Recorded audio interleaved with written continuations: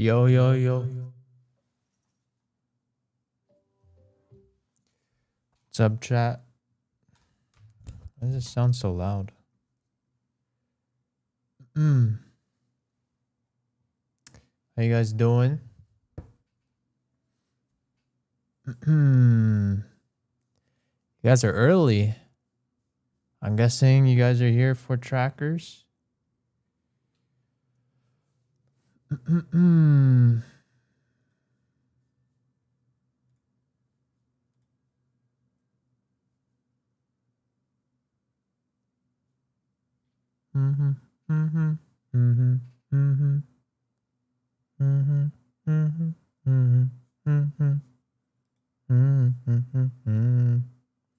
Yeah, okay. Let me give you guys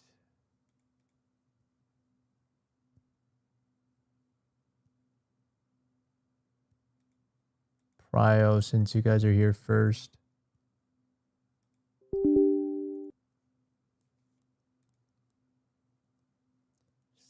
Need to wait for my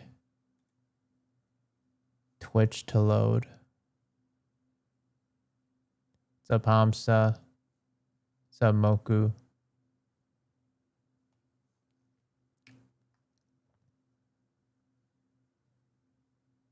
Yeah, we could start with the trackers.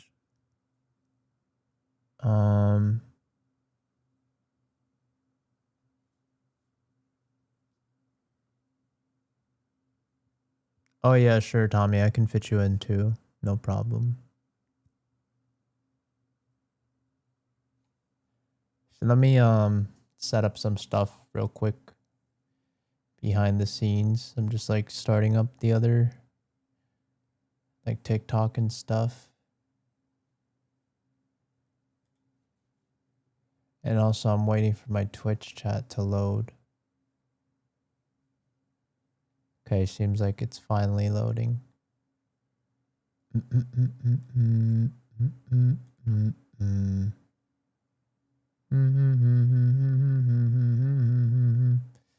seems like every time I start up TikTok, camera breaks. Sure. Okay. Seems like it's good now. Go live, do all that stuff. Pull up the Twitch chat.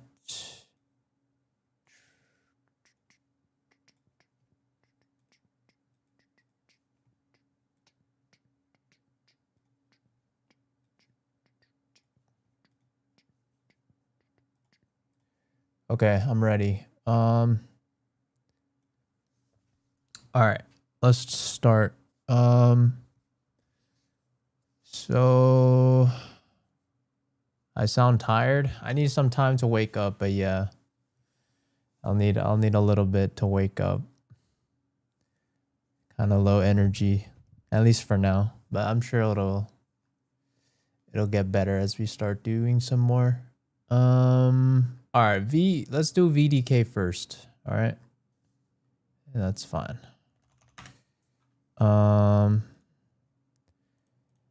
We're not going to be doing a giveaway. I'm just going to do this to copy paste. Is it this whole thing? The Reza? This whole thing? All right, tracker. Yes. Okay. Wake up. I mean, no, I've been awake, but I mean, just like my brain. No, I'm not like, I've been up since a normal person. Okay. Alrighty. Okay, so you got up to plat pretty quick, and then you're struggling in plat now. Seems like we can't really stay in plat. Do you like duo and stuff? So mostly solo. I mean,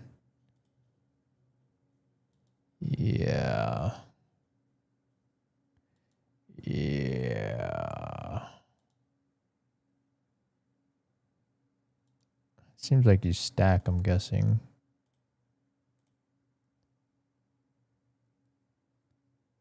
Yeah. I mean, that's like a good amount of games. I mean, you do solo. I don't even know how much you solo, actually. It's hard to say. What's up, Desu? Yeah, I read TikTok and Twitch. Oh, should have said that. TikTok and Purple app. Different hairstyle? No, my hair is just wet. I just need to let it dry. It will become normal. I mean, you tell me. I think it's faster if you just tell me. How often do you solo queue or duo queue versus like how much do you 5-stack? So I guess the question is like how much. Okay, I'll just ask this. How much do you solo stack versus how much do you stack with friends? Whether that be 2-stack, 3-stack, 5-stack. All fits in the same category.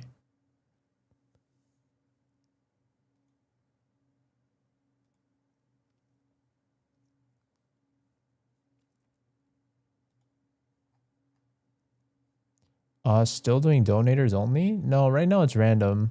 There's no gifters right now, so it'll be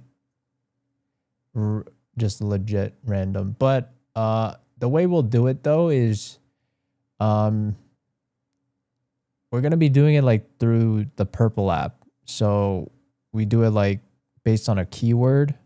Unfortunately, there's no way to link it, at least the way I know. There's no way to link it with the TikTok chat. So unfortunately, you're going to have to come to the Purple app and type the keyword to get a chance. All right.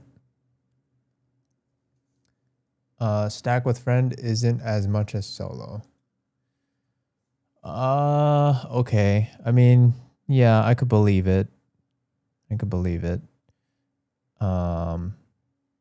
What's the the Purple app is the purpleapp.tv/notyuli. Should be the same thing as my TikTok username. Or you can find it in my link tree. My link tree has all my my bios and my links.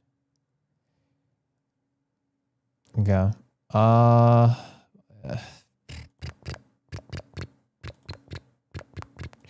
Okay, I'm gonna be honest.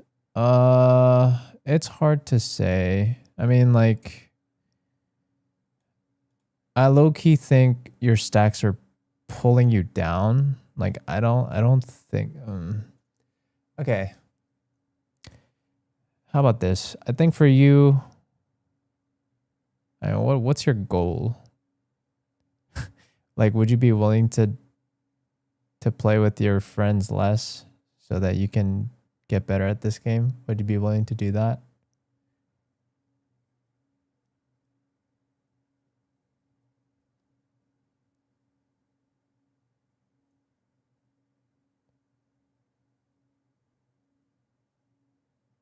Yeah, I think I'd do it. Okay. How about this? Can you come back to me like in a few weeks maybe? Cause you have like, I know it's not half, but it's like a significant amount, like 62 with your most played. And also like, I don't know how often you play with all of these people and like whether or not these guys are, you know, together or not. Some of these are probably independent of each other. So low key, I still think it's like significant to the point where it's probably skewing your stats. I don't know. I don't know if you do better, to be honest. I feel like you're not a bad player. I mean, you might still be hard stuck for sure, but like I just want to see your own data. And I don't want to be I don't want it to be tainted by others. Cuz like you're also not going to get better by playing in these stacks, if I'm being honest. It's not like, yeah. Like all of these ranks are just so different, and I feel like if you don't have a really good understanding of game sense and stuff like that yet, you're not gonna build better habits, or you're not gonna be forced to build good habits. Especially when, like, I would say, of course, if you're playing in a stack, you're trying to play with friends to get better. But let's be honest, like, you're most of the time you're just there for a good time, right? So these are the stacks. We're all friends. Yeah, I mean, yeah. I'm guessing you have a lot of friends, or like some Discord server maybe with a bunch of people. But I mean, all I'm saying is, like, the person that, you know, like literally the top 2 people that you play with, you're carrying them technically. Like, they're not helping you if all you care about is actually trying to get better at the game. So is it like flickering, the no signal thing? Sorry if that's happening often. I don't know why that's happening. How often is it happening? So I should only do solo? Yeah, I would recommend it. Like, I mean, you could play with your friends, but like the ratio has to be like 1 to 10. Which is, I guess, not that much. But like, my point is, I just want to assess you based on like how you do by yourself. It's hard to judge you when you're constantly playing with your friends. The data will be skewed. Okay. Every 15 seconds? What the hell?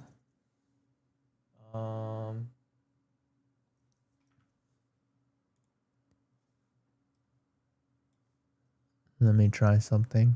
Does that sound good?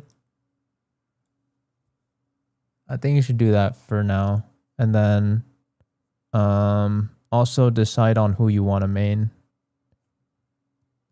Because I don't like that you just have a random day you just play Gecko and then you just play Duelists some other days. Like, I don't like that.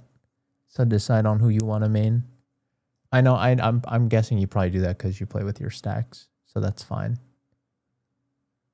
Okay.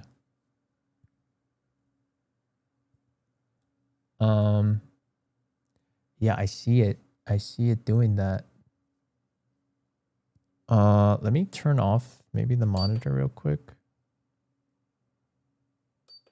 How do I turn it off real quick?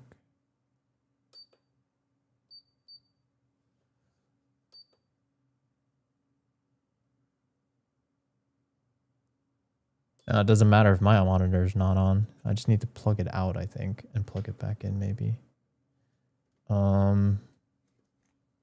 What up? Let me plug this out real quick. Wait, no. I gotta unplug. I think I gotta unplug the HDMI. Well, if it doesn't come to my monitor, then it won't sense anything. Right? Never mind.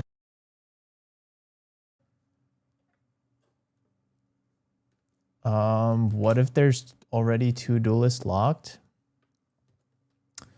Why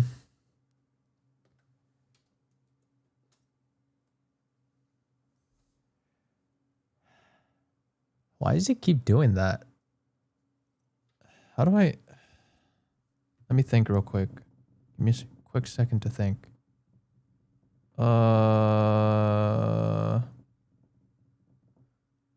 It's still doing that.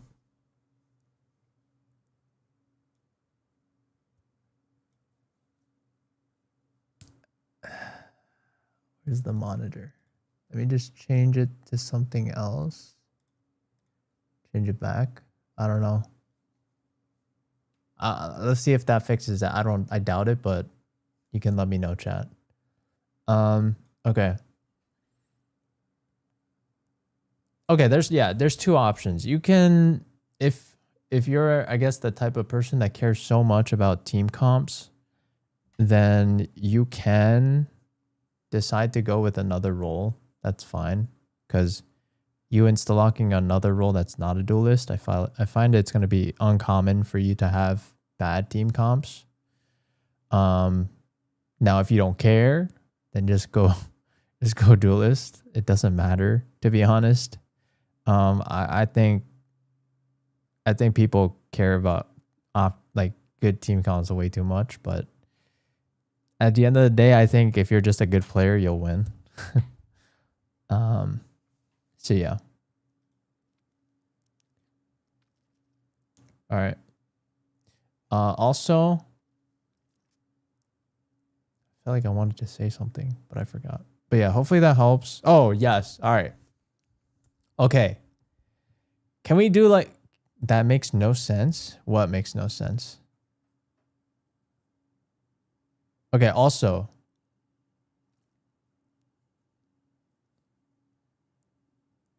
you can't just say that makes no sense. I said a lot of stuff. Okay. Another thing I want to ask, and we could take a vote on this. So it's not that I don't appreciate gifts, but like low key, I feel like when you hit a certain rank, team comp matters. Okay, yes, of course. But I mean, it's all okay. It's all about context, okay? Like I'm talking to a gold player.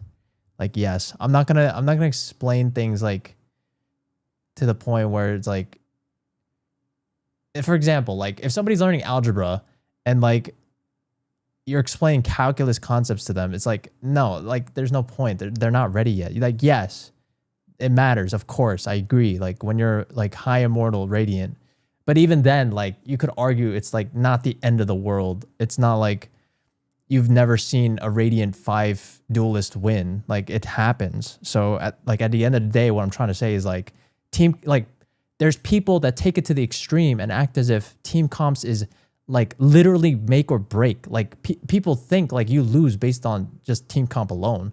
And that's not true. Like you can still win with a bad team comp is what I'm trying to say. It's not like do or die. It's not like just FF because you have bad team comp. Anything is possible. So that's my point. But yes, I agree. Yes, like if you don't have an ideal team comp, life is a bit harder. But I mean, but again, like there's no point of like explaining this when I'm talking to somebody that's gold right now or plat. And it's like, you know, I'm not trying to explain calculus to somebody that's learning algebra. There's no point. Like we could talk about it when this person is like high immortal. I feel like that's probably when it starts mattering, or even maybe mid immortal, arguably. I think team comp truly matters only in pro play. I mean, it still matters in ranked, of course. Like it'll help. I'm not saying it won't help. I'm not saying it doesn't do anything, but there's people that act as if it's literally make or break. Like that's not true. You still want to play every game as if you can win. That should be your mentality.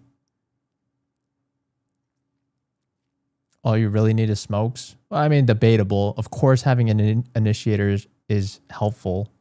But my point is like, because so like I answer that question in that way because there's so many of you guys that ask like, oh, if I insta-lock duelist, like what happens if I get like other people that insta-lock duelist and now we have 3 duelists? It's like, it's fine. Like there's plenty of people, even in Radiant, that insta-lock duelist, and it's fine. Like you'll have games. Yes, people will troll and pick bad team comps, but like on average, I would say like you probably have teammates that actually will just, you know, fill whatever role they should fill on average. Okay. Over a long period of games. Of course you're going to get people that throw, but that's just how it is. Anyways, I want to do a vote. I want to do like a vote with everyone. No, it's not a rerun. Okay. So I do want to ask, all right. So I'm not saying I'm not ungrateful, or I'm not saying, yeah, I'm not trying to be ungrateful for gifts, but like low key, I wonder, what do you guys think? I did this last time and I want your guys' input on this. Sai Pao and look at our trackers. All right, I'll see you later, buddy. Listen, I'm trying to do a vote so that you guys can get your trackers reviewed. So let me ask you guys like the system in place. Because low key, I feel like somebody that gives like just a couple of roses, I find it unfair for like people that are not giving any roses. So I'm wondering if we should have like a minimum gift in place for me to even consider it. Does that make sense? Stop saying like 50 times. All right, my bad. I didn't mean to. I didn't mean to.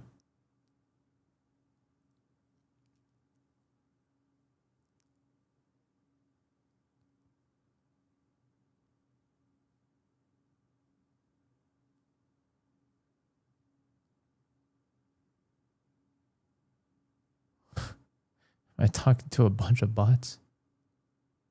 Bro, talk like you want. I mean, I will talk like I want, but I agree. Like I don't think I should talk like I'm stupid. I think it's important to be well versed in my language.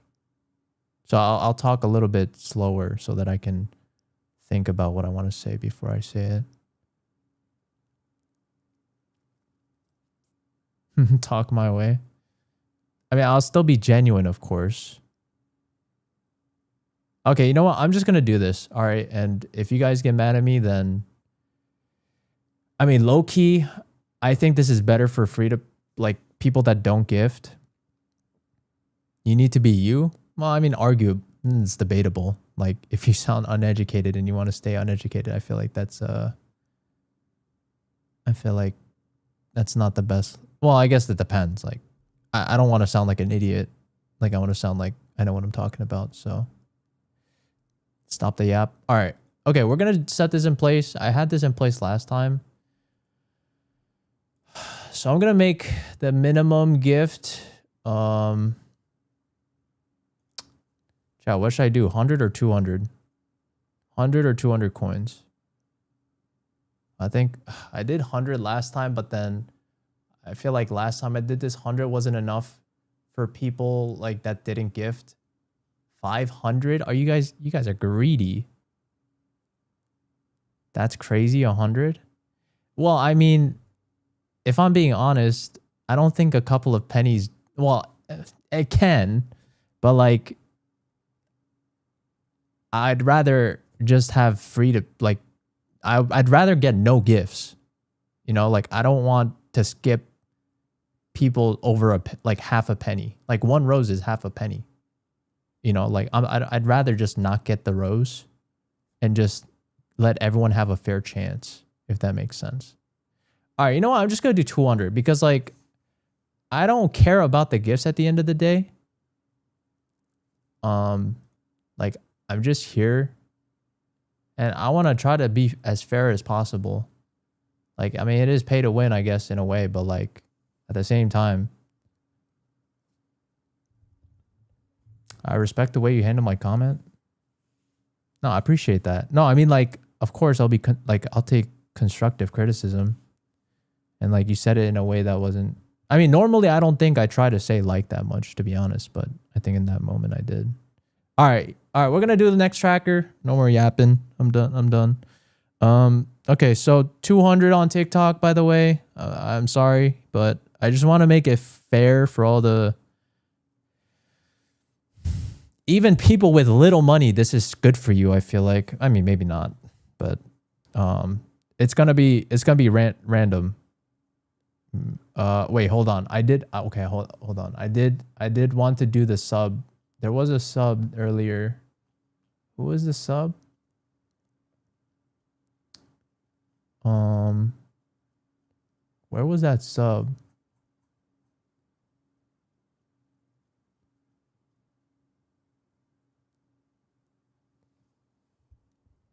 Getting defensive, you self-reflected? Who, me? Please, speed. I need this. Yeah, Tommy. Tommy, can you drop your tracker? Okay, after Tommy, we'll do it random. Why am I so Asian? Is that not racist to ask? What is that comment? What does that even mean? That's racist? I agree. Like, what? Ban that person? Should we ban that person? It's not? How is it? You take it back? Okay, okay, fine. If you take it back, I'll let you stay. Yo, but you're like, the reason it's a dumb question is because you're asking me about why I'm a certain race. And it's like, I had no choice over like what race I wanted to be spawned with. This is the cards I was dealt. And this is what I live with. It was a joke. It was a bad joke. Yeah, there's a lot of rage baiters today. I don't know why. Yeah, I'm gonna start ignoring them.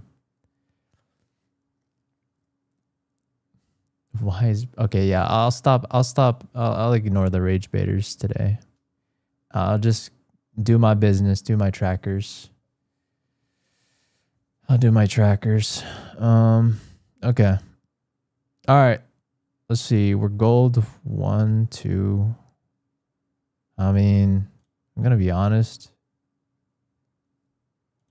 I mean, you are playing more now, but in general, you just have not been playing. So I will say,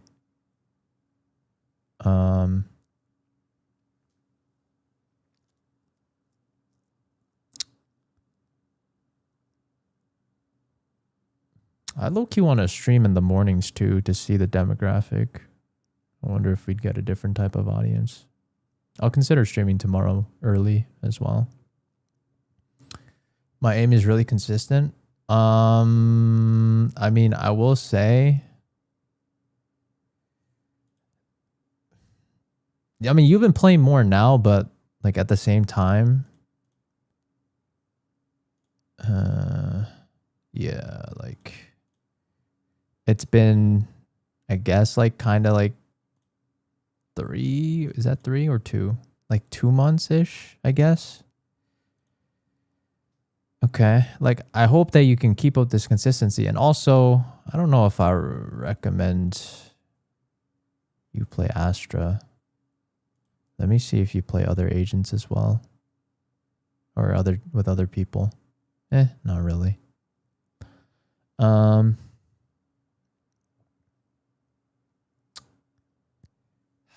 Why do you pick Astra?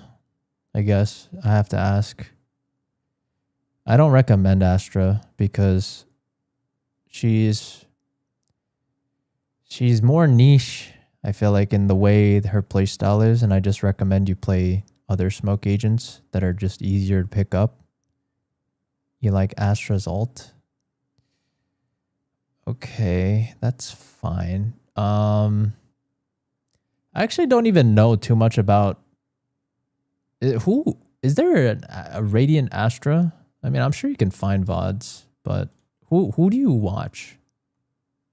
Who do you watch to get better? Radiant Astra VODs.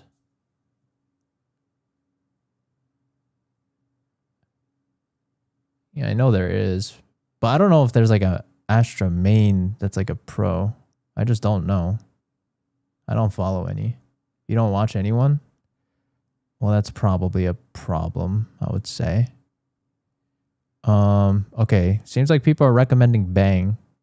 So, I mean, to be honest, it's your choice. Like, the thing is, yes, I'm sure they exist, but the amount of resources are probably way more limited than the other agents. It's just like you can, and the work to figure it out is probably going to be harder, because the amount of resources aren't as vast as like the other agents. So if you're willing to dig for that info and you're dedicated to it, you can do it. Is there an aim routine I would recommend?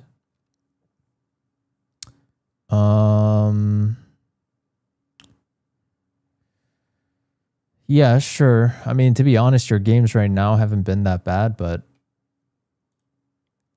yeah, I do. Just go do the guarantee this routine will get you to gold. Okay. And this is by Woohoojin, by the way. So I recommend that you do this, like incorporate it into your routine. That's like probably the best thing you could do with regards to consistency. And also this will probably speed up your process a lot faster. I'm not saying Astra's bad. It's just like she's a higher barrier to entry is all I'm saying. And I don't recommend it because there's technically, because my whole thing, right, is I'm just trying to get you guys to the highest rank as fast as possible.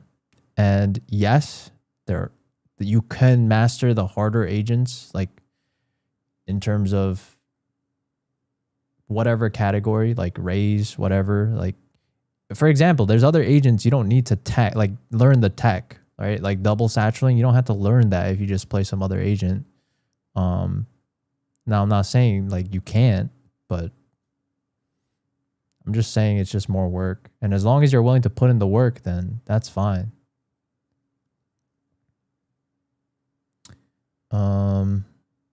Does that sound good though, Tommy?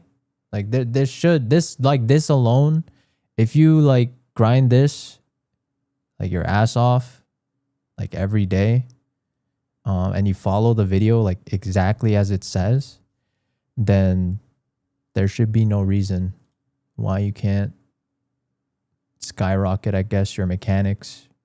But to be honest, I don't even know if your mechanics are even that bad right now. Right now, I just think it's a matter of you needing to play more, because these are rookie numbers for Valorant. Like you haven't even hit 40 hours in one act ever, which I feel like is a must if you actually want to get better at this game. I use aim labs every time before I get on aim labs. You can do aim labs, but it doesn't change the fact that... Is it F2P or P2WRN? It's free to play right now. It's free to play. I also put a minimum on TikTok, so you have to gift 200 coins at least. So it's gonna be probably free to play for a while, to be honest. I just want to be able to look at... Okay, so yes, you can do aim labs, but don't forget to... The way you should view these aim trainers, like you gotta look at them as supplements. They're not there to replace your training in Valorant as well. Like you still have to, practice your mechanics. I would recommend you do more DMs. I don't know if you do DMs at all, but like you should do them. I mean, this is good. You do them, but like, you gotta focus on...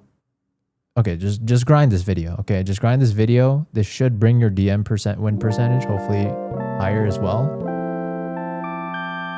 Yo, what's up, Nick? How you doing, man? Back. How you been? It's been a while. I use aim labs before I get on Val. Yeah, that's fine. That's fine. But like that doesn't mean you shouldn't warm up in the game as well, or practice on whatever you want to work on mechanics wise or aim wise or whatever you want to work on, right? That you can work on by yourself. Why are my death matches so hard? Okay, so that's a good question, and you need to figure that out. Okay. You need to... Don't just default to like, oh my God, well, you can acknowledge that they're very good, right? You're probably dying really fast. And you need to understand what makes something correct. Like you need to know when you're doing something wrong, right? So like go back to the basics. Like what is a good peak? What is good crosshair placement? What is good movement? And like, are you doing all of these, right? Does that make sense? Don't just be like, oh my God, they're so good, I shouldn't be here. Instead of that, actually look at that as an opportunity to get better. If that makes sense. Okay.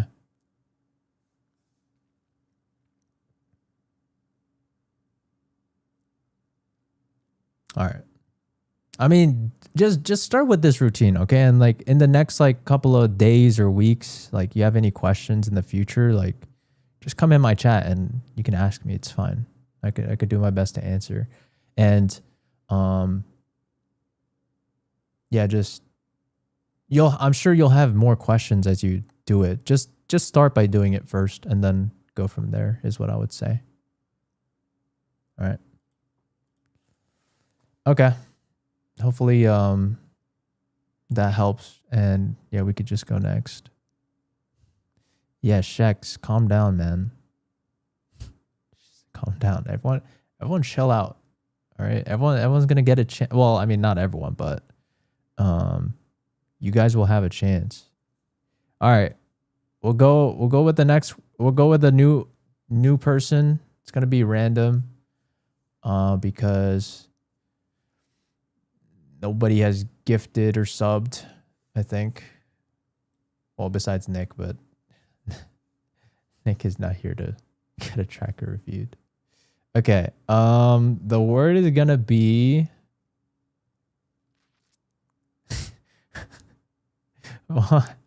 did you actually want a tracker reviewed?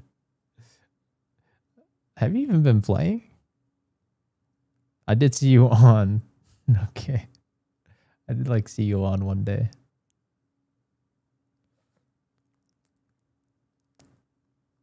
Bro, I gifted. I mean, you have to read the screen though. Okay, the word is gonna be me. Say me. Type me. Type me for a chance. But if you guys are on TikTok, by the way, you guys are going to have to type this on the purple app, just so you guys know. So, guys are going to have to go on over there for it to register to be an entry. Unfortunately. Also, spamming doesn't increase your chance of winning, by the way.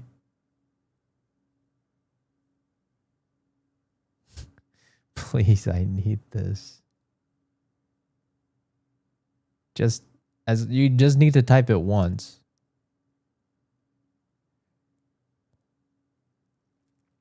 Two big tips. Watch the routine and never compare yourself to someone else, no matter your rank. True. That's good advice. I agree.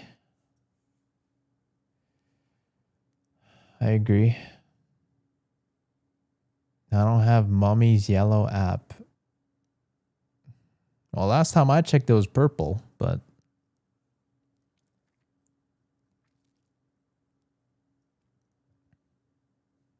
I need this. All right, I'm going to pick one now. All right, Lewis Apple Gaming. Congratulations. Go type your tracker.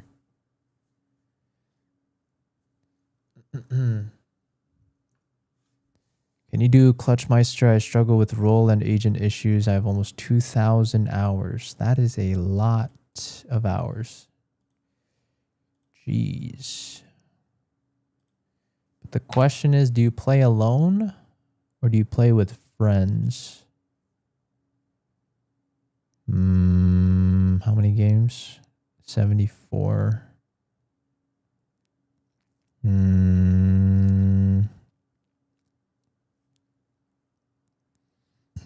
Seems like most of the time it's not rigged. 1.33 and losing. Okay, yes, I agree. Let's start with having some consistency in our agent select. So that's step number 1, okay? Main or role, and I need you to commit to that, okay? I swear, I feel like sometimes some of you guys are just like, oh, I'm playing so bad on this agent. Maybe if I just play a different agent, I'll be better. But it's just like, bro, just stick on the agent. Stick to the agent and get better at that agent, right? Because what role do I recommend? Oh, that it doesn't matter. It all depends on like how you are as a player. I don't know what you are, how you play. I don't know your personality. I don't know if you hate waiting for your teammates all the time to entry. At that point, right? If you want to do that, then and go be the entry yourself, right? Or if you like initiating for your teammates instead and you don't want to take the first duels, then play initiator. If you want to, smoke, then go smoke. If you want to lurk more, then go play sentinel. I mean, I'll be like, that's like the quick overview, I would say, but which one you want to choose, that's up to you. I can't decide that for you. Insta-lock an agent no matter what? Yes. Insta-lock that agent. If you're the type of person that feels bad about insta-locking, then go insta-lock a role that is not as common, Like, yes, I agree that we probably don't need another insta-lock duelist. If that's the case and you actually care about that, then go insta-lock initiator or sentinel or smokes. I'm sure many people will appreciate a nice insta-lock smoker or Sova that knows all their lineups, right? Like just go master one agent, be really good at it. You can do two, I guess. You can master two, but just stick to one, I would say. Insta-lock smokes is great. Yeah, I agree. Like, I mean, to be honest, as long as it's not duelist, like I don't think it's common for somebody to complain in your lobby during agent select. Like, I don't know. Has anyone ever called you guys out for insta-locking a smoker? Oh, Can you tracker review me faded Beluga 87 number 187? Yo, thank you for the $5. I appreciate the tip. I appreciate that. Yeah, multiple. Oh, did I finish my sentence? I don't know if I finished my sentence. But like, have you guys been called out for insta-locking smokes, insta-locking sentinel, insta-locking initiator? Like, really? I don't know. I don't know about that one. Like,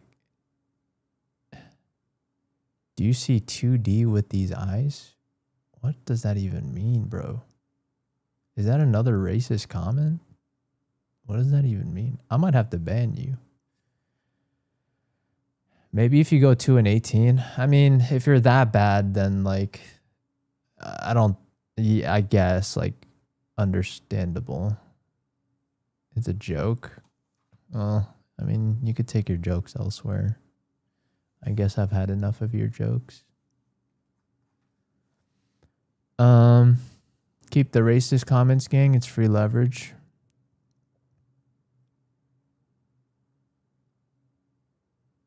What's up, Aquarts? Of course I remember you. Low ranks these days, you can install Clove and they get mad. Okay, maybe I'm wrong. I don't know. But like, to be honest, I think they only get mad if you play bad. So that's why I'm saying, like, even as me, like I insta-locked Duelist when I played. I mean, now I don't play as much anymore. Like I barely play now. But when I played, like, I don't think I would ever like bottom frag consistently or also just play bad as a player in the game. I didn't find it that common to get like called out like that. Oh, posture check. My bad. Do I see anything? I do see things. Yes. I mostly struggle initiating for the team since they don't entry, so I just pick duelist at times, even though I'm more comfortable for initiator. Am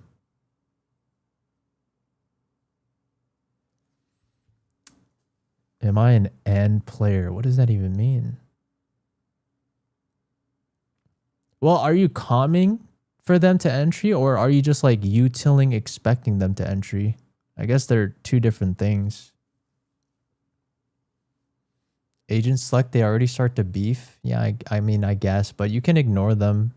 Like, this is why I say, like, just be amazing with your agent. Like, know the ins and outs of your agent for every single map, know your setup, whatever you got to do, right? If you're a smoker, know all your smokes. Like all of these decisions should be secondhand nature. And this is also why I recommend just be really good with your mechanics. Cause like, if that's the case, you're usually going to be fragging out in your lobbies on average, which, you know, at that point you can shut your Debbie Downers up. You know what I mean?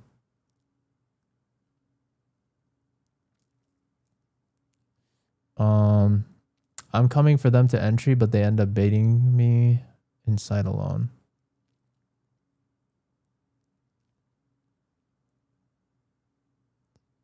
Well, okay, my question is like, how are you out when you're initiating for them? That makes no sense to me. Like, the way I see it is, if you they should entry, and I've seen that the duelists have not gone out, I'm not going out. Depending. Like, if it seems like there's already like 2 or 3 people guarding the site, I'm not going out. Like, why would you go out? Like, if your duelists haven't done anything, why are you just running it down? You know what I mean? Don't go. Just bait them harder. If they're gonna bait them harder. It's fine. Like, as long as you're doing your job, that's all that matters. If you're properly darting for them or dogging them in, like, at that point, what can you do? But to be honest, I don't know.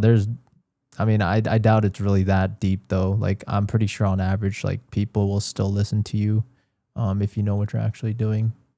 I think it all depends. Like, I doubt it's every game that every team is scared to go in. But even then, that's why I just recommend you should just work on your mechanics, because your mechanics should be so good so that you'll start to get teammates on average that will start to learn how to play the game better as well.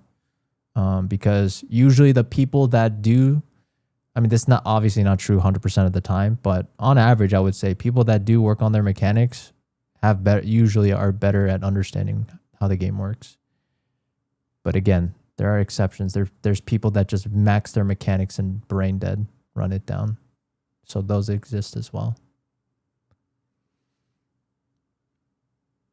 I mean, he's winning. Yes. I mean, he frags out this person, but the win rate's very questionable.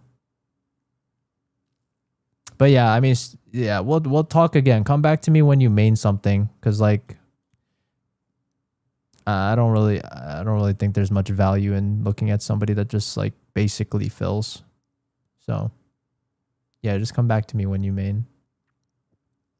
One more question. I play on 800 DPI with 2.78 cents. Is that too high? Okay, you must be trolling, right? Like 2.78. Hello. That is, yo, are you even like, do you have to move like an inch to get like a 180? That is crazy. That is crazy. Okay, we're going to pick the next one in the meantime. But I will say, like, if you guys don't have a sense between like 0.2 to 0.4 at 800 DPI or 0.1 to 0.2 at 1600 DPI, your sense is outside the range of what most people have. So I would recommend that you guys first try out the average. Oh yeah, somebody donated. That's right. I don't want to forget that person. Who was the one that donated again? Was that Flowers?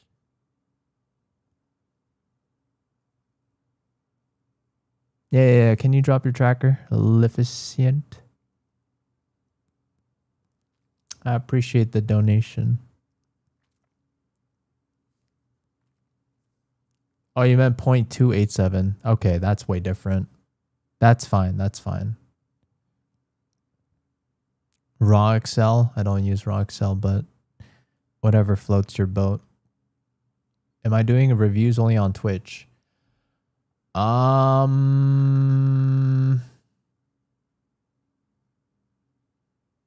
a good question. I mean, we should make it fair for TikTok too, though, no?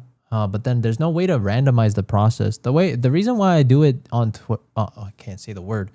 the reason why I do it on the purple app is because we have like a lottery system, so it's like actually random. Otherwise I just pick based on like what I'm feeling, and I feel like that could be biased. So I like to be unbiased, and this system allows it to be unbiased. It's not it's not rigged. I promise it's not rigged. It's not rigged. Can't even type on the purple app for 10 minutes. It's okay. I mean, by the time I'm done with this, the 10 minutes are probably up. So just in the past, I remember you doing the top of viewers. Yeah, I mean, I used to do it based on like, I mean, I'll still do it based on like top gifters, I guess, but like I have a threshold now. So it incentivizes more free to play people to win, if that makes sense. How do I get in line? You're gonna have to make sure to go in the purple app, purpleapp.tv/notyuli, and then I'll say a keyword and you just have to type it in chat and you'll get a chance. Is everybody in gold 3? I mean, statistically speaking, I'm pretty sure most people are in gold, I think. What's the most populated rank? I'm guessing it's gold, right?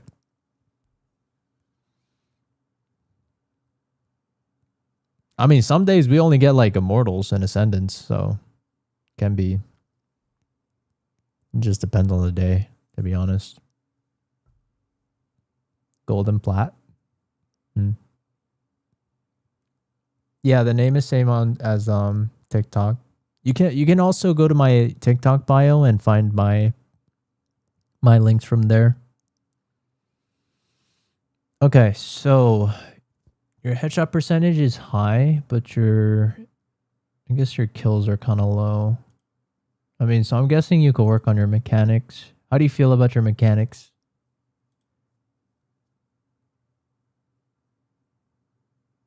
It seems like you play with your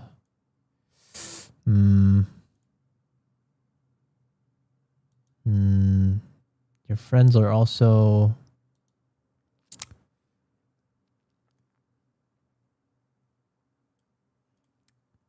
they don't look like they're on the verge of climbing. You feel pretty good. Really. Let's see if you DM. How do you come to that conclusion? How do you like, why do you say it's good? What is your basis for that statement? I feel like you still have a lot to work on with your mechanics, if I'm being honest with you. Okay, I'm gonna recommend this. I need you to maybe start from a blank slate again with how you perceive your mechanics and kind of go into it as if you're learning it again. I don't play DM though. Okay, then do it. Then do it now. What's the problem? I play a lot and then I stop every few months. Okay, yeah, that's true. That's true. Well, I mean, I will say number one thing, like, don't expect yourself to be consistent if you're not even playing the game consistently. I feel like this is just something you're gonna learn in life. To get better at something, it's going to take time and it's going to take a lot of reps, and it's going to take a long term. It's going to be a long-term game. You know, like, people don't just become amazing at something from just like a couple weeks of doing something, you know? I mean, unless somehow, well, even prodigies, I feel like prodigies will still invest a lot of time into something consistently. So if you're not doing the same thing, how can you expect to get better at it, right? So, I mean, if you're serious about it, I just recommend you stick to it long term. It's like going to the gym. Like, even if you don't feel like it, you still go. You know what I mean? I'm sure there's plenty of people that don't feel like playing Valorant, but they'll still play it because, You know, you got to get better, and you got to maintain everything, right? Your mechanics, whatever, your game sense. What prodigy means? I mean, prodigy is just someone that's just very young and very talented and just seems to absorb the information way faster than the average person and is able to apply them. It's just, I feel like just somebody that just speed runs progress like really fast, that most people cannot do. Can't chat for 10 minutes. It's okay. But yeah, hopefully that makes sense.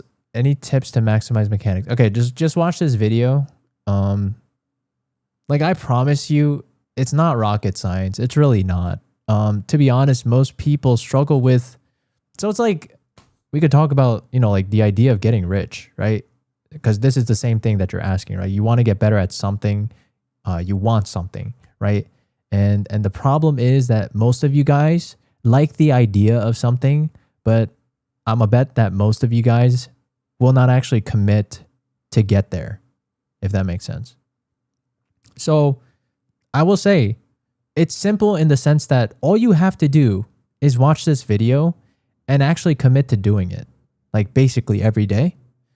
But the problem is most of you guys won't actually have the discipline, might burn out, might feel like it's too hard, might make excuses for yourself, whatever it is. Most of you guys won't actually follow through and grind through it. Or it might be too boring, whatever the, I guess, the reason is. So it's not rocket science. Like this video alone should get your mechanics up pretty damn good. To be honest, like I would think at least like ascendant, at least. But even mechanics, like you can max it to radiant, you know? You could get it so good to the point where you're even moving different than radiant players. Can I have a check? Flowers #shark. What's up, Ajish? Good to see you, man. So I would say come back in like 2 months maybe, or a month, maybe a month. If you do it every day, a month. If you don't do it every day, maybe 2 months. And then come back to me and let me know how it goes. Because if you're doing everything that's in this video, there should be no reason your mechanics don't get better. There should be no reason. Also assuming that you're locked in. Like you can't just be like talking with your friends while you're doing this. Like you actually have to lock in. Like you're determined to get better and you zone everything else out, right? The problem with this generation too is that you guys hate silence, right? Like you guys won't just lock in because we need to listen to a podcast. We need to scroll through TikToks, whatever. We need our mind to be engaged, or you know, we don't like our minds to do nothing, but which is kind of contradictory because it doesn't allow us to do our own thing. But how many hours? You don't even need to put like crazy hours. I mean, I will say even like 1 to 2 hours if you do 1 to 2 hours every day, that's enough. Like even an hour a day, you should see improvements. Kids these days. I mean, I'm affected by it too. It doesn't just affect me, but I mean, it doesn't just affect you guys, but I will say you guys are more impressionable, so it's easier for you guys to get, I guess, sucked in to the system. I mean, I mean, reels are designed to be so addictive. It's crazy. So YouTube while I'm aim training is bad. It all depends, right? Like, I'm not saying it's bad. I'll do it too, but like you still need to be locked in and you got to be honest with yourself. Like, are you genuinely trying, or are you just like focused on whatever you're watching on YouTube and like half-assing the task, right? There's a difference. If you're actually locked in the task, you'll actually zone out whatever you were watching on YouTube. Well, in that case, then sure, I guess I could agree with you. That's fine. But if it's constantly like at the end of the day, you just got to know yourself, right? If you're doing more harm by listening to music or watching some sort of thing in the background and it's causing you to be distracted, then you gotta stop, right? And just lock in whatever you want to do. Again, getting better at things is not fun, right? Like you gotta actually want it. And most people, unfortunately, they won't put in the effort to get it. A lot of people want it, but most people won't do it. That's why it's always easier said than done. Did I see the clip? I did not yet. Okay, but hopefully that helps. Efficient. And then I could definitely, you could just let me know how it goes in like the next couple of weeks. And then we can go from there if you're good with that. All right. No problem. I appreciate you. Okay. Let's go pick the next person. Oh, wait. I didn't mean to do that.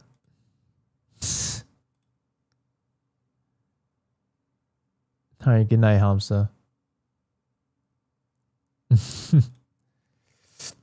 All right. New word. Type I need this. I need this. Because all of you guys seem like you guys need this.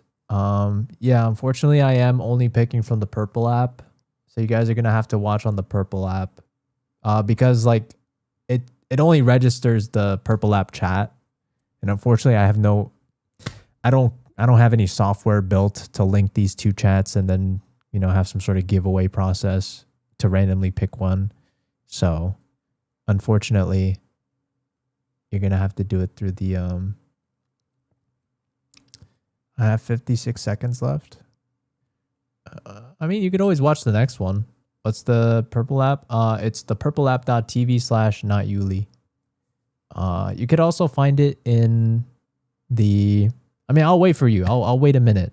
So just type when your minute is up. But yeah, you could also find it from the TikTok bio. And I got you. All right, guys, there's 20 people in here. You guys have a 5% chance to win. So good luck. It's not rigged. May the best person be chosen. Oh, it's Sheikah. Yo, Sheikah, didn't you say it was rigged? It's not rigged. You actually won. 95% chance to lose. True. You actually won. Congratulations. You won.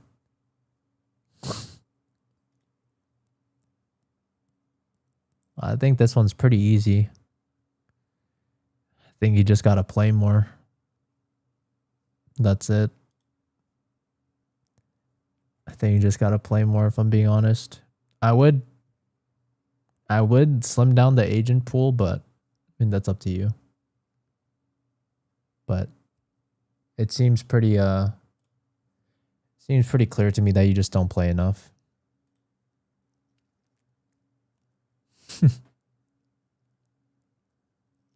I donated? What did you donate? Oh, the bits? Frick. Okay, sure. I could check yours after. No. I am live on TikTok. It almost ended me. Okay. 94 bits is priority. Ah, man. Dude. Oh, man. It's a good point. No. I made it. Oh, my God. Yeah, I'll just do it. It's like... All right, fine. I don't know, Sheikah. I don't really got any other things to say besides just play more. I don't know if you have any other questions. I think if you want to ask like what else can you improve on? All I gotta say is you can improve on playing more. That's it. That's all I can say. Because like we can actually diagnose the problems once you're there, but you're not struggling right now, so I don't know what else to tell you. It's like you're in 4th grade asking what you could do, but you're like a 6th, like you deserve to be in 6th grade. It's like let's get out and like actually belong where we should belong first, then we could talk about improving. Otherwise, there's like nothing productive that will come out of this. Like it's very clear that you are not struggling right now. That's pretty much it. All right. Does it sound good? All right, Flower. Can you drop your tracker real quick?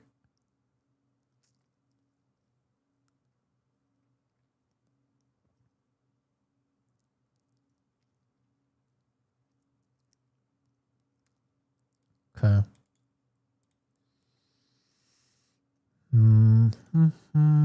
Shut up, Techno.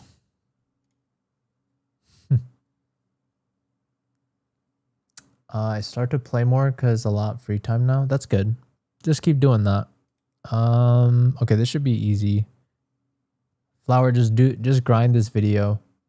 Okay. Just grind I guarantee this routine will get you to gold. And do that for, I would say, if you do it every day for a month, I mean, you should do it honestly like until you're a master at it, which could potentially take months and maybe, I don't know, depending on how much you play, could be even a year maybe. But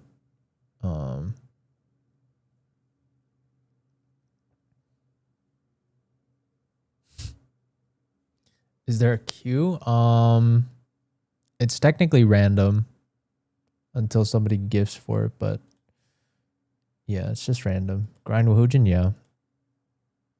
It seems like you also have to play more too, so yeah, just play more as well. You gotta increase those hours. I'll say most of the time you get what you put in. So like, if you're not like before this act, it seems like you're playing more now, but right, like literally the past like 3 episodes, you haven't put a single time above 5 hours. So it's like the way I see it is you're kind of just starting from scratch again in a way. So like from here on out, I want to see some real consistency long term. And yeah. Yeah, he could have been boosted. Yeah, in the purple app, correct. I mean, yes, he was boosted, I guess, but all of his resources are really good.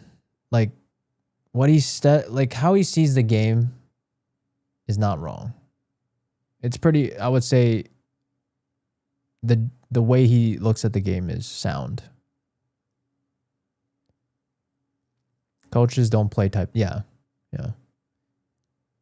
Like he's very good at explaining things in a way that, dude, I was watching, what was I watching? Oh yeah, I was watching Heyo Day actually.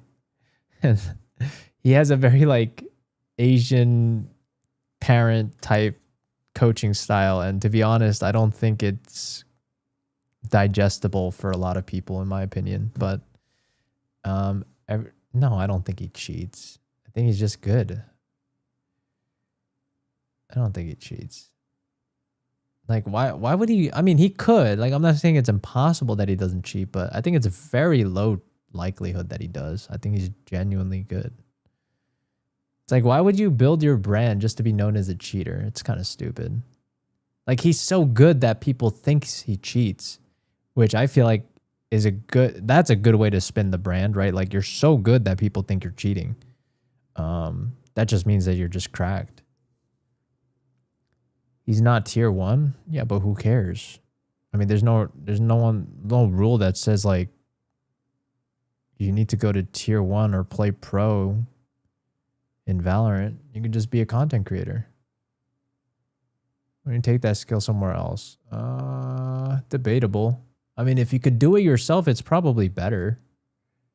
I think that's the case most of the time, right? It's like asking like, would you rather work for a company or do a startup? That all depends on what you think. I think it's always better if you can get your startup to be more successful, is probably better than trying to do it at a company. But there's a lot of, you have to weigh out the pros and cons. It all depends.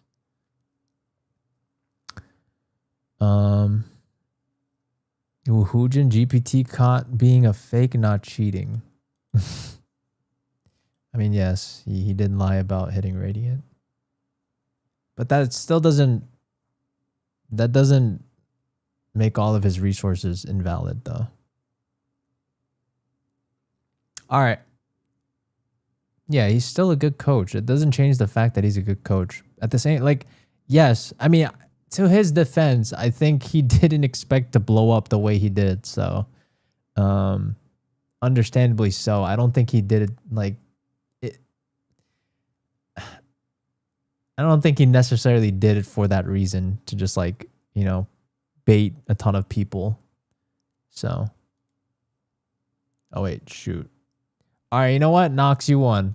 All right, I'll get you since you've been waiting. I'll get you, Nox. What's up, Lapis? You're getting nuggies?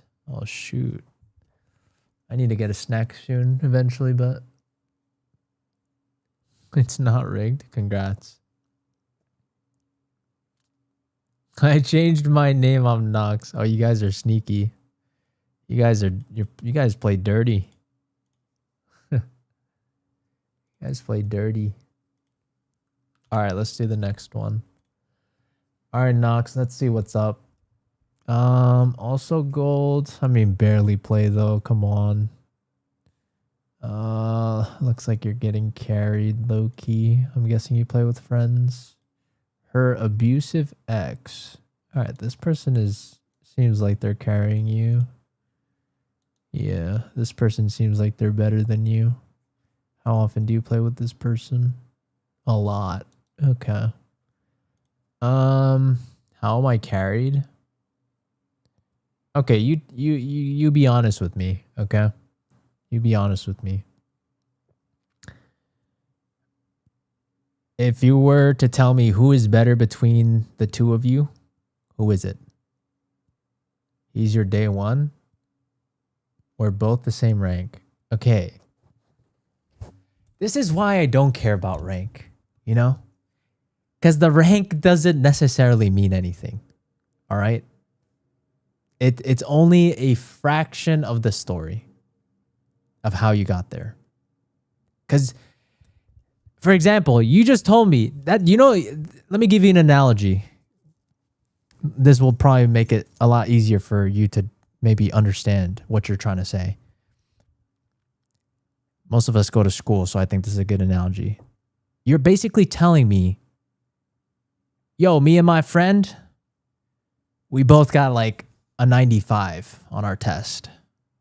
But the friend that actually studied, you know, he actually gives me most of the answers, and I got the 95 that way. I didn't actually do like all the studying myself. Like I did, like the person that I studied with, that person gave me most of the answers, but we both got 95s. Do you not see the similarity? I stopped playing for a bit, but he continued. So when I start playing again, I was just worse than him. The rank is more consistent. No. What do you mean? Now I solo queue? Sure. Yeah, you might solo queue now, but I mean, you're not even playing that much. You only have 3 games this act.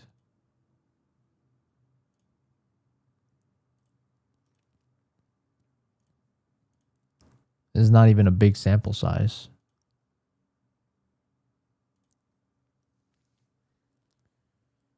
Like a test is one thing, ranks comes off multiple games. Okay, okay, fine. Then we could say, oh, I got an A in this class. All right, me and my friend got an A in this class. When the one person did all the work and then the other person basically just copied their homework all the time. All right, that's probably a better analogy, more fairer analogy. But my whole point is that, yes, the results are the same, but at the end of the day, like, if you're okay with that, that's fine.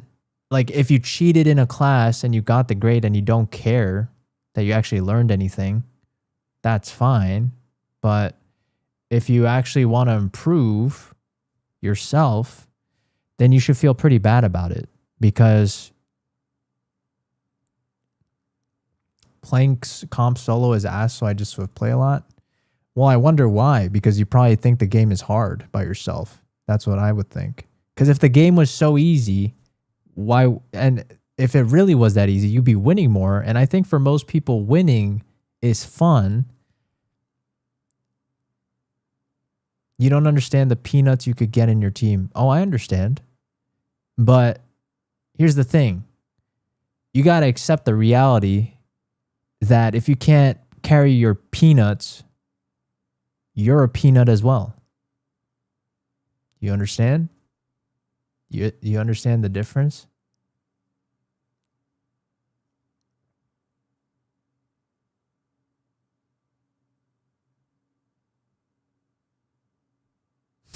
We are all peanuts. Yeah, you can't be another peanut. You have to think better than that. Otherwise, you will just be another peanut. And that's a problem. Because you know why? You will be stuck here forever, just like the other peanuts. I legit carried my team not too long ago. I mean, we could talk about one-offs all we want, but let me just tell you that if you played solo queue, I don't think you're climbing. You're probably hard stuck. Do you agree with me or not? This is not about Val. I'm going to be honest with you guys. A lot of times problems stem outside of Valorant. Like these hard stuck issues, because this is technically an issue. It won't even be. This problem could stem to things you do in real life as well. For example, if you find something like some team coordinated event, right? And if your default, what's the word I'm looking for? If your default response is to just blame other people and you're not aware of your own shortcomings, then you will never improve yourself. You will stay the way you are and you'll be oblivious, and you could lose people along the way because of your ego and your pride that you won't let go of. Okay, that's good. Yeah, Nox. I want to see what happens after 2 weeks of solo queue, and let's see what happens. Now, I'm not going to say like you're not going to climb necessarily, but like for sure you're going to reach a point though, because I'm looking at this data. Okay, I'm looking at it objectively. And what I see is that with your friend that you were playing with, so you've played with this person 43 times, which is basically almost all of these games in your last act. I see that you've been underperforming on average with your friend. So whatever MMR you guys are at with your friend, I don't know what it is. Seems like I would guess you're going to be hard stuck again once you get to gold plat MMR. That would be my guess. Now, prove me wrong. I could be wrong. And you might get the diamond by yourself. But I would like to think that the stats usually don't lie. So, number one, you could actually get the diamond if you put your head down, grind, mechanics, whatever, all that good stuff, self-aware, don't blame your teammates. The stats are outdated. All right, fine. That's fine. Just come back to me in a couple of weeks and we'll see what happens. That's fine. That's fine. All right. All right, sounds good, Knox. I wish you the best of luck, all right? But I would recommend, though, I would recommend that you grind this video as well as you improve and play more consistently. So, all right. Hopefully that helps. Okay. Hold on. What's that? That's 10 times 10 is 100. Okay, user. Okay, this user has been gifting a lot. All right, this user, who is this on TikTok? I see you, Slur Elisa. Okay, I'll do this person and then we'll go back to doing randoms. Slur Elisa. Ow. Is it Slur Elisa? Oh, it is. Okay. Immortal. What the hell? Is this like an alt account? Where's like the previous? Seems like you were just here always. Okay, so you've been, but you, I mean, it doesn't change the fact that you're Heartstone Immortal though. It's your main. Okay. I'm guessing you came from another shooter. That would be my guess. All right, what's the goals though? Are you trying to hit Radiant? That's so interesting. Wait, your stats are good, but your win rate is low. Are you duoing? Let me check. Oh my god. Who the heck? I can't even see the profile. Okay, you know what? I mean, 24 games. 24 games out of your 116. I mean, it's not significant, but like it's still enough to skew this data though. If you press matches, it shows teammates.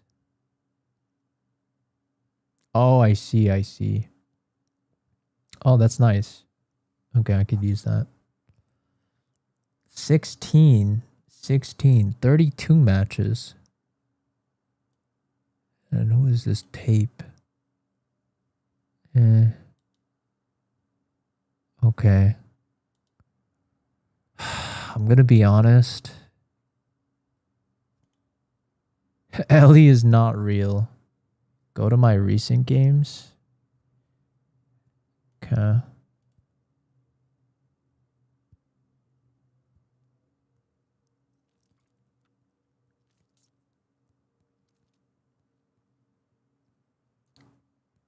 Elo Assassin. Okay. I mean, you're...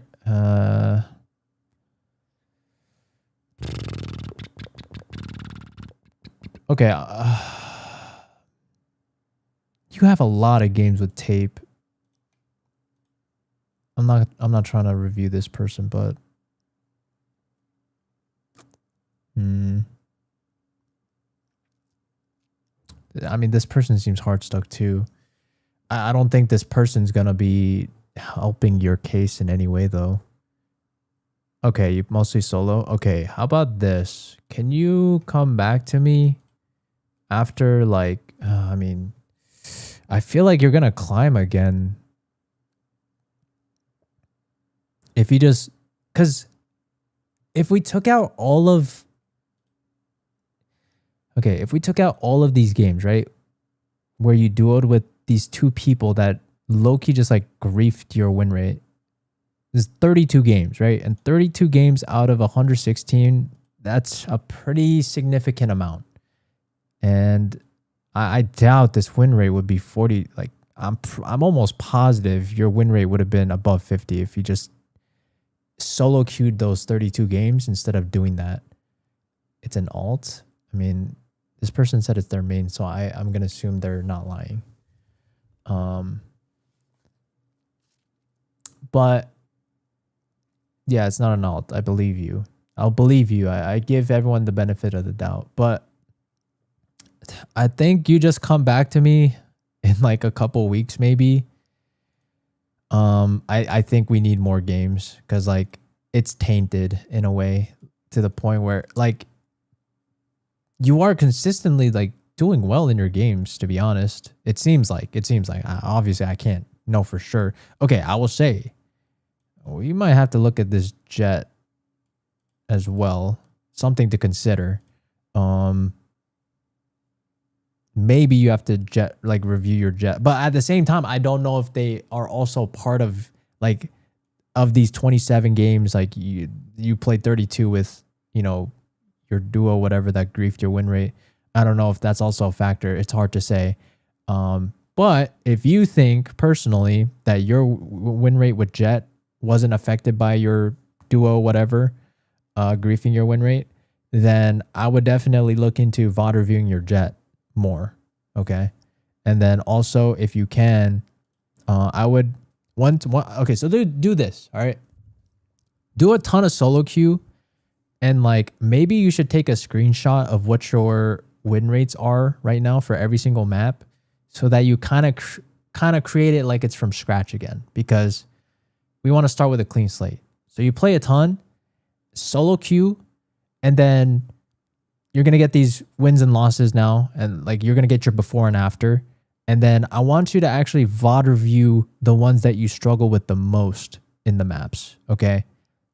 So for example, like let's say you started it from scratch again and your Haven was still bad, right? Then in that case, for sure, you would benefit from doing VOD reviews of pros. So I want you to do pro VOD reviews of Jets or Clove, right?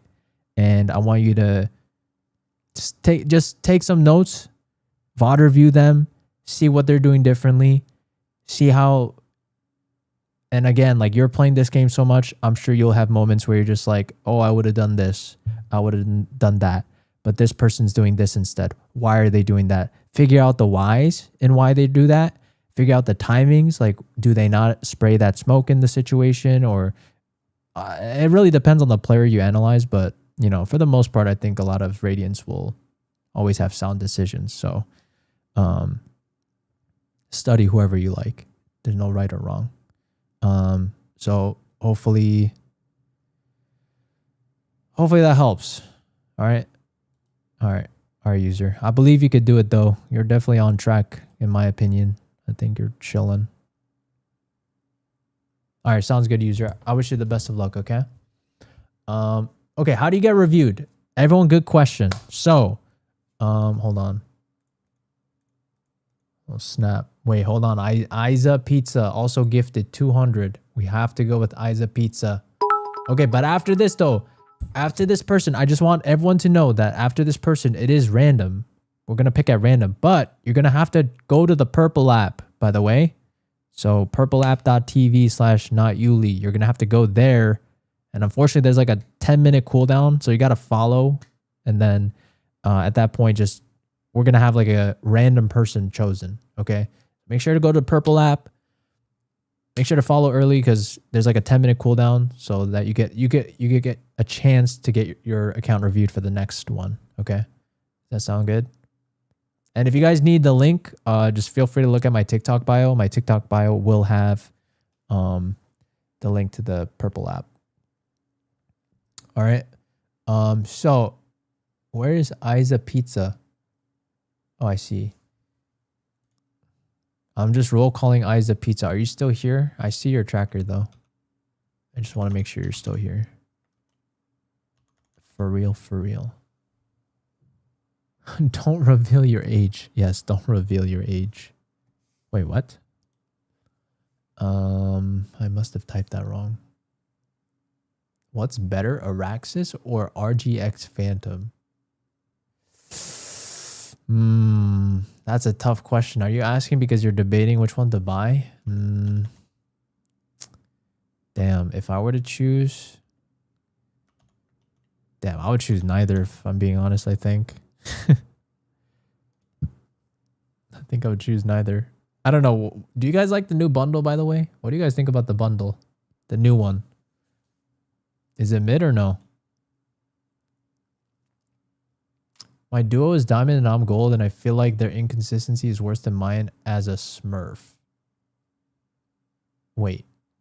My duo is diamond and I'm gold, but I feel like their inconsistency is worse than mine as a smurf. Okay. I mean, we'll see about that. But at the same time, like, why do you care so much about your duo, I guess? Yeah, like, why are you putting your duo down? I mean, aren't you giving me your tracker to help you out? It's like...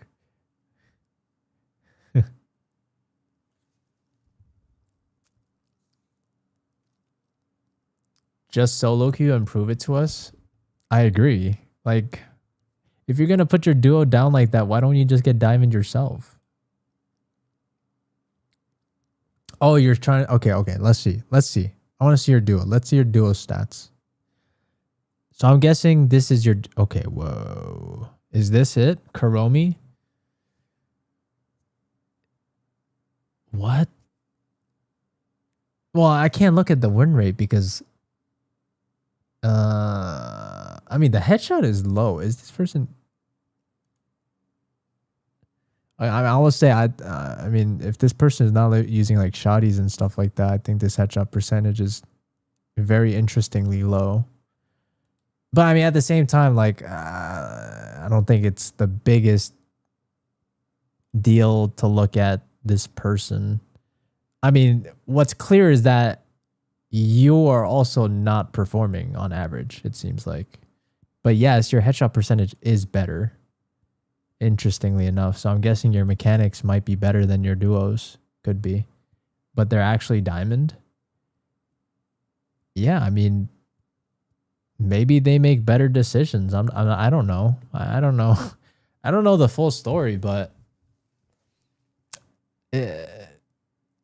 I would say, like, if people play a large amount of games, like a large sample size of games, and they're the rank that they're at, like, I find it very hard to believe they got there by luck, especially if it was like solo queue.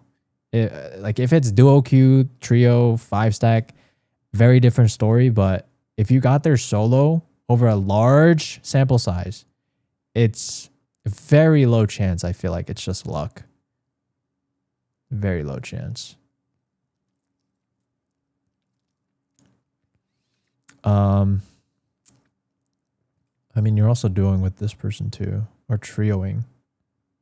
Okay, this person is doing work. They're doing the work. Are you an Astra main? It seems like... Okay, I like that though. You know, I'll give you credit. Look at this. Honestly, you're a good example of what more people need to do. You have 149 games on Astra out of 157 games. So kudos to you. That's good. Okay, and more people need to do this, where they actually main one agent or two, I guess, but there's nothing wrong with this. However, I will say also, I don't know why Astra out of all the smokers, but you definitely... I don't know if another smoker would just be easier for you. I do Reyna sometimes. Well, if you mean sometimes as in 2 times out of 157 games, I'm not sure if that's really sometimes, if I'm being honest. That's like almost never in my book. What site is this? Tracker.gg. I'm not hating on Astra, but it's just like I can't recommend playing. Like, again, my job here is to make your guys' life as easy as possible. And if you guys are going to play a higher complexity agent, it's only going to be more homework for you guys. And if you guys are okay with that, that's fine. But that's why I don't recommend it. You could do it. I'm not going to stop you from doing it, right? But there's just easier smokers to play is my point. And it'll just make your lives easier because you get to actually focus on what other things that matter more, in my opinion, which is like getting really good at mechanics or getting really good at game sense and stuff like that outside of your agent, right? When there's more complexity with things like having to figure out your optimal usage with your util And because your util in itself is more complex than other agents, there's just more hours you need to invest. But again, I'm not saying it's impossible. Astra is easy for you. Yeah, it's easy for you in gold. Like, what are you trying to say? Like, you're gonna, I mean, I don't even know if you deserve gold. Like, if you went solo queue, I don't know if you'd be able to hang here. It's hard to say. I don't know. But you can't say it's easy. You're not radiant with Astra. Like, where is this judgment coming from? Like, how do you come to these conclusions? What is your basis for this?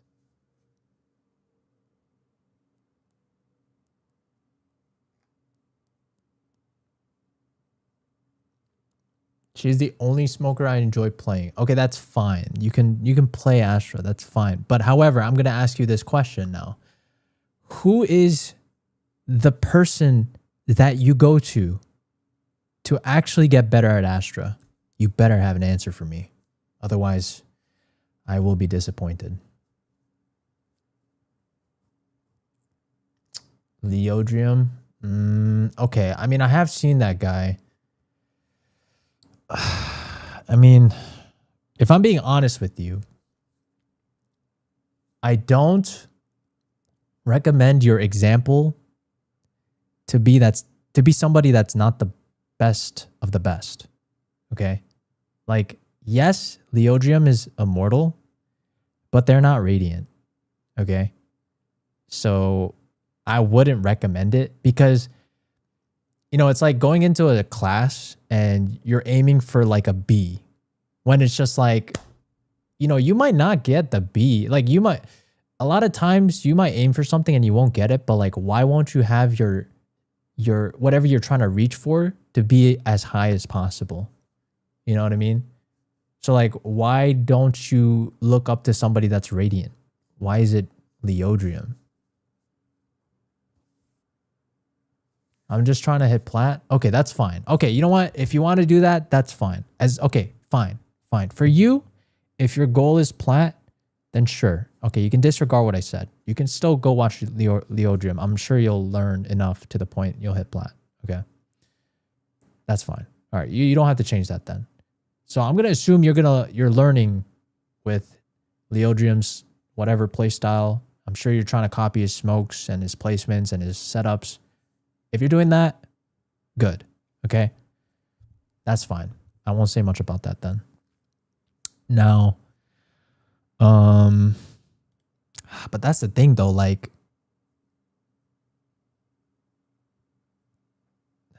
okay.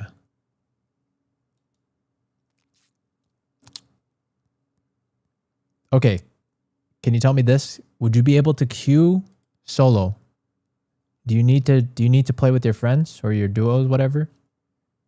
Or would you be fine to do it yourself? Okay. If you're down to do it yourself, I would do it solo. Okay, solo queue it up. And then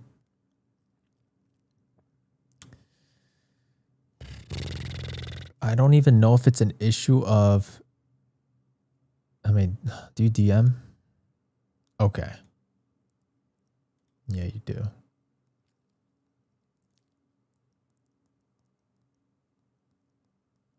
You got to work on your mechanics more. You got to work on your mechanics more. Okay.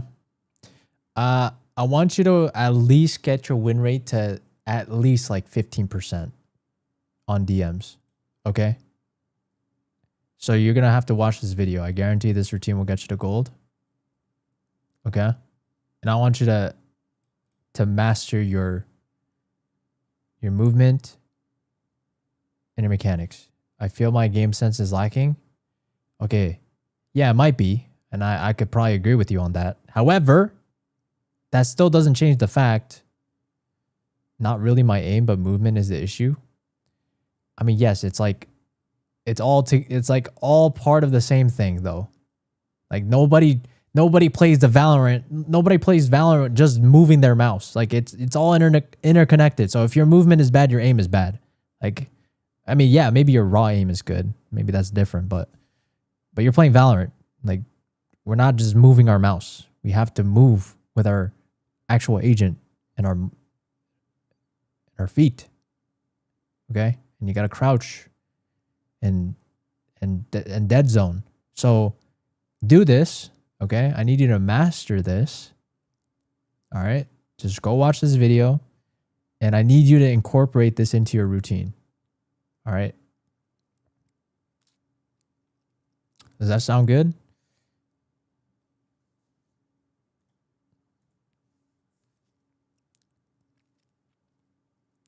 Is it aim stars?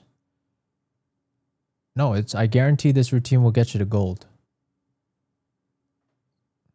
It's by Woohoojin. It's literally on the screen right now. I guarantee this routine will get you to gold by Woohoojin. It's not aim stars. Just do this. Go watch this video and grind it out like every day. And I want to see your mechanics improve to the point where you're just winning your DMs like all the time. Maybe not all the time, but like at least 15%. At least double this win rate. This is like way too low. Okay. Now game sense. I mean, I can't tell you exactly what you're doing because I don't have a VOD in front of me. But to be honest, I bet you'll win more games just by being better with your mechanics. Like with assuming your game sense stays the same. But of course, you should still get better at your game sense.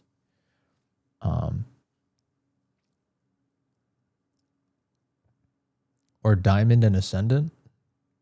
What do you mean? They need to start maining Clove. I mean, I can't force somebody to play something. If they enjoy playing Astra and they want to stick with it, then they're free to do so. It's a free country. But I agree, Clove would be easier.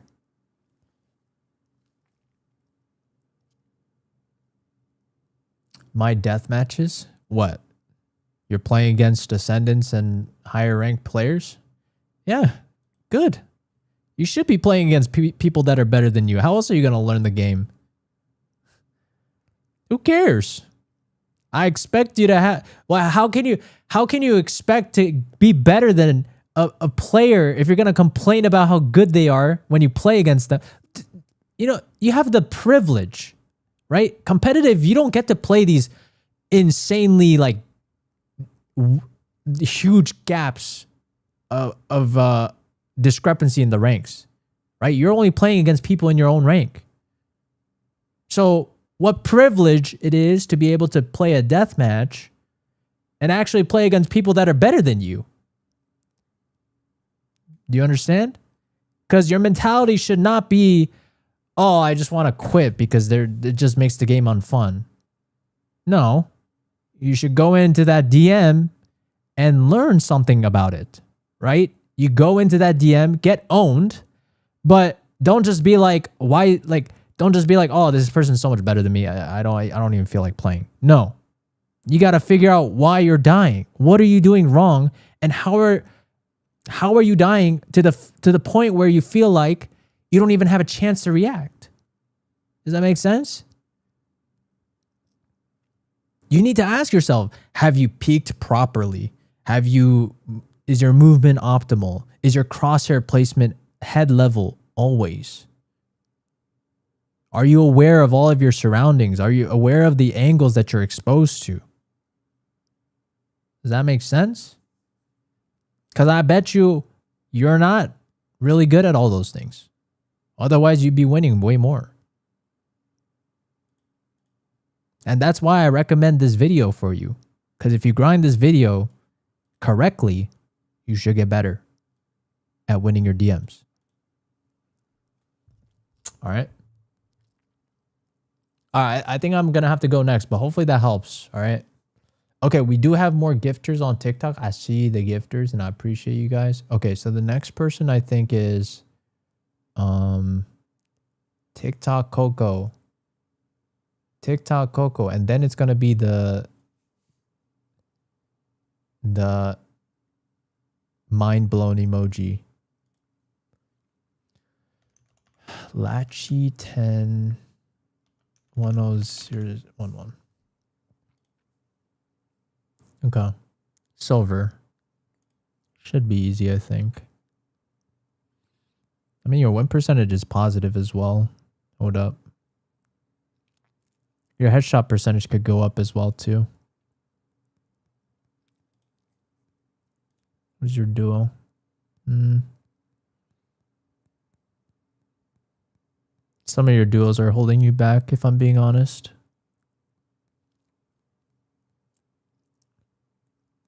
Your aim is bipolar. I would recommend aim trainers, or I mean, also just be very cognizant of your positioning as well, like physically, like how you sit, like notice everything, right? Like how are you holding your mouse? How are you sitting on your chair? Or how is your body? How close is your body to the desk? How far are you from your monitor? Like you want to try to keep these things as consistent as possible. Because if one day like you have a different posture, and another day you're playing on another different posture, like that's gonna cause inconsistency. I don't think she's an ideal smoker in my opinion.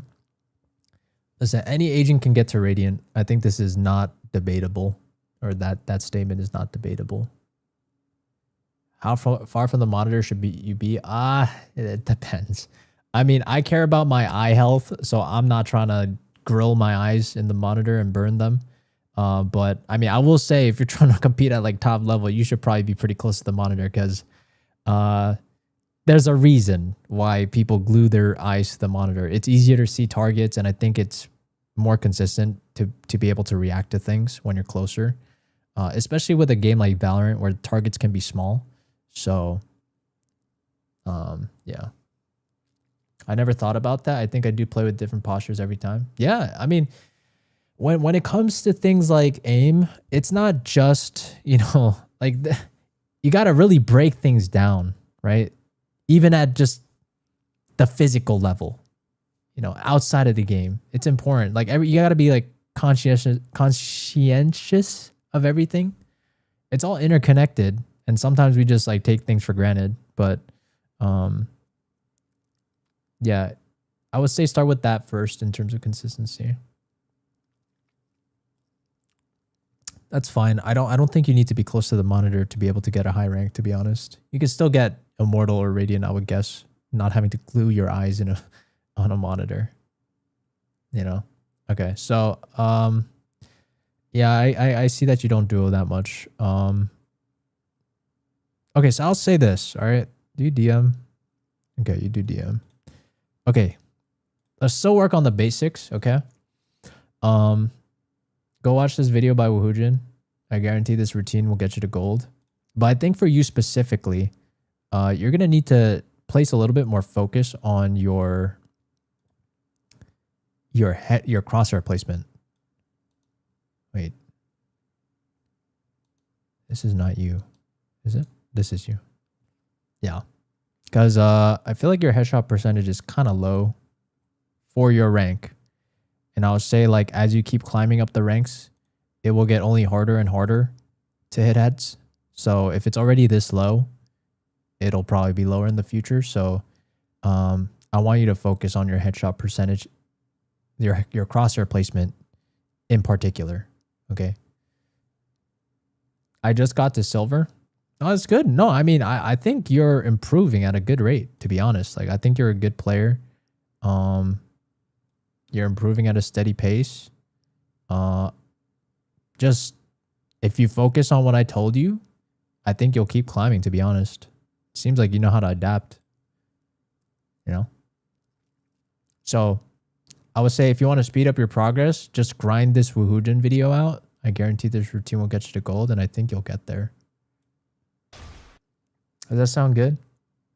Let me know if you have any questions about that. Yeah, watch the video. Do that. Like, I would say try to make it a habit, to make it a part of your routine.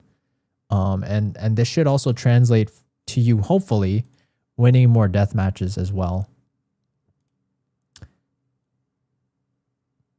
Okay. No problem. No problem. You're doing good, though. It's good stuff. Me. Oh, shoot. Zaf with the 400 biddies. Hold on. Okay, I think you just beat everyone, so. All right. Zaf. All right, Zaf, you're next. And then brain, or what is it? And then mind blown emoji is next. All right, Zaf, what's your tracker? Can you drop it real quick? Why the hell is it so long? Okay. I'm not going to mistype that. All right, Immortal. Good headshot percentage. Okay, you've been hard stuck. Immortal 1 for a bit. Quite a bit of time, actually. You play a lot. You're a Jet. Seems like you're a Jet main. You played Clove, it seems like previously, though. So I guess somewhere along the line you switched to Jet, which actually seems to be the better choice, given the fact that your win rate is higher with Jet. So that's good.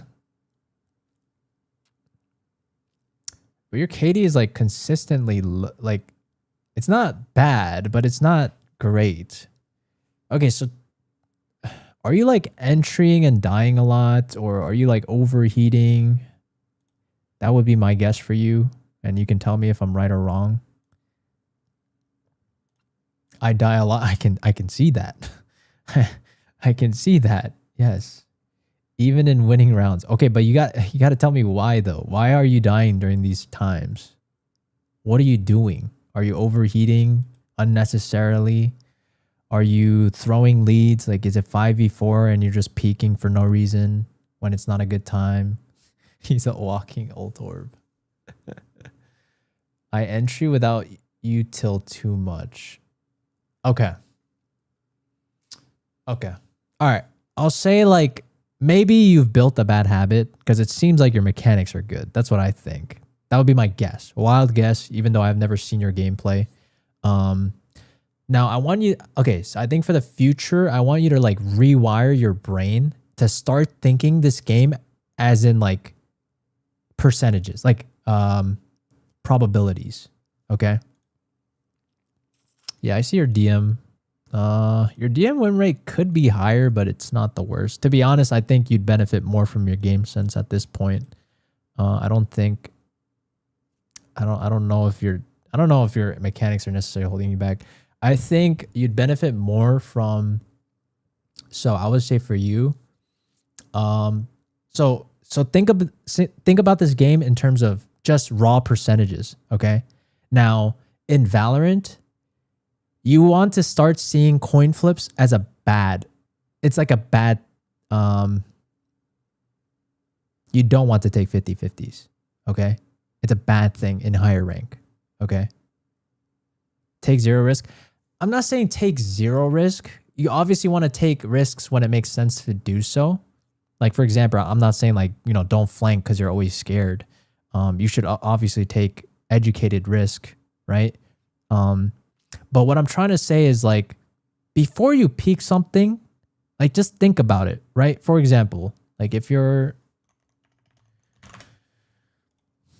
well, why did I go tracker? I want to go to fallow plants. Okay, so let's say, okay, this is split, hypothetically speaking, right? Let's say it's like, and I think I need you to be on the more extreme for now. Like, yes, overheating is okay in certain scenarios. For example, like Radiance will overheat even if they get like a 3K. You'll see it plenty of times and they could throw rounds, but I would say like if you get like a 3K, it's usually justifiable to just overheat.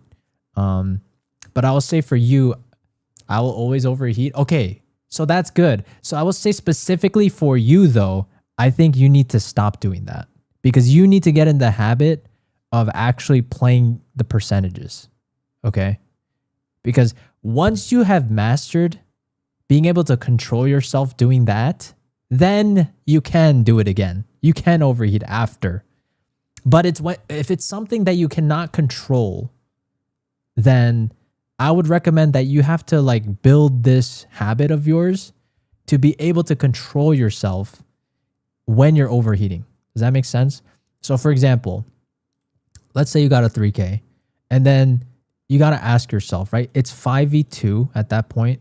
So it's like you got 5 and then they got 2. So now you got to think in your head, like, what do you, like, even if, okay, let's say even if you had jet knives, sure, and you're like jumping around, like, yes, you can maybe argue that your odds are technically better than 50-50 in a way if you know that there's only one person holding that you're peeking. But even then, I would say like try to like maximize your percentages. Okay. Like ask yourself the alternative situations, right? Do you really need to run it down and look for your 4th? No, you can. Okay, I'm gonna ask you actually, what are your other options besides having to run it down? I'm sure you have. I'm sure like you're good enough to know what the proper alternative answers are.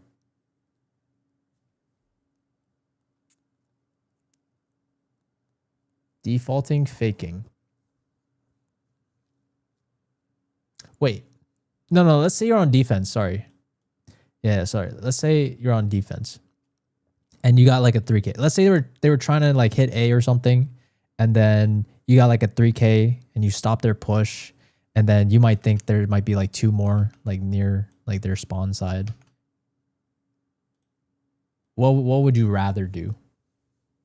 So you're on defense, not offense. Leave to B.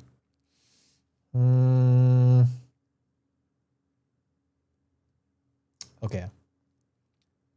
What else? What else can you think of? Hold. Hold an off angle. Okay.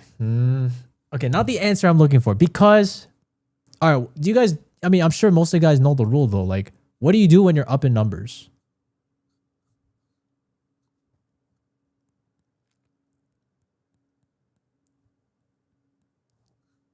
Passive, yes.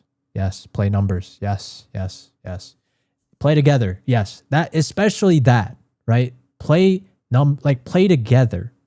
Because what does the enemy want from their perspective? What do they want?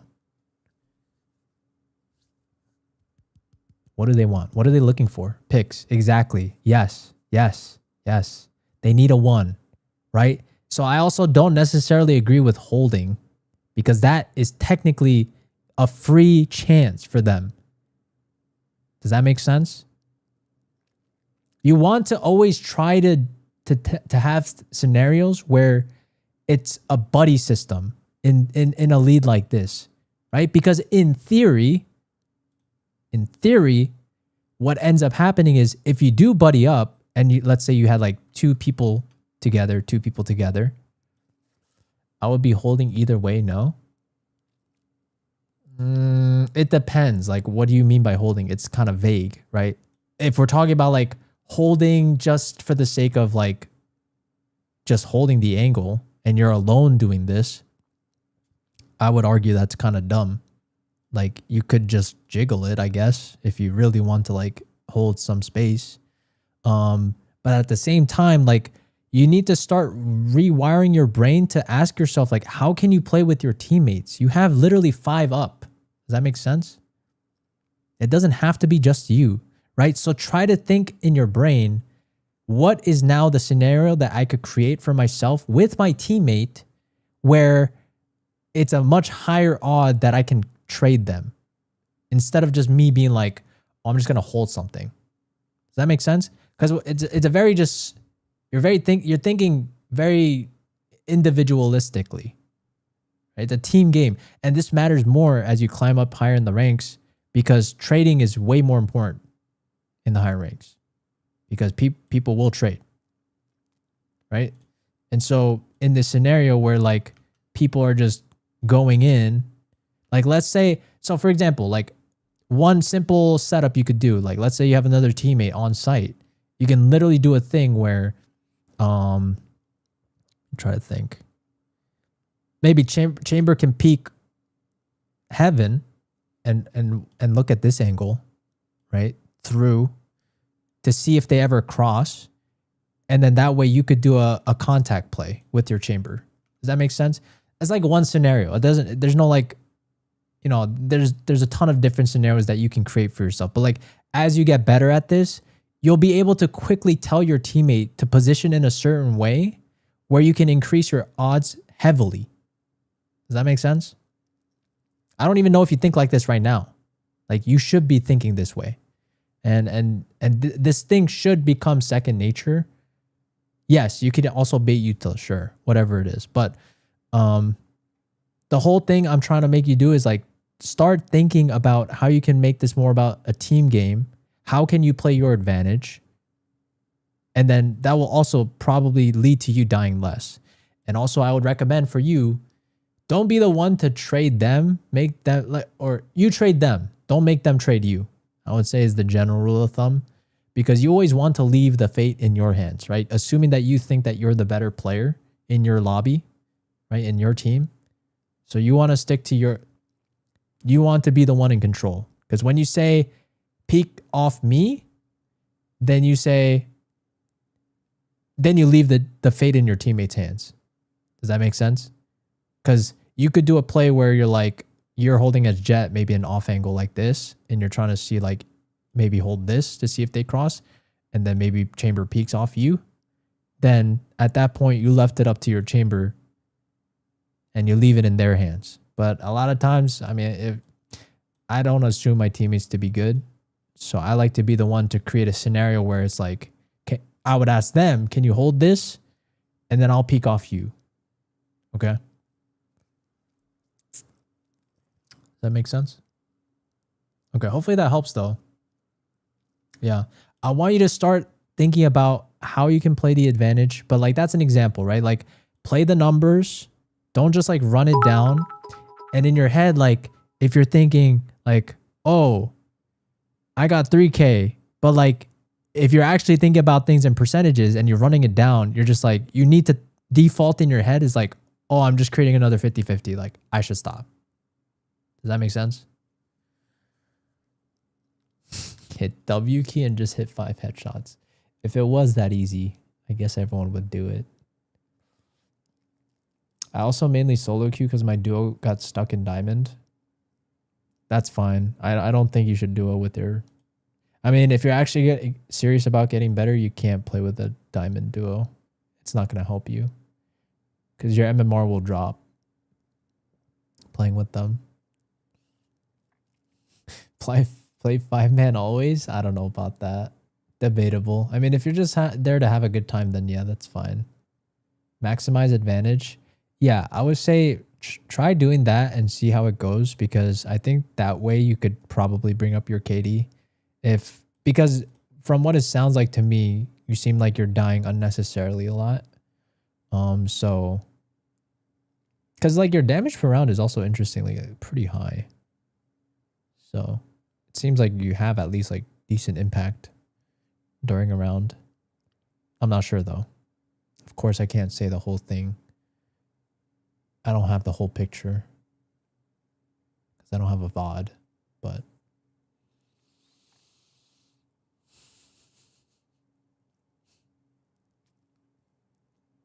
okay.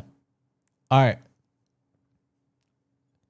Okay, where's okay, we're gonna do mind blown emoji. Okay, mind blown emoji has been waiting. Okay, but I do see the bits though. Are you a New Jeans fan? Is that New Jeans? And then I'll go with Sins after. I appreciate the biddies. I'll go with Sins after. And then after that, I'll go with Corey, I think.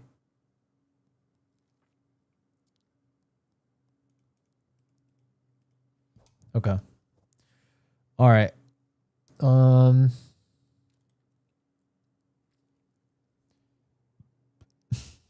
Let's see.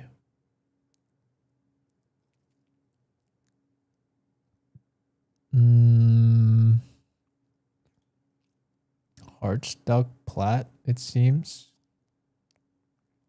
I mean, your stats are good. It surely has to be a duo, right?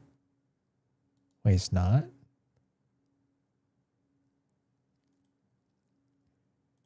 Wait, you don't duo that much.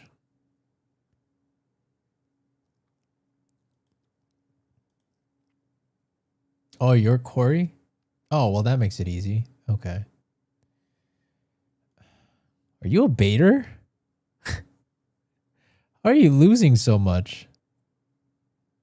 Especially when your stats are so high. Are you a stats merchant?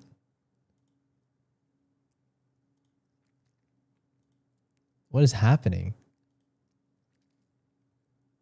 I barely bait. Actually, I think that's true.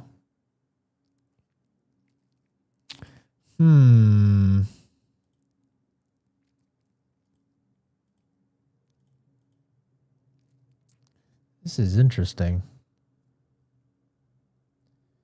Okay, I mean, I will say your veto be looking bad. If you just install Jet, okay, I mean, I will say like you gotta just stick to one agent though. Or one or two. We're just playing too many. I mean, based on the numbers though, like if you just keep playing Jet, you'll win. Like positive, you'll be positive. Why can't you just install Jet? I mean, like, why are we locking Neon? Like 4-0, like 0 and 4 on Neon, 0-2 on Cypher. Like, why are we playing so many different agents? Like, why? You only play them 1-2 times. Like, of course you're gonna probably lose or play bad. Why are you making your life so hard? I just like playing other agents because I'm bored. Wouldn't you rather be a higher rank? Isn't being a higher rank more exciting than being hard stuck? I don't know. Maybe you're different. Maybe you like being hard stuck, but you'd rather have the variety. Then in that case, then I can't say anything.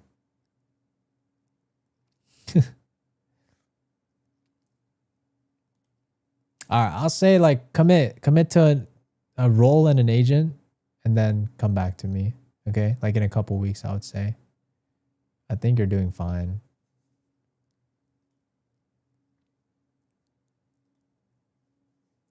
You just gotta stick to agents like you're comfortable with. Yeah, no problem, no problem. Okay, we gotta go with Corey next, because Corey, where Sins. We gotta go with Sins now. Sins. What's your tracker? Sins.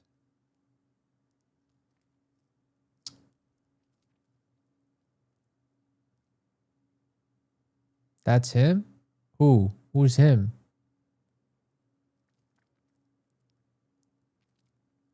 Corey is Sins. I know Corey is Sins, but I don't see the message. Oh, there it is. CO6.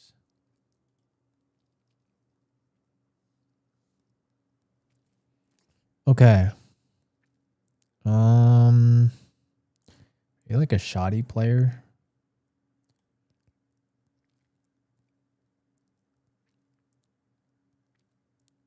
You're an Odin player. Disgusting. Not actually. It's okay. You can be an Odin player. Odin's cringe, but it's good if you know how to use it.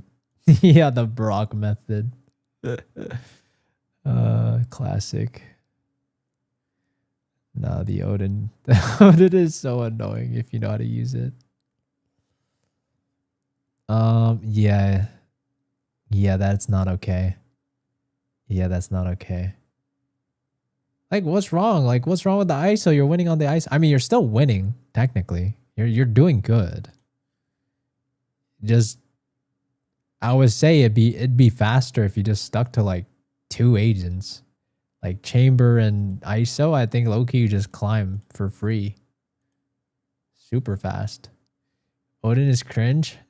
I agree, but hey, it's part of the game and pros use it too, so you gotta either know how to deal with it or you gotta join them.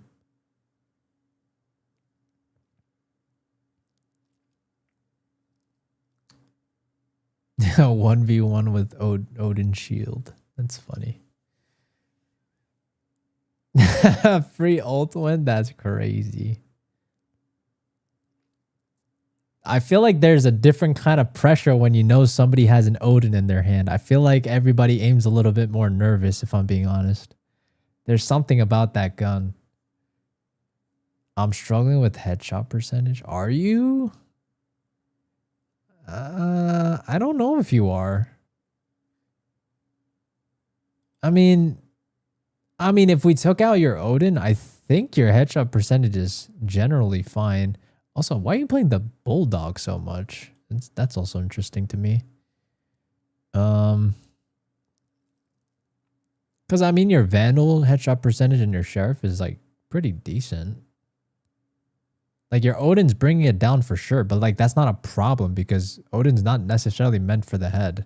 But yes, you can aim for the head more, I guess, but it all depends. Like if you're just spraying a lot, like of course you're just gonna spam their body or their legs. You don't buy Spectre? That's fine, I think. Doesn't matter.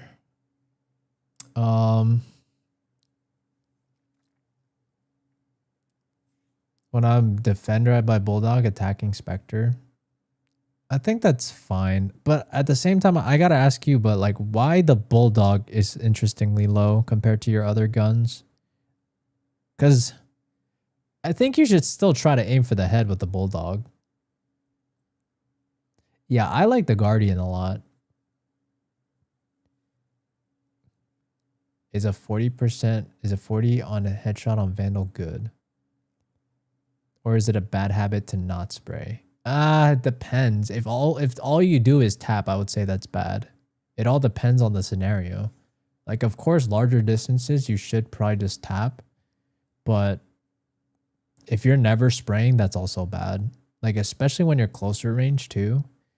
Or you need to do like a spray transfer. Well, you don't have to spray transfer. I feel like you should probably, well, that all depends. And I feel like it could be a play style thing. Some people like spray transferring more. Some people like just moving, like shooting, tapping, like bursting more. Well, it all depends again. Like you just got to know what the best thing to do for a given situation is.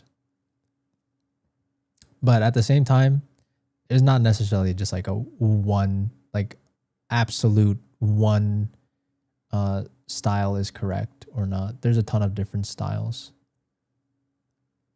You rarely use Phantom? I would recommend Phantom. Phantom is probably on average better, but at the same time, you have to ask yourself what angles are you peaking, because that also can alter your judgment on whether or not you should use the Phantom or the Vandal. All depends. It's not that black and white all the time. Sounds off for you, but it's just a better gun though. It's more accurate. On average, it's better. And also, if you're spraying through smokes a lot, you should Phantom. Guardian or Outlaw? It depends on the angles. And if you know if they have shield or not, like heavy or not. Everything depends.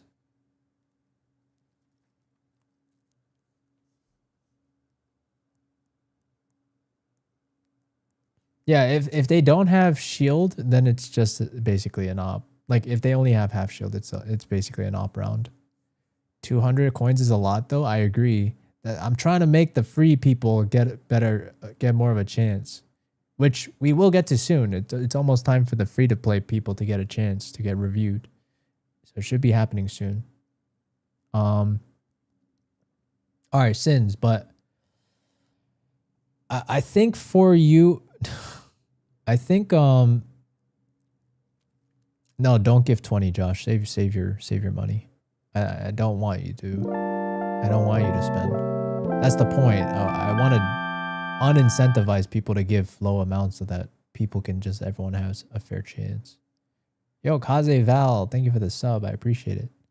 But Sins, I think for you, like, maybe it's more of just like a mental thing for you. Like if you have like this, because you're probably thinking like this Bulldog is like an Odin. That's what I would think. Because like I feel like you're capable of disciplining yourself to hit the head when you need to, but you probably have this like view of the Bulldog and the Odin in the same category where you probably just want to prioritize the body. And I think for you, this is probably just more of like a mental thing. You're gonna let me know if I'm right or wrong on that assessment, but that's what it seems like to me. Because if this was just a genuine problem, you wouldn't be able to hit these headshot percentages with your Vandal and Sheriff, but these seem fine to me. So like as long as you spray a lot, I would also recommend trying to use the triple tap. I feel like the ADS burst is pretty good. I would recommend it. Yeah, I would say get in the habit of just maybe like bursting with the triple, because I feel like pros do that a lot. I see. I mean, yeah, of course they'll also do the normal, just non-ADS spray every now and then, but I mean, you could also just not use the Bulldog and use like a Guardian instead. All depends, but I'll say if you do keep that up though, you'll get punished against better players that know like how to just tap heads well.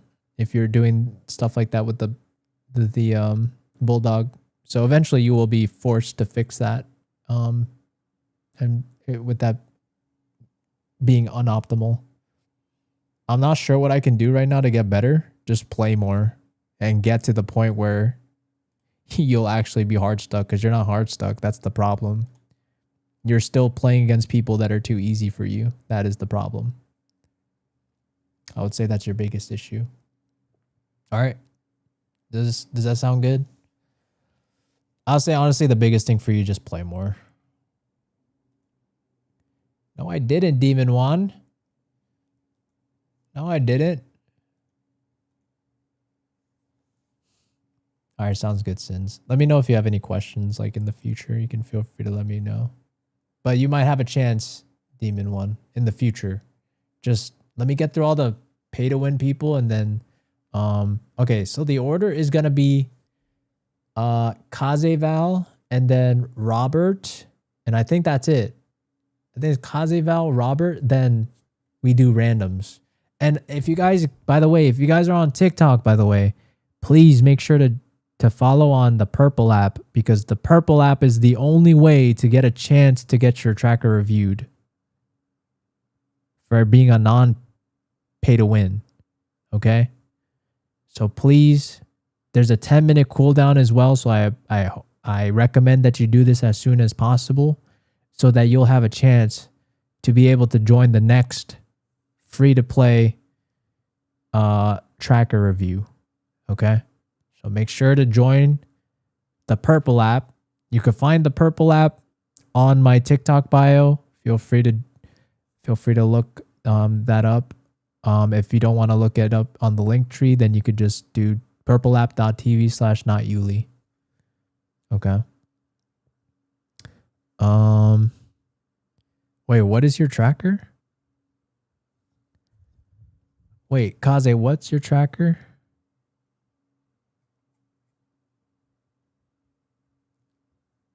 Okay. Hashtag him. You are him. Is there a way you can add a comment cooldown on TikTok? That's a good question. I don't know. I don't think so. Damn.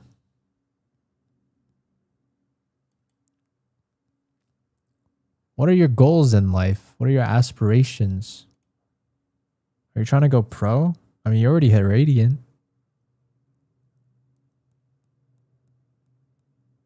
I don't know how to do it, if there's a way to do it. I'm just trying to hit top 5. God damn. So you're going like super deep. I mean, you hit, what is this, number 13? So you're number 13 last act?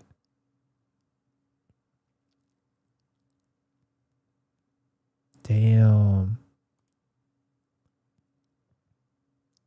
I feel like I must have seen you on streamers' games before. I feel like I must have. Oh, you ended 25? Jesus. What's the peak RR? 556. Neon is my troll pick. I mean, damn, bro.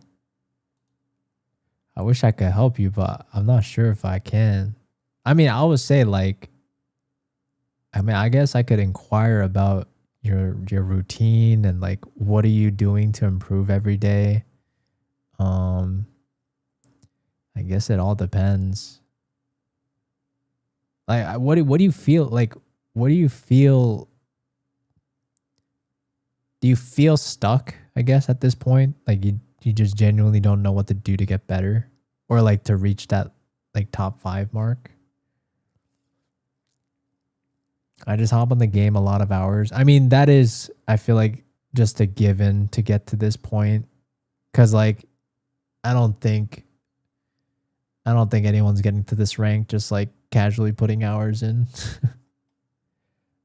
Sometimes I just crouch spray and get even more mental chalked. Do you aim train?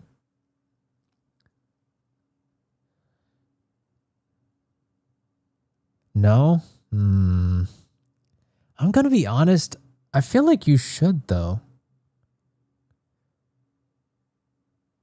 Like, why not? I mean, have you ever tried it? Sometimes I'll run DMs.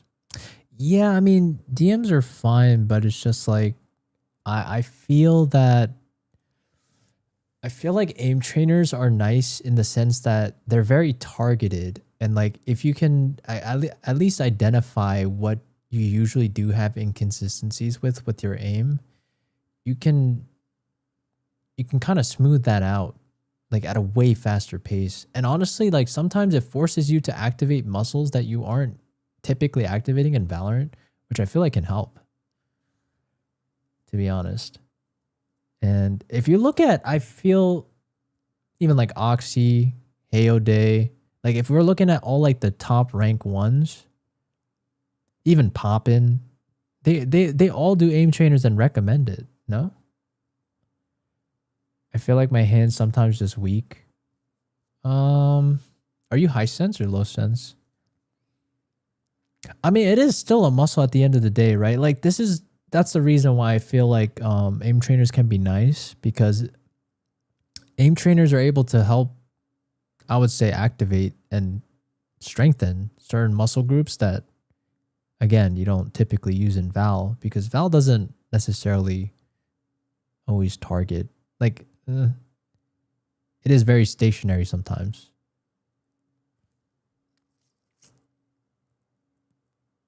If I miss my first bullet, I'll just die probably.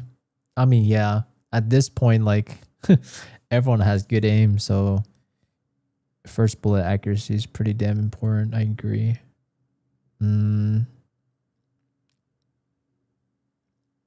So do you feel like it's not any like game sense related thing for you? Like, do you feel like your game sense is top notch? I mean, I'm sure you probably think that you, or I'm sure you'll identify when you make certain mistakes and stuff like that, even with game sense, and you'd probably be like, oh, this would have been better in this scenario. I don't think my game sense is the best.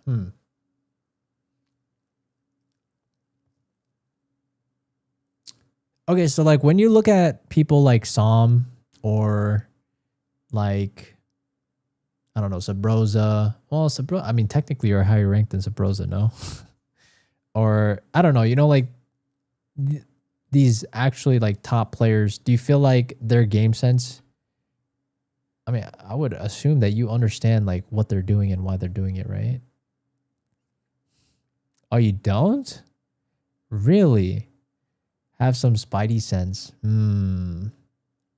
That's interesting.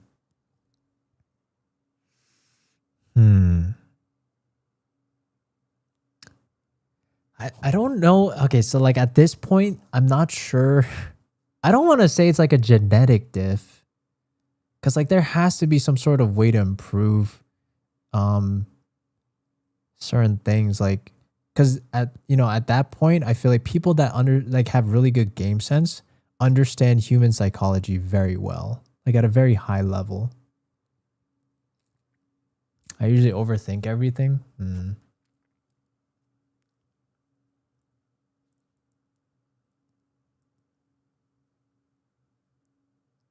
Wait, why'd you turn off comments?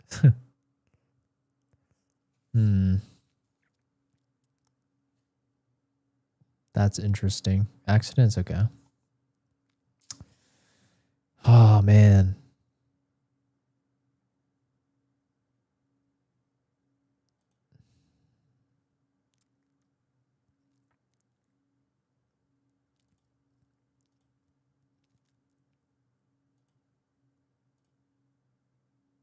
I don't know what agents I should play with.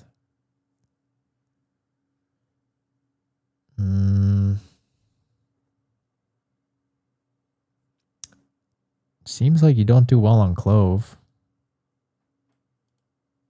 Based on these 12 games. If you stuck with your top 4, I feel like you'd be chilling. Maybe. Oh wait, that was last night? My bad, hold on.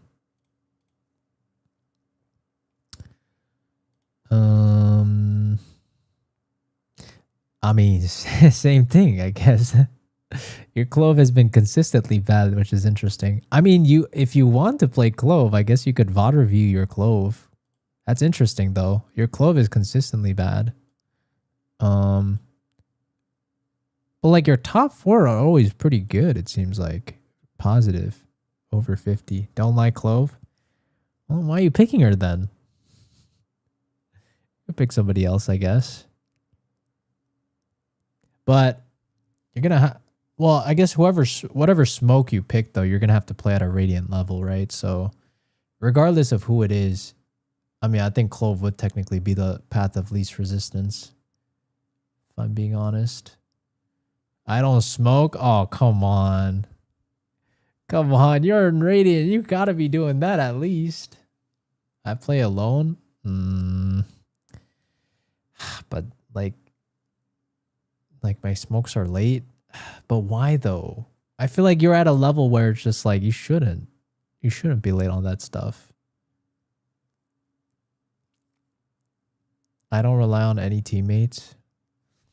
Even if they're good? Like what if you had like Som or something on your team? You wouldn't trust them?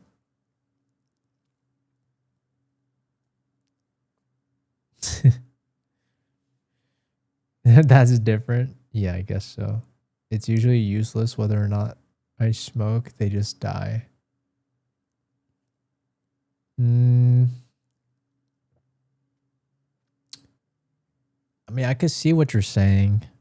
I mean, but still though, like for example, like if we were on a map like Sunset and then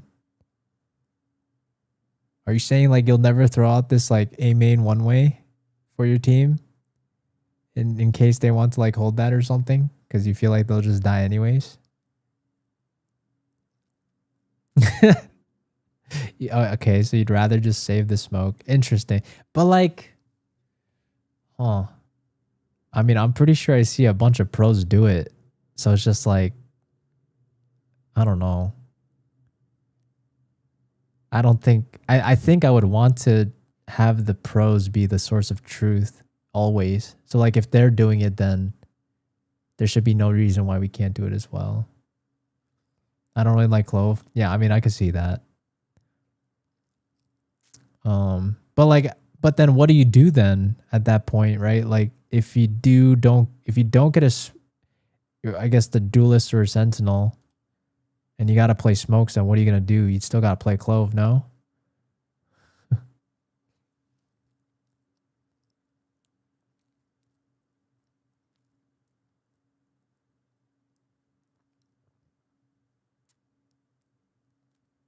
Smokes are obviously good. Yeah, of course. I don't think yeah, I mean I get you. The time to smoke like 3 to 5 seconds. Nah, I think aim could be genetic at some point maybe, but I usually think most of the time hard work trumps just genetics and stuff like that. But yes, I do agree. I think the perfect combo though is like somebody with good genetics, like has a knack for it and also works hard, will beat the person that maybe doesn't have necessarily the knack for it and also works hard. I see what you're saying. Kaze. But I mean, debatable, right? It's not always like just because you're smoking, you're missing out on an engagement. It all depends, I guess. And how good you are at reading their pre-rounds, I suppose. I mean, this is hard for me to like maybe give you the best advice. But I would say, like, if I were you though, right, and you wanted to win more, I would probably just focus on, let's see.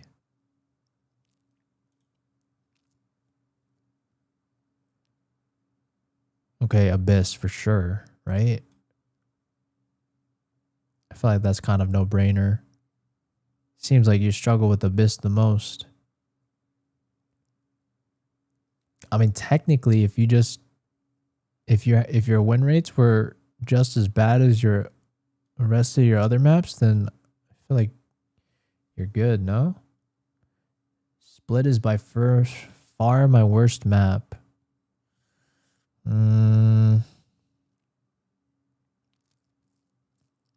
mean, it could be, but I mean, you have even a larger sample size on Abyss, and your win rate's pretty damn.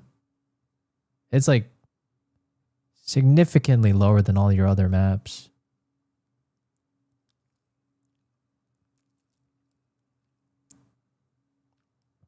I feel like you should look. I feel like it'd be productive for you to look at Abyss though, whether you want to agree with me or not. But I feel like the stats don't lie. That's 28 games. That's like not that few. And I think it's actually, what is this, 24, 20. I think you've played Abyss the most out of every map. And it's still the lowest. How do I kill more? 1.06.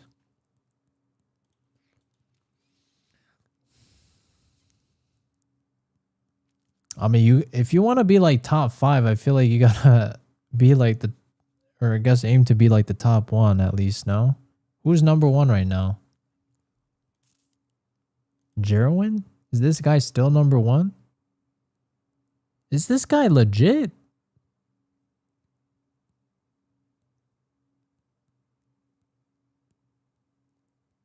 How does he win so much? Is this guy NA? What is Vaughn?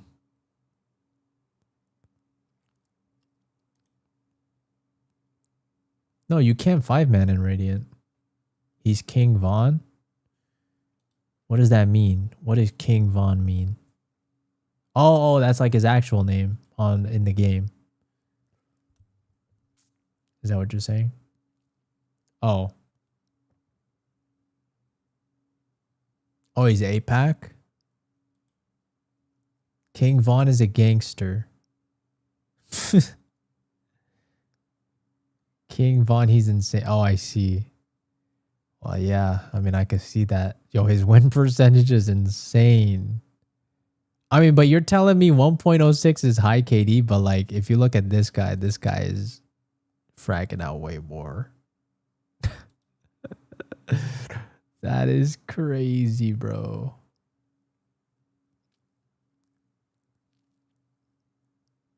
Oh, you're saying it's low. Yeah.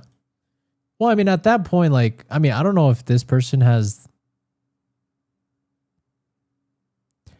I guess, does this person stream? But I mean, maybe you could look into what this person is doing. Or to be honest, maybe like any like top like ranked or person that hits rank 1. And I feel like you would still benefit from like taking things from them, because there must be things that you're still not doing that they do, or certain risks or certain mechanics maybe that they're still better than you at. Zeus is so good. Yeah, I watched a little bit of Zeus. I think on a TikTok live. Zeus's decision making is very sound. I feel like I don't watch any videos or VCT or anything. You'll watch Muda. Come on, but Muda's like a content creator. He's not. He won't get better, I feel like, by watching Mood at your point.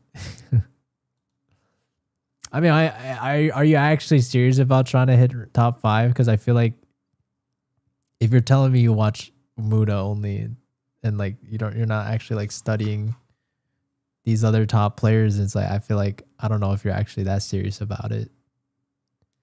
I don't watch a lot of YouTube.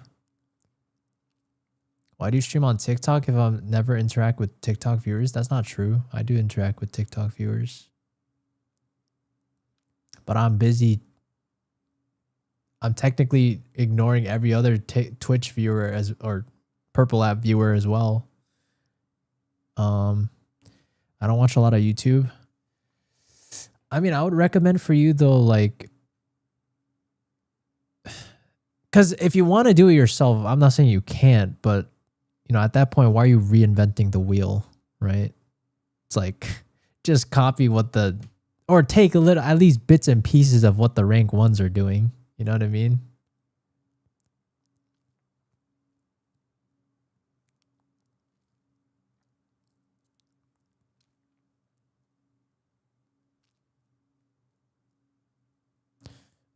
But it's like, how come whenever I queue with him, I play ass? You have a really good duo. I mean, I wouldn't know. I don't know who this guy? Flare? Boo Tough. Jesus. Yeah, this guy's good too.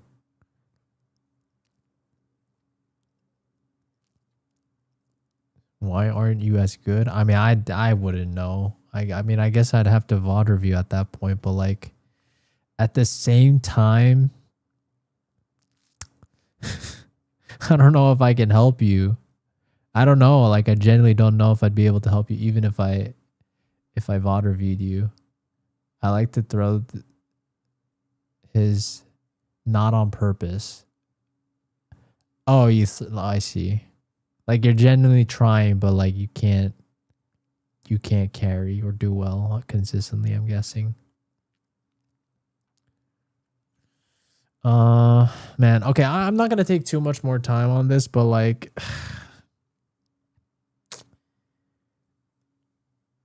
I feel like for you though, like wouldn't you benefit from like actually trying to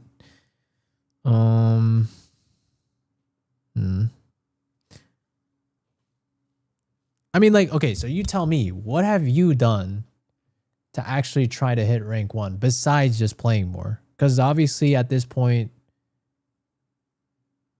just playing more isn't enough. Kaze's at peak already? Debatable. I mean, there's still levels to it. Even like top 1 Radiant is like arguably miles not the same as a tier 1 pro.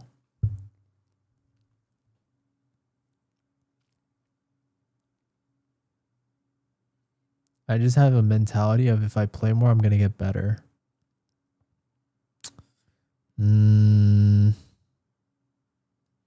mean, I agree with that for the most part, but like I would think that most people hit a roadblock eventually. I mean, technically, do you still feel like that could be the case?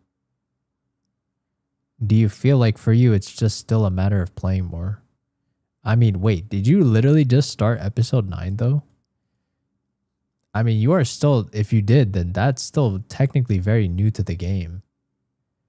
Because if you think about it, of course, you're not going to, like, years of experience is still not going to beat, like, 2 people that play this, you know, still play the same amount, but like one person has years more of experience. Like, there's still levels to it.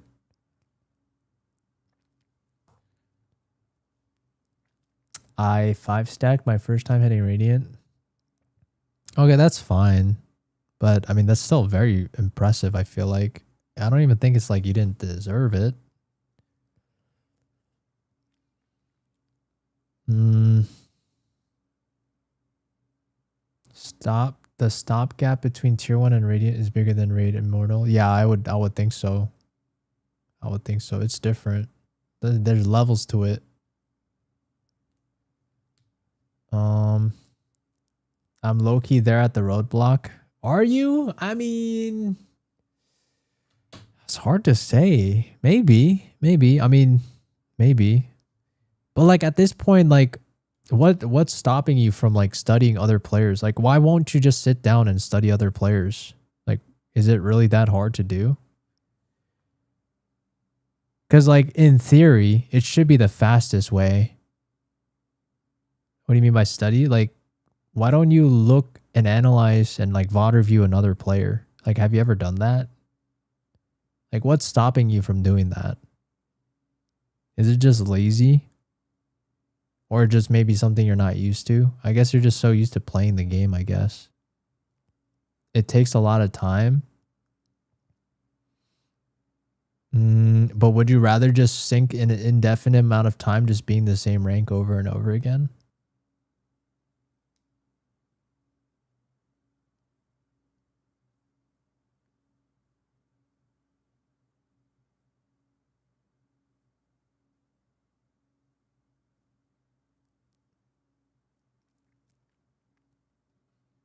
I mean, why do you think like all these esports teams have coaches? Like sometimes you just need to have a different perspective and you need to try different things that are outside of what you're typically used to.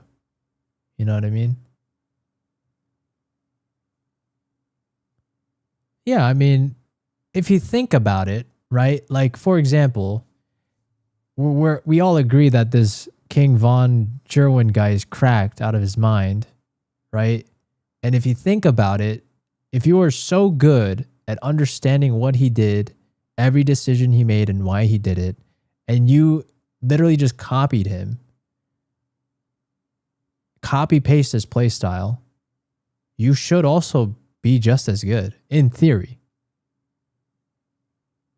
Okay, I'm not saying 6 hours. Come on. I didn't say that. I mean, you could start off by just doing like an hour or two. You know what I mean? Why do you go to the extreme and go default 6 hours? Maybe you just have the super like Sigma grind set mentality. Who do I recommend you watch? I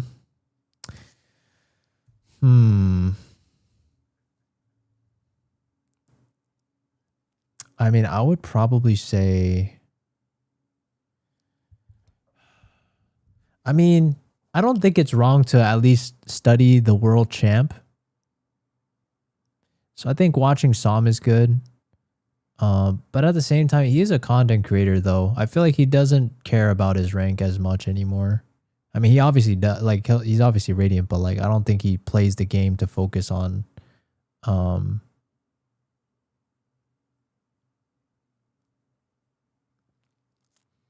I mean, if I were you, if you could find resources at least on this Jerwin guy, like why not just study up on like what he does, right? And like see the gaps. I've gotten multiple accounts for Radiant.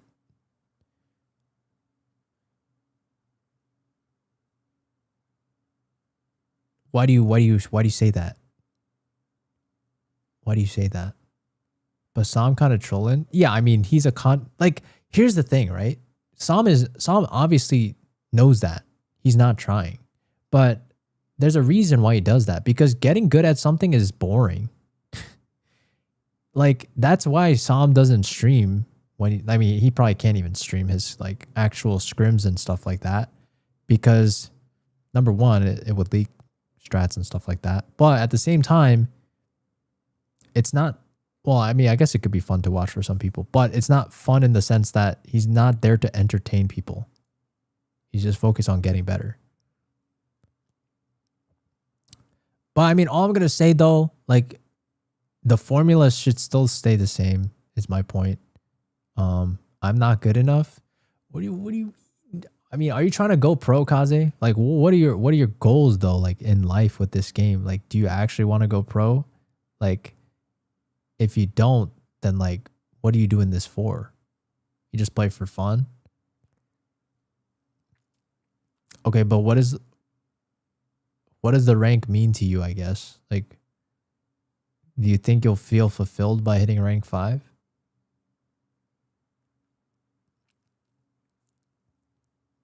Okay.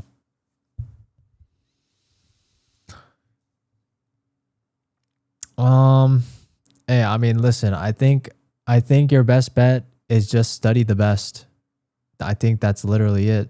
Like, I don't think there's any secret to it. Like, if you studied this person more, I'm sure you could, I'm sure you're smart enough to figure out differences in decision making or differences in mechanics or movement that this person is doing compared to you. And you'd be able to just take bits and pieces of that and incorporate that in your own gameplay. I feel like, I feel like that is really, like, what else would you do? Like, how can, I think one thing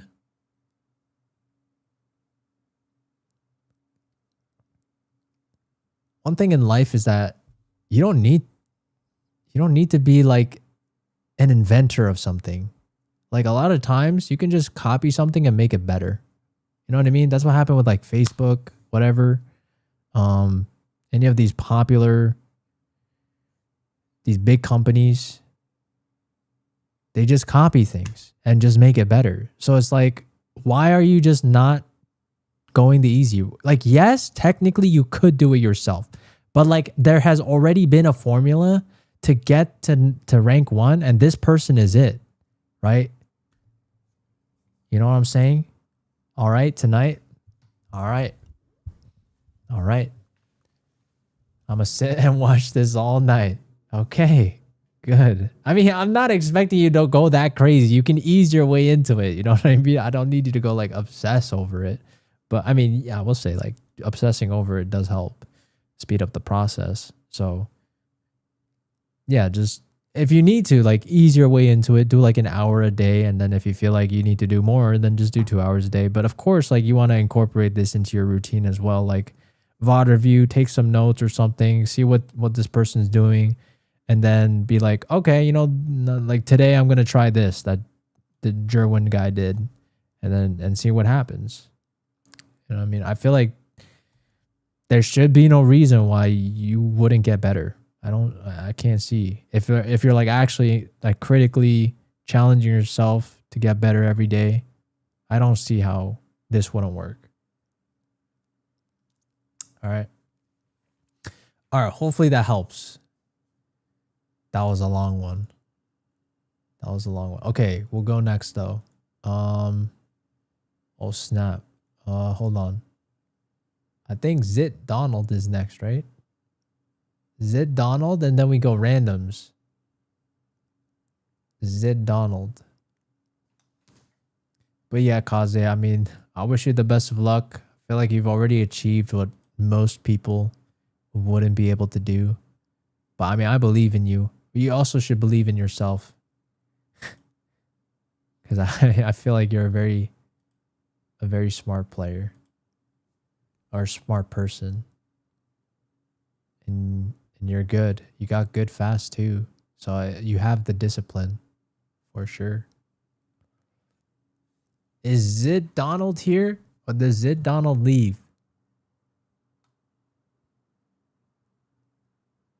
It was my turn, bro. Oh, that's true, Robert. It is your turn. All right.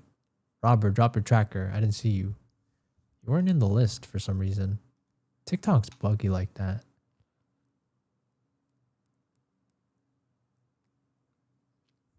I should. You should. I mean, the first step is it's always confidence. You need to be confident in yourself and believe in yourself. Mbappé K Pro. TikTok do be geeking. Freaking out. Eat some snacks while I'm doing this one. Getting a little hungry. All right.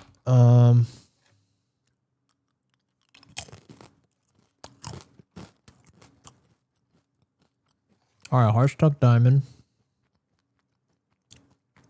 I'm about to watch some VCT. Okay, well, oh yeah, I also want to preface with a warning. Don't study VCT, study ranked, because those are two different things. I hope you know that.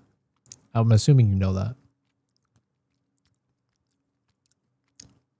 But treat like VCT as like you're just watching, I guess. I mean, I guess you could incorporate maybe some strats, but to be honest, I feel like ranked operates very differently from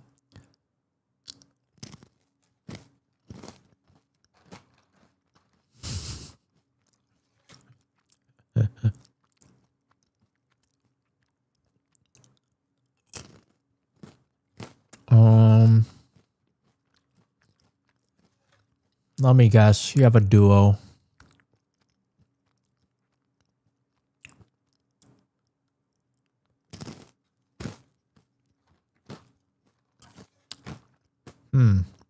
Jesus, why is this win rate so low?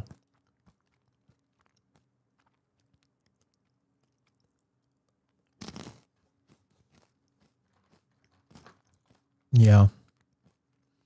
I'll never understand why people expect to like do VCT plays in ranked and expect it to work the same. It's so different.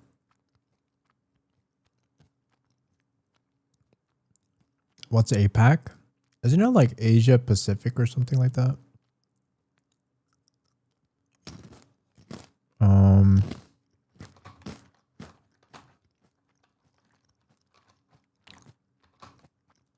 Solo.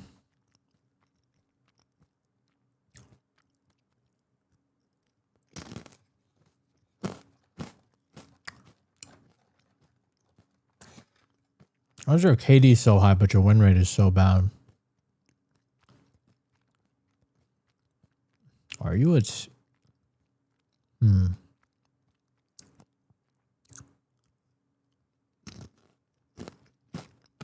eating some peanut butter pretzel snacks. It's pretty good. 5 stack. Okay, how often do you 5 stack? Can you give me a percentage? A lot of egos in Diamond. I mean, there's going to be egos everywhere. You just got to be a better player. 10%? Okay.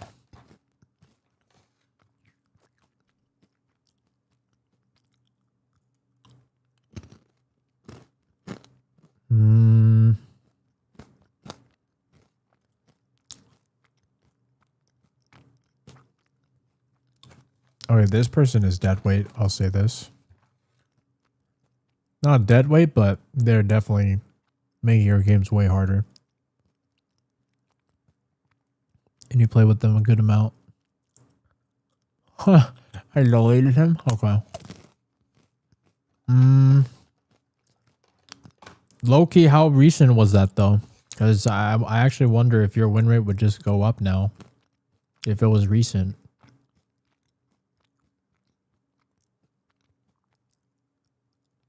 Okay. If it was a couple of days ago, come back to me in a couple of weeks without this person. Because that person was legit just making it impossible to win. But at the same time, this person, LA Flame, is making it hard for you too. Is this LA Flame person a baiter? Because like this person frags out a decent amount, but like I actually wonder if this person's actually providing a lot of value during the rounds. He is? Alright, you know what? Just solo queue. Honestly, I feel like you'll climb faster if you just solo queue. It seems like you know how to play the game, I think. Just based off your stats. Alright.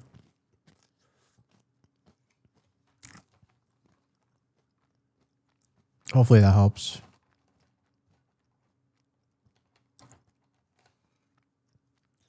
I think I'm more of a CS player, got into Valo for fun. Oh, that's fine. What do you like better? What do you think is harder?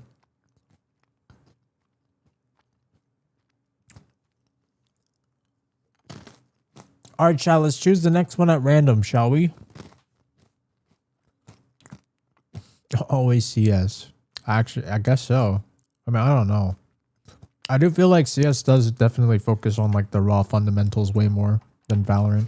But I also wonder if Valorant's just, they're both hard, I would think, in different ways. Because I feel like in CS you don't have to worry about like util dumps and stuff like that.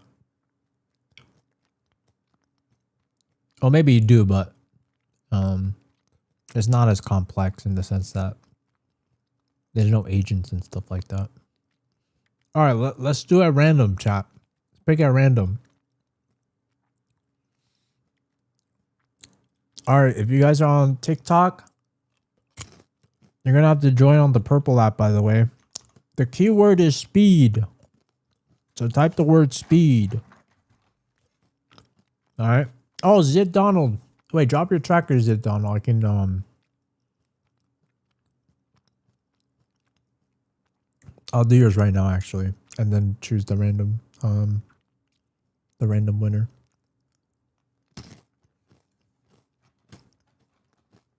Drop your tracker, Donald. Hide on bush.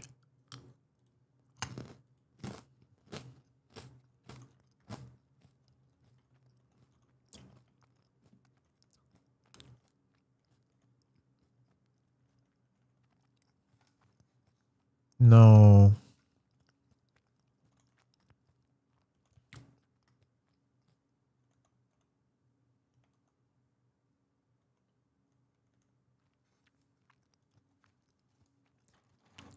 Okay.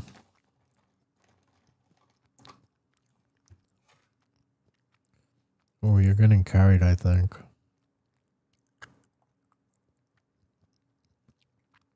Is this your duo fence?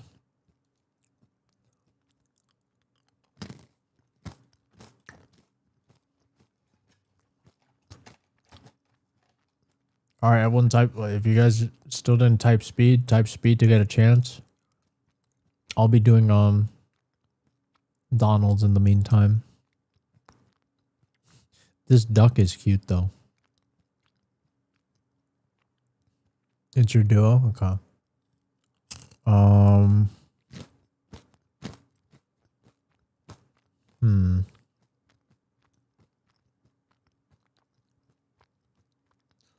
Who the hell is this?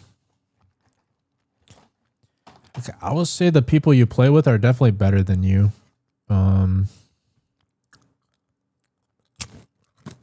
Do you share the same sentiment?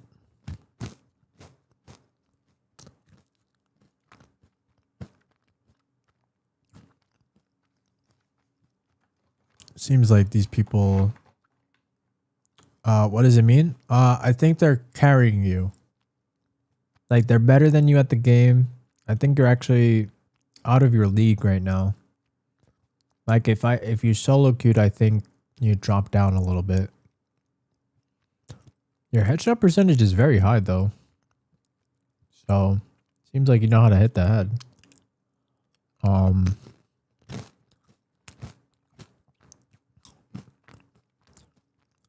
mean, but how do you feel about your mechanics?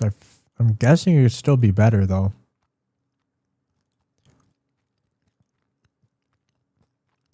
Are you good with your mechanics or no? Oh, wow. It seems like you got better though over time, I think.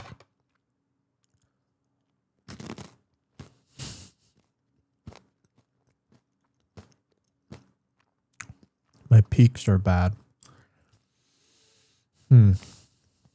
Okay. Can you answer me what about your peaks are bad? Let's dive a little bit deeper into that because it's a good problem that you've identified, but I want to see if you're aware of what actually is wrong with it.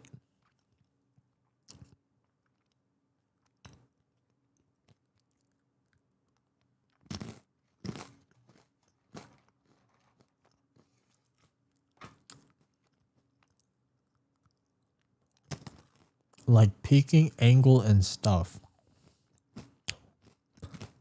Yeah, but like, what about the peaking of the angle is bad? Can you tell me what is bad about, why is peaking an angle bad for you?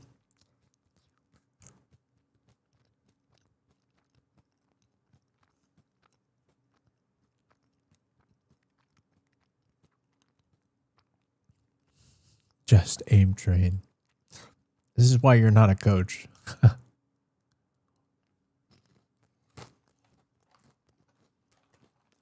Posture check.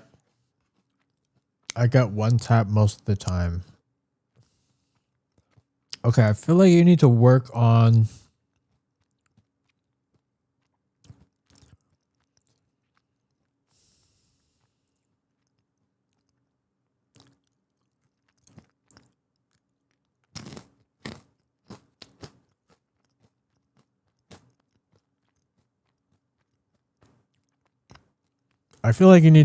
your conclusions, like the way you come to conclusions. Like you need to dissect things more. For example, let's be honest, if you recorded a game, like you do a death match, you're not getting one tapped every single time. Like we could theoretically, I guess, go through a whole death match and count up the times you got one tapped or you didn't, right?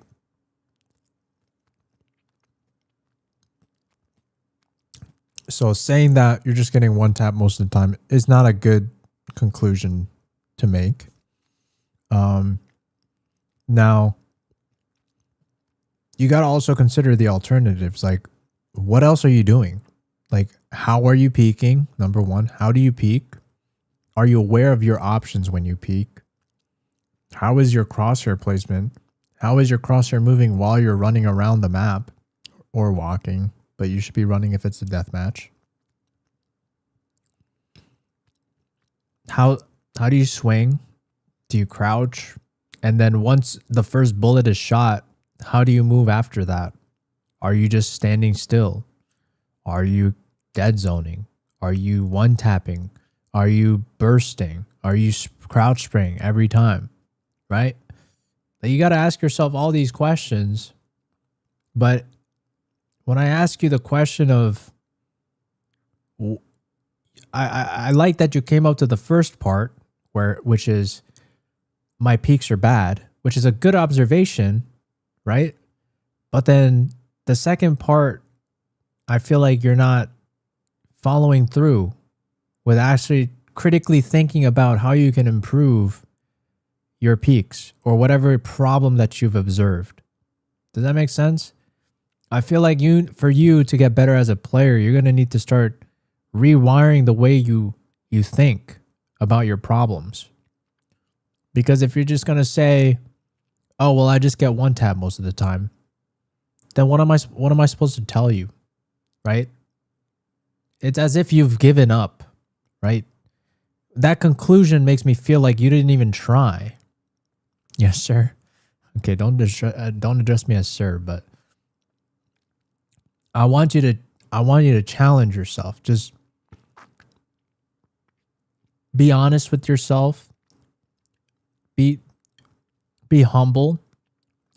Try not to get frustrated. Of course, it's frustrating to die a lot, but if you're new to the game or you still feel like you need to have a lot to improve on, don't feel bad about it. Take that opportunity to, look forward to improving as a person, right? So I would say continue to. So I hope, is it possible to send a VOD? Unfortunately not. I will do one-on-one coaching, I think, in the future. However, it will be paid. So that's just a heads up. But I will say, like, without needing to spend money on coaching right now, like, if you ever do consider it, like, I think for you, if you want to be able to do this yourself, like, you need to be able to dissect everything. Like, go back to the basics. Like, what is a peak, right? Like, can you answer these questions for me? Like, and if you don't know the answers, and you should be thinking about these things yourself, right? What is a peak? What are the options?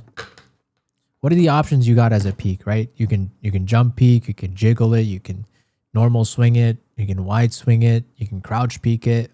There's so many different options, right? Are you aware of all of these different options, right? And then the next step, once you've identified all the different peaks, then you got to ask yourself, okay, when is the right time to use which peak? Right? And then once you get to that point, or ask a teammate for a skill to help. Yeah, if you do have a friend, it seems like your duo or trio. Yeah, go you can ask Fence or Big 029, whatever. Seems like these people are good at it, better than you at the game, right?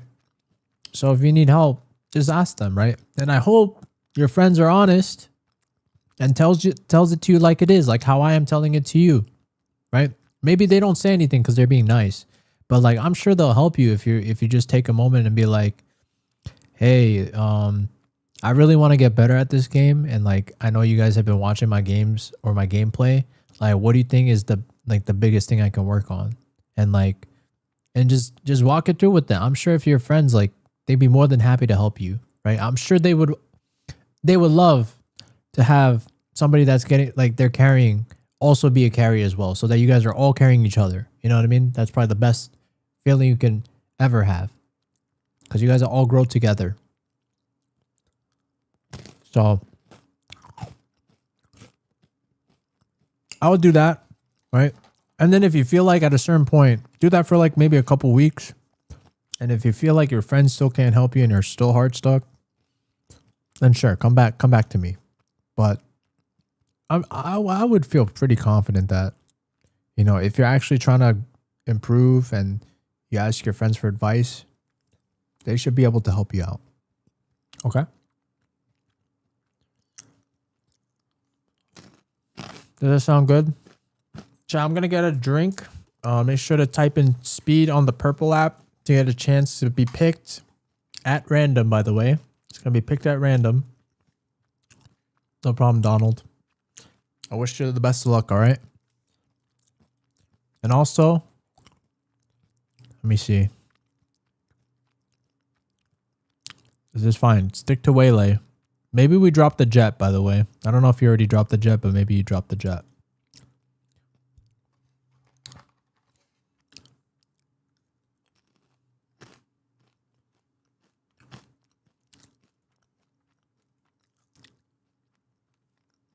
I'm out. Get a drink.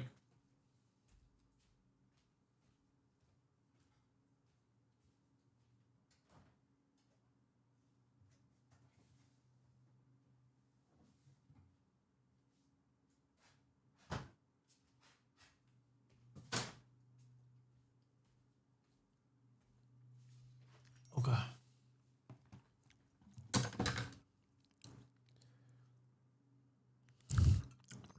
All right, chat. Are you ready? I'm going to pick one at random. All right. I'm going to pick one and... Oh, when is the giveaway? The giveaway is right now, and it's the chance to get picked. Your tracker picked. So you're going to have to come to the purple app, type speed, and you might have your tracker reviewed. Am I drinking Pepsi? No, I'm drinking what's this called again? Spindrift. Grapefruit. My gosh, soda's bad for you. I can't drink any more soda. I gotta stay healthy. All right, chat, I'm gonna pick a winner. If you guys didn't get it this time, it's fine. There's always gonna be a future opportunity.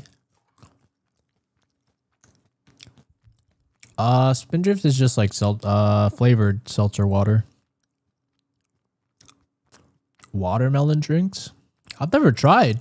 I don't know if there's really like that many watermelon type of drinks that are in our country, US. Do we? I don't know of any. All right, Smarty Pants.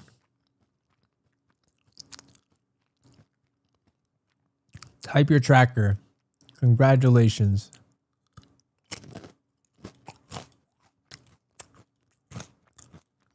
I can't type. It's okay. You guys will get the next option, like the next one we do. Dono, by the way.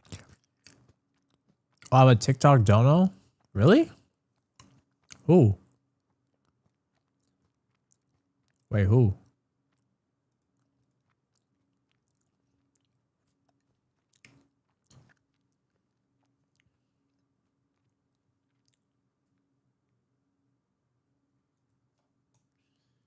Maddie? Yeah, but this was 200. Did I miss? Am I missing something? No, it's only 50. That was a minimum.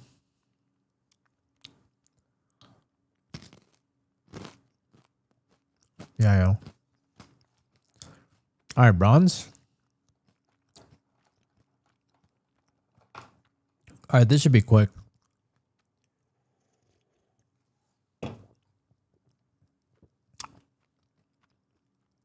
I cannot tap on your Twitch. You just have to wait 10 minutes after you follow, though.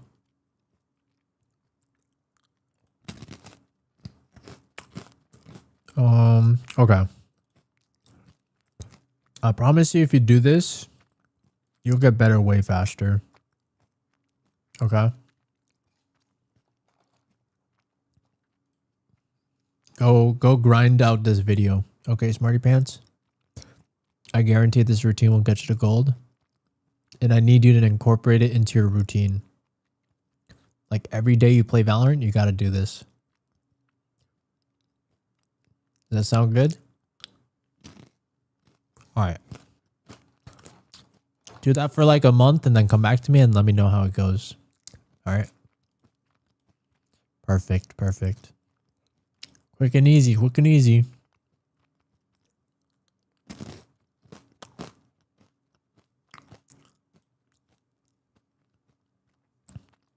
All right, we're going to do next word, guys.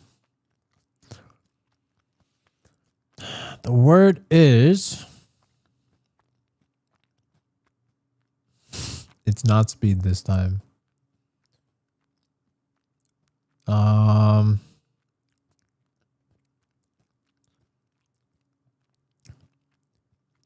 6-7. The word, I guess the word, is it a word? 6-7.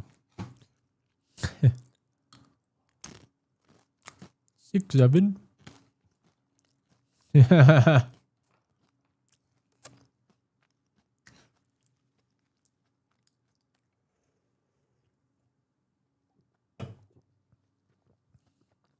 Shut up, Roro.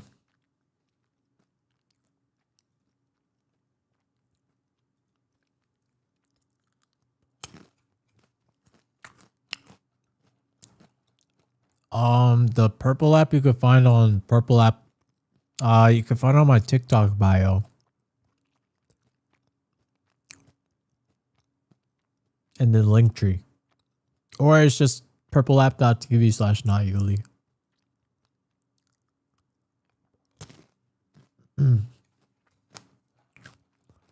Do I check anyone's? Yes. Well, at random. Yes.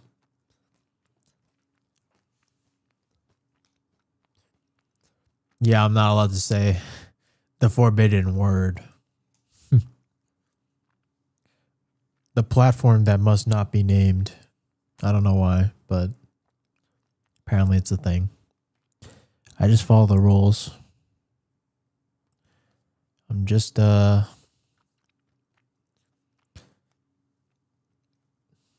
another number in the system. Why? I don't know. Because I guess they don't like advertising competition, which makes sense. There's a rule? It's like an unspoken rule, I feel like. Well, it's kind of well known.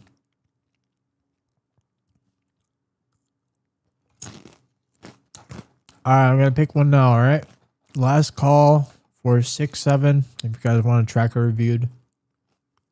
6-7. 6-7. I'm picking in 3, 2, 1. Boom. Element. Congratulations.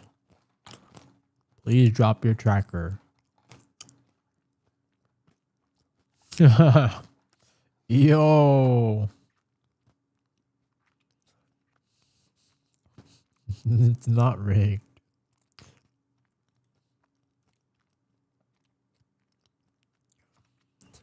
What do you mean I never get it? You guys realize it's like a pretty low chance of winning, no?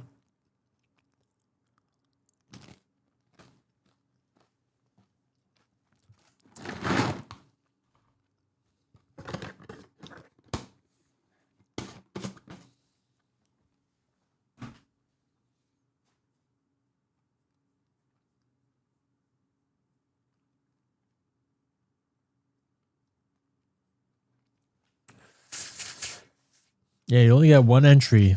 Yeah, spamming like doesn't help. If your name is on the list, that's it. There's always next year, true. I like the way you think. You 5-stack?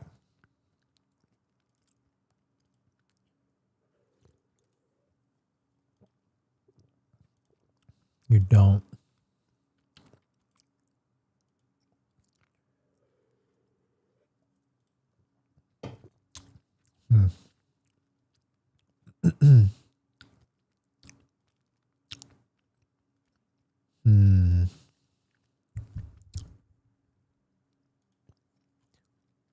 What just happened?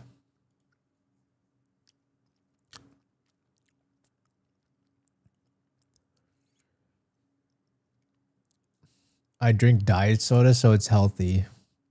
I don't think diet soda is really all that healthy either, but I think it's either choose the diabetes or cancer.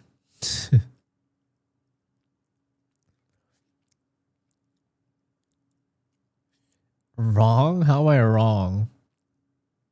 I don't think diet soda is healthy. I don't think there's any way you're convincing me out of that. Pretty sure the studies say otherwise.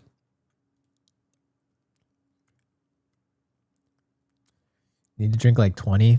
Yeah, I mean, everything in moderation is fine, of course. But if it's like, you know, it's a part of your lifestyle, like every day, like once a day, get into like dangerous territory, I would say. Or it could be over the long term.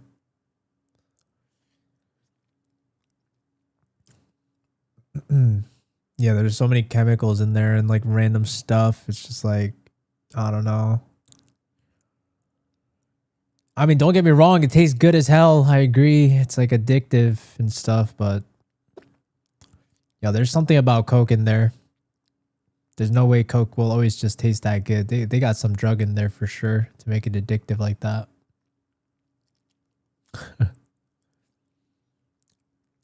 That thing is juiced. Cocaine.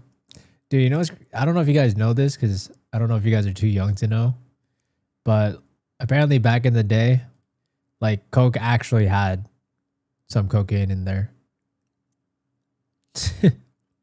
Isn't that crazy? I wouldn't be surprised if they somehow like disguised it now and it's still there. Who's to say it still doesn't? I wouldn't be surprised. I wouldn't be surprised. That stuff is too good.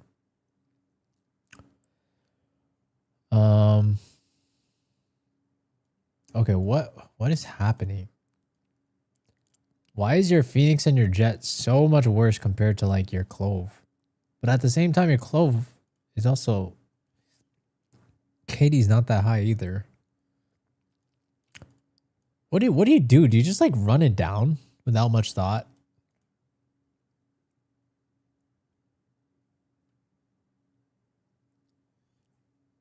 Flash agents are fine.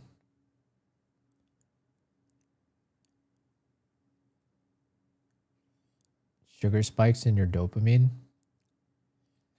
What about diet though? Does the fake sugar that they have also trigger it the same way or similar?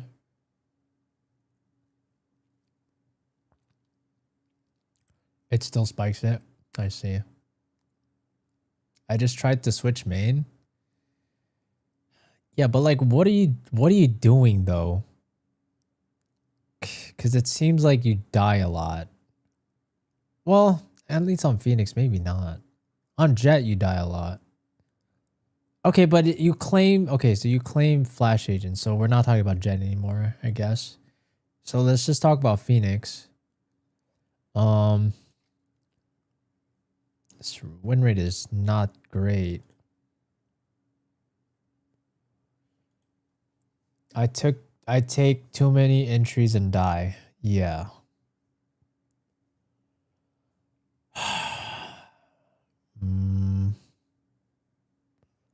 Like, do you not do you not consider the other options? Like maybe we don't maybe we don't push site and just like chill out and just wait it out, you know, and like maybe go back to like a default or something, work mid or go A and then go from there. Is it always just like, let's hit B, let's hit A, and then whatever happens, happens?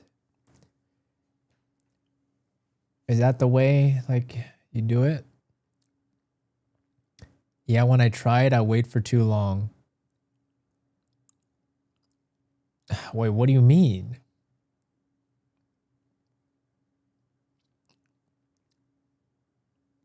What do you mean you wait for too, like you don't want to wait that long? Is that what you're telling me? Like you're too impatient, so you'll just hit the site? I feel like it's a game sense issue. I agree. I think so too. I don't think well, I don't know. You do have a high headshot percentage, but that doesn't mean everything. Could still be making some unoptimal mechanical. Okay. You could still probably work on your mechanics, to be honest. Yeah, like you barely win your death matches ever. All right. I mean, I will say like work on your mechanics. So you too, like don't skip on this video at least. Bro is trying to mock.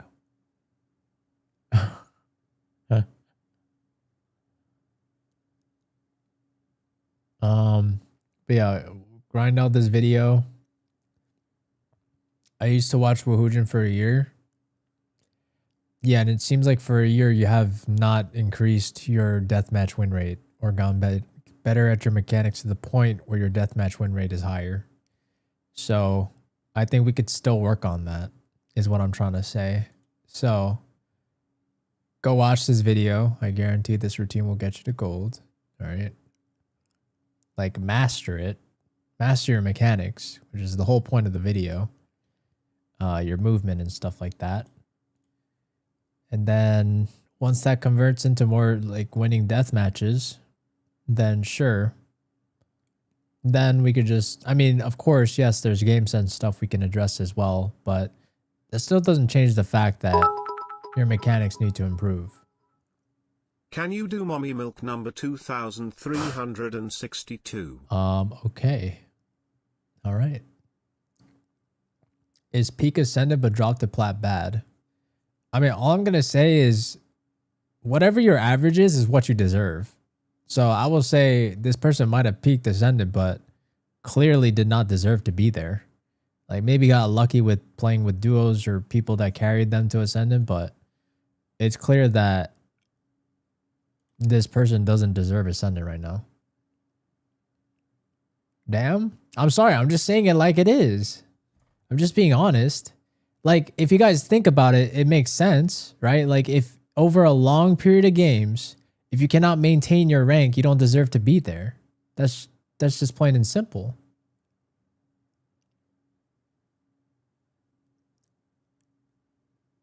Because I feel like I see a ton of you guys also like that ask things like, do I deserve this rank?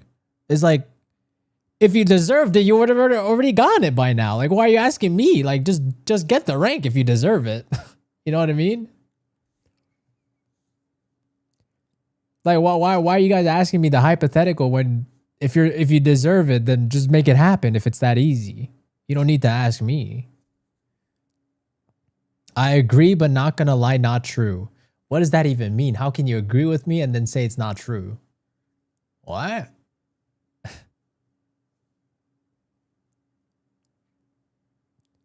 To be fair, the average player base is improving over time. Less new players does that. Okay, does what? What does that mean? I'm consistent in Mortal 3, but one day I lost 22 games in a row. Okay, Lustania, I think you might have hearing problems because I literally said over a long period of games, okay? Yes, you might have 22 games in one day. Whatever. Who cares? That's part of the game. Yes, you're going to win a lot of games. You might lose a lot of games. Long term, you will equalize to a rank, and that's what you deserve.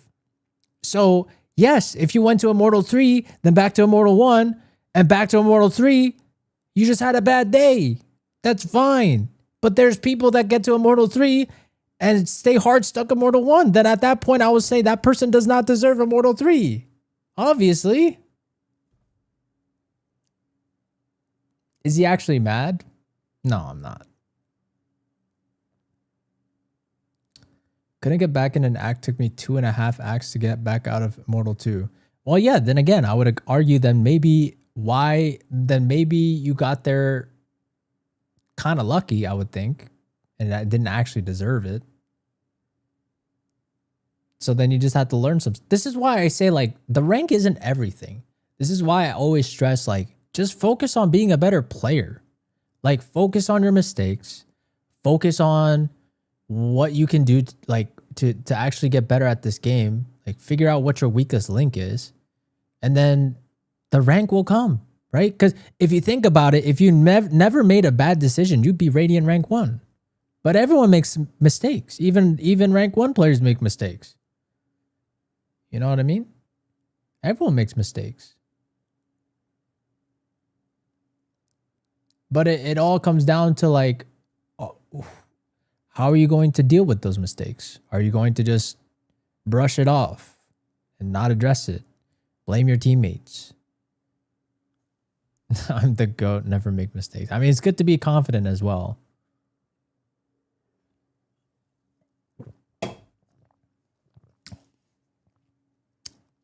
Oh, you're on a laptop? I mean, if you're on a laptop, yes, I will say, like, you're handicapped for sure.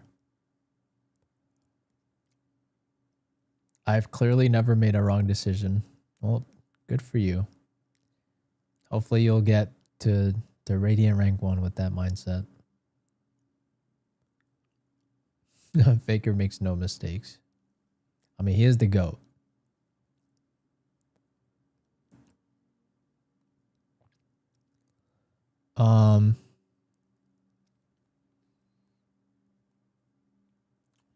Laptop is not a handicap, and I'll debate that.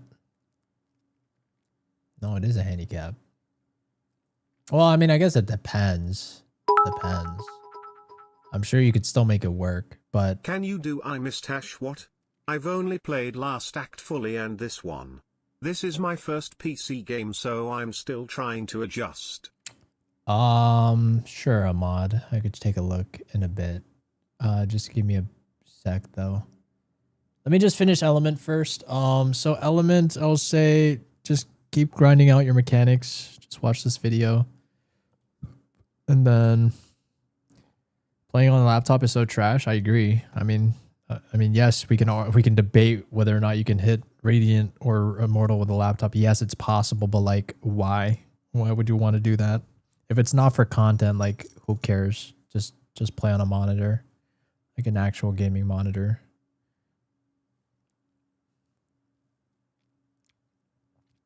Anyways, I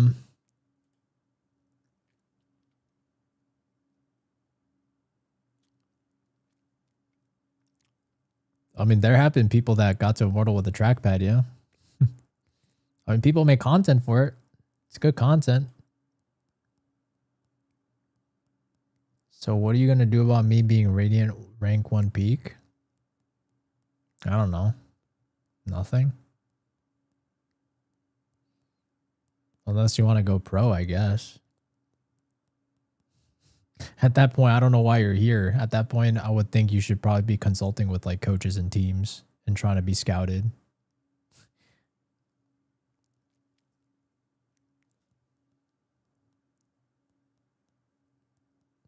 I don't know. I don't know how you would do it in Valorant though. I feel like the formula nowadays is like just be really like you hit rank 1 or top 5. I don't know. Be noticed somehow. And like you just have to get your name out there, it seems like.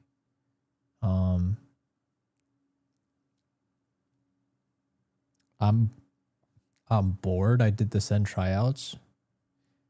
Well,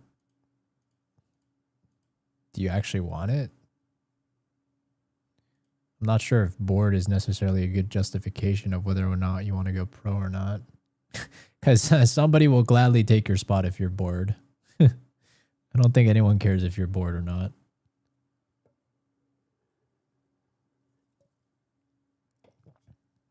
Oh, you said, why am I here? Okay, that makes sense. Well, I mean, I hope you're enjoying your time here then. Okay. What was I saying? Okay. Okay, how about this? I think for you, Element, I think, well, get on a better setup if you can. That's number one. It'd be ideal. And then number two, go work on your mechanics and stuff like this. Watch this video. That should also translate to you winning more death matches. And then at that point, just work on. I would actually, if you don't do this already, I would recommend you just don't just rush your site like as blindly. I mean, you could assume, but if you're gonna rush a site, try to make sure that you have actually like good info, based on what your initiators give you or based on what your teammates see. Don't just force something because you feel like it or you are impatient. You got to accept that there's a reason why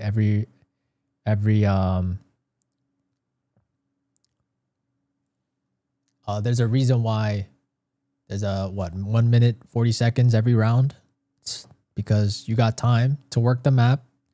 And if the game was that simple where you could just run it down a site and just take it every time, then this game probably would not fall into the category of a tactical shooter. You know what I mean? So, yeah.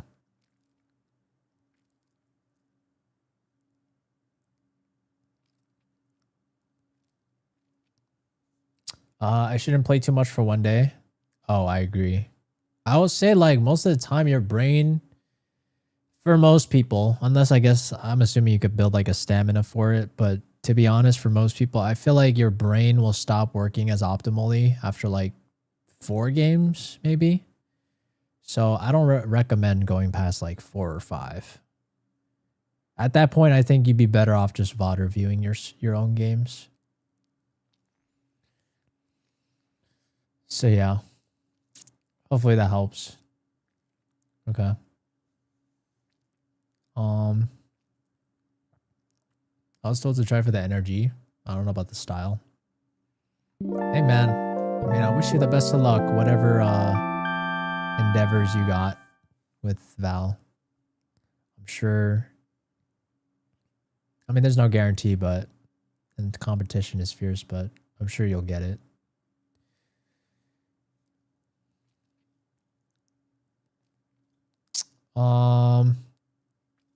Okay, hold on. Good thing replays a thing now. If you got, do you guys know, can you save? Like, can you save it forever, or is it only for the duration that it's in like your match history?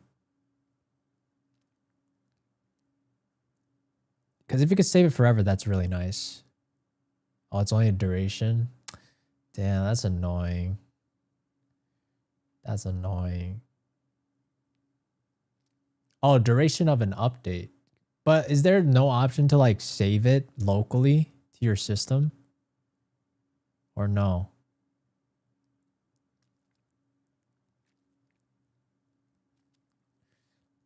Okay, let me figure out the order now.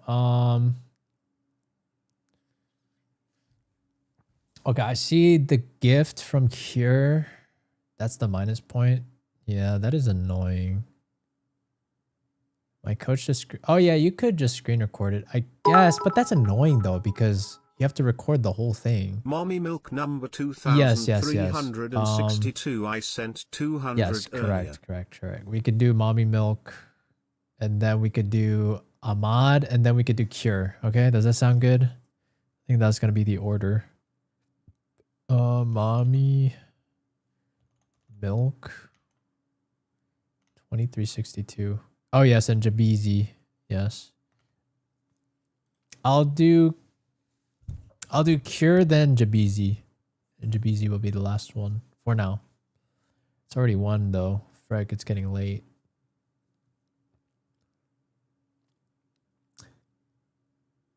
Psalm is tough as hell. I agree. What is that? That's another tracker? I'll think about it. I'll think about it. Rainbow Six replays. I've never played Rainbow Six.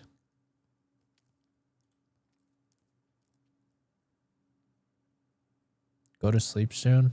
I mean, it's the weekend. I could sleep in. I do also want to try streaming in the morning because I want to see if. Chow, what? I feel like most of you guys are EU. Am I right? Where are you guys from? US, EU, Asia, UK. Does UK also fall under EU or no? Oh, Asia. Oh, we got some Asia viewers. Okay. That's cool. What time is it for you guys right now? OCE. What does that mean? 1 a.m.? Oh, that's me. Oh, 2 p.m.? That's like opposite.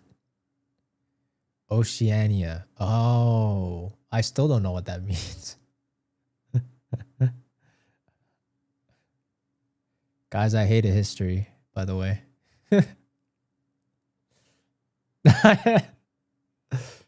Oh, what is that? What is that?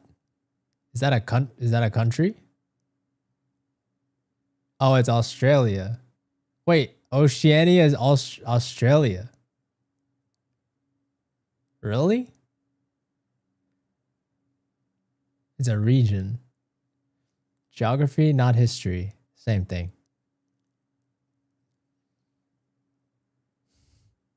Australia, New Zealand, and such. Interesting. Interesting. But I feel like but to be fair, when I learned history, we never learned it like that.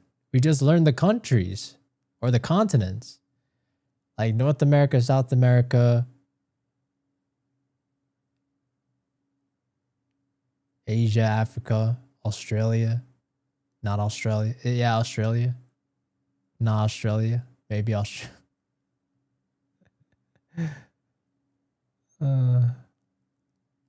I think NA history was a little bit different. Guys, it's been a long time, all right? There's been no reason for me to remember this stuff, so I don't have it anymore. Bro's been up for too long? No, trust me, I don't think I would have answered it when I was, even if I answered in like my prime time. Okay, sorry. Let me just review this tracker real quick. Mommy Milk. Very interesting. Okay, you do barely play for an immortal player, I gotta say. I mean, what do you want me to say though? Like, I just genuinely feel like you gotta play more.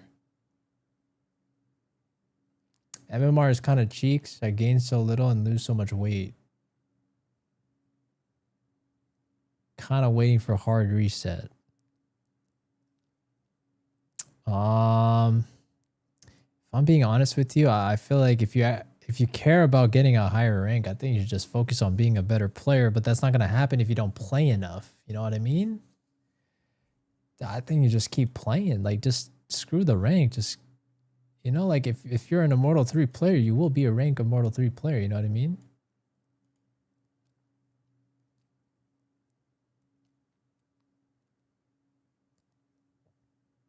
And in general, I would say, like, you don't play that much. But I will say the growth is impressive for not playing that much. Oh, you're a worker? Okay. Well, I guess at the end of the day, you have to ask yourself, like, what are your goals? Realistically, how much time can you spend in this game? And, like, what does a certain rank mean for you? Like, will it mean anything at the end of the day? Is it going to be fulfilling? Is it worth it? Would you rather be spending your time doing something else and just playing this game more for fun? I think I have the talent. I mean, yeah, I will say so. It seems like if you put in the time, you'll definitely get better. But again, you got to ask yourself, like, what does it actually mean for you? And is it going to be worth it? And if the answer is yes, then by all means, just keep going. Only after that needs some help with IMO. Okay, sure, claps. I got you. I mean, I don't know what else to tell you. I'm going to be honest. I think you just got to play more. I don't think you're a bad player. It seems like you just know how to get better if you just play more. That's what it seems like to me. Kaze. I mean, I'm currently backlogged right now, so I'm doing other people. But if I do find a chance, I will definitely do it. We do, yes, a lot of free to plays in the queue right now, or pay to wins. Okay, but we do have to go with Ahmad next. Ahmad, Jabizi, then Cure, or is it Ahmad, Cure, then Jabizi? I think that was the order. Ahmad, can I get your tracker? What rank am I? I don't really play any like right now, but I peaked Immortal 2.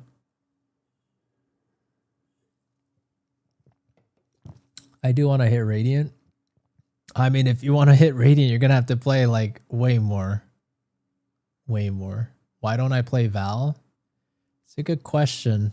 I guess I'm busier doing this. And I think I feel like content-wise, it's better for me to do this than just play the game. I mean, let's be honest. I have more viewers than some Radiant players, which just comes to show that,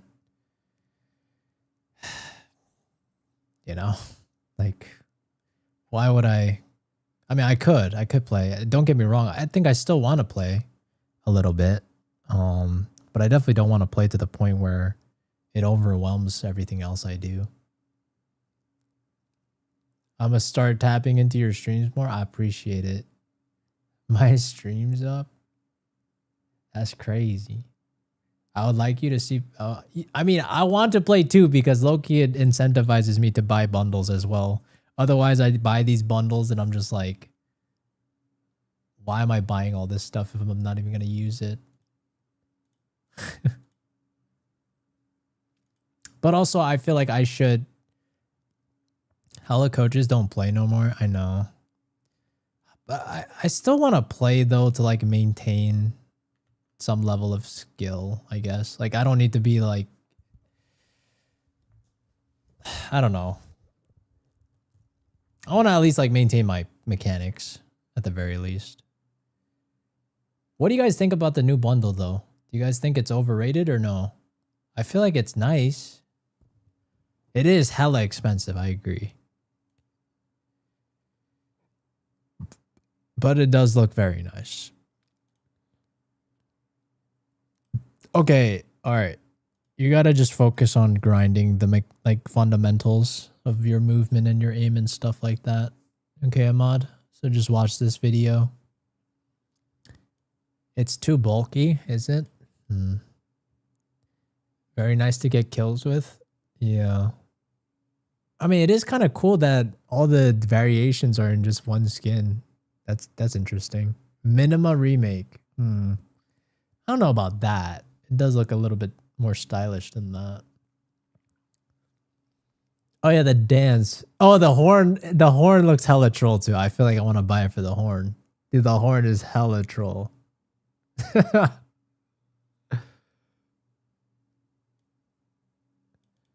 But yeah, I think Ahmad, you should just grind out this.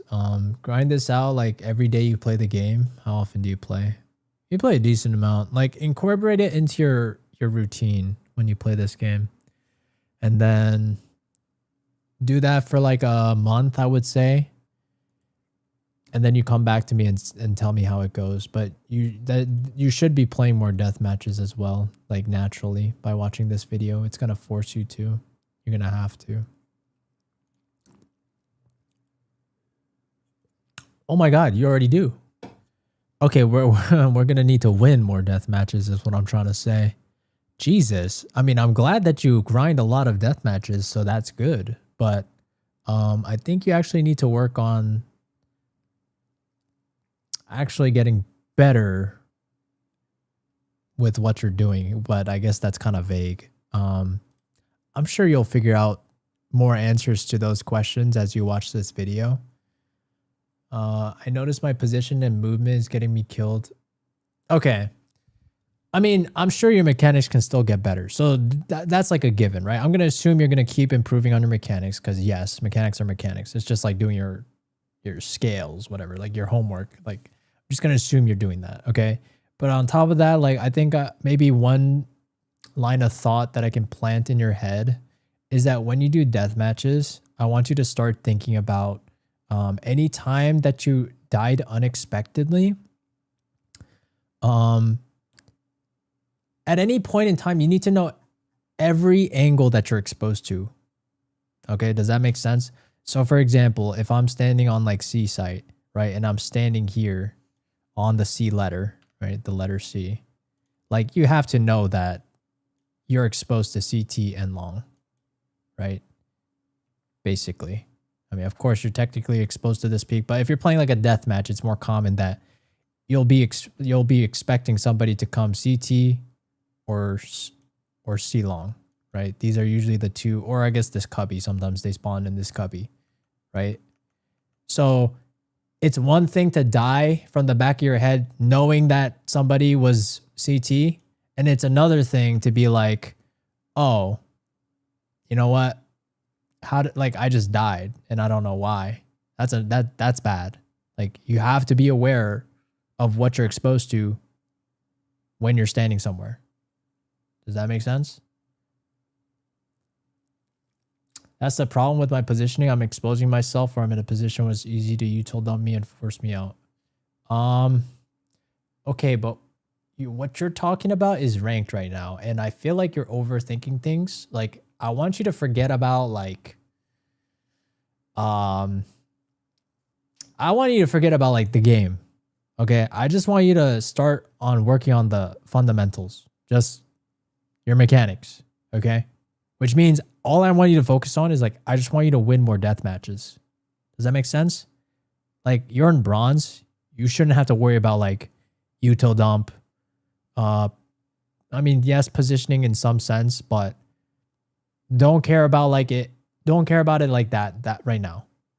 Does that make sense? I just want you to focus on literally the basics, which is your mechanics, your movement, which includes your crosshair placement, right? Just that stuff.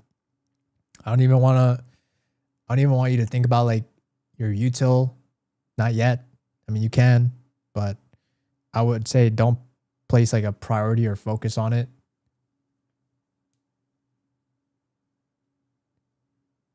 Does that make sense?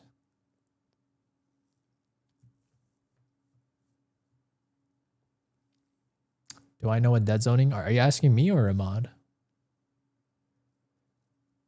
I would hope that you know what dead zoning means, Ahmad. But I mean, you'll learn from this video. So, I mean, at the very least, you'll have to watch this video.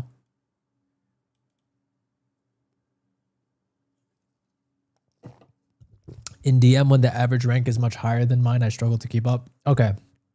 Yeah, I mean, that's expected, right? So I will say, don't really care about the rank, but like, I guess like if you do find that there are people way better than you, I want you to process what happened and what you could do better, right? If there are moments when you genuinely feel like you just didn't even have a chance to react, then you need to ask yourself, what did I do wrong? What did I do that was inefficient or unoptimal, right? Like maybe your crosshair placement was a little bit off the way you peeked it, right? Are you perpendicular as much as possible when you're peeking?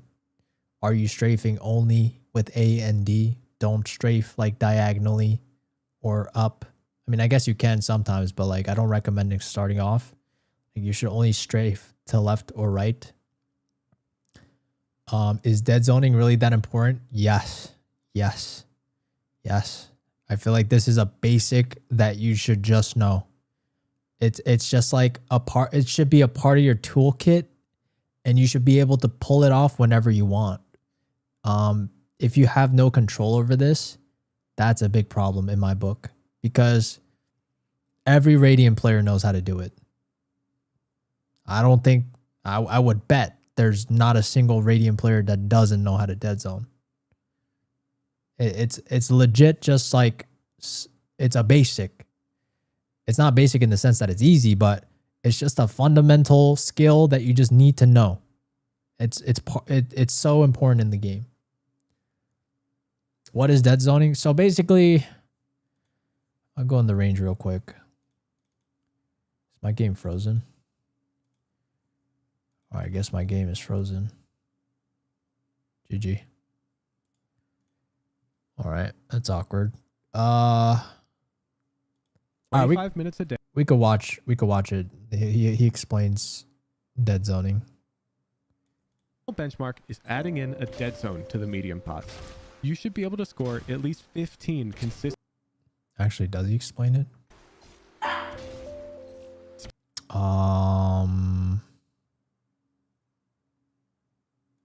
Metronome to 100 to clearing the trips and have minimal movement in. I mean, that's it's like not, it's like bursty dead zoning in a way. I'll show it real quick, I guess.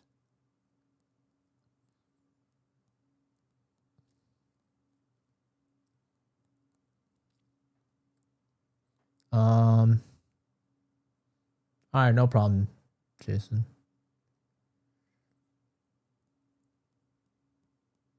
I don't know what it's like to counter strafe in CS. I've never tried it before.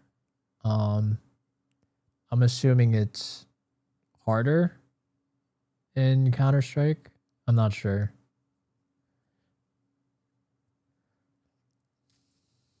Is my game like busted?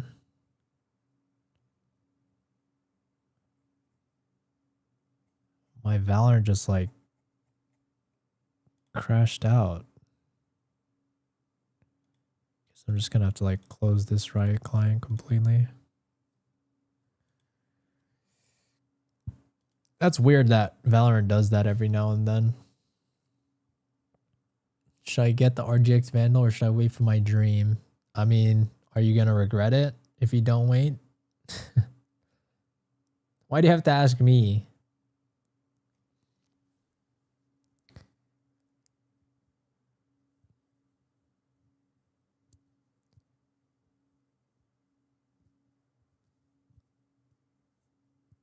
Like in DM, people would swing and stop perfectly while I'm still moving and I end up shooting, even though my placement is good.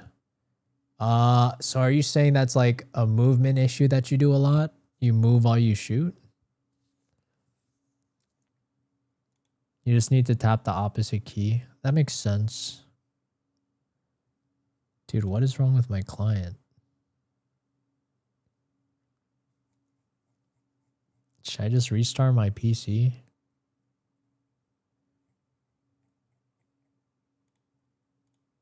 Why is this so... This hasn't happened to me before, I feel like. My Valorant is bugged. It could be... It's not looking good. Oh, I do have a Windows update. You know what? I'll just restart my computer. It's fine. Alright, we'll just restart this PC and then wait for that to restart. Anyways, we could talk about other stuff while we're waiting for this PC to come back. Movement and mechanics. I don't stop in time before they do. They stop and get me while I'm moving myself, which is why I'm aiming for the head, but I shoot toes instead. That makes sense. So yeah, Ahmad, I will say, like, watching that video and mastering it, I think will be a big help for you. Because you should be so comfortable with your movement. I think if you're not comfortable with your movement, it's just so bad. Because then at that point, you know, especially when you're playing a game that's so dependent on good mechanics and, you know, first bullet accuracy, like how are you going to beat the person that actually does grind out their mechanics over somebody that doesn't? Right? This is why I would say it's so important to just be good at your mechanics. Like you're always going to beat the people that don't have the discipline to practice it. So why not just practice it?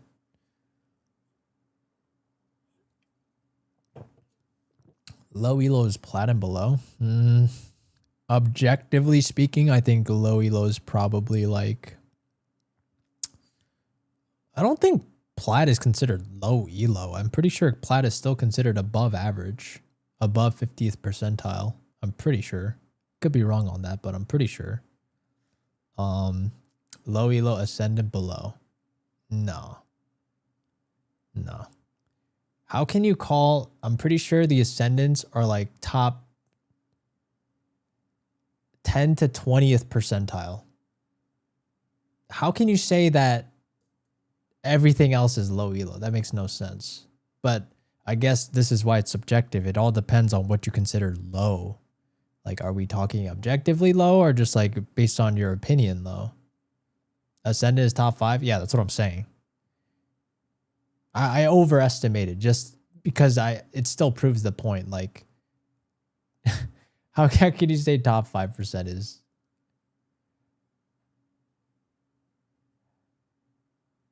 Bro is radiant. Thanks for the help. Oh, definitely, work on the video, right? I hope you got the video like marked somewhere or bookmarked somewhere. And then I want you to just make sure that your movement is solid. But I mean, at the end of the day, you're going to win more death matches if you just grind out that thing. And then, in about a month, you can come back and let me know how it goes. But yeah, for sure. I'll also just like give a quick rundown on what dead zoning looks like.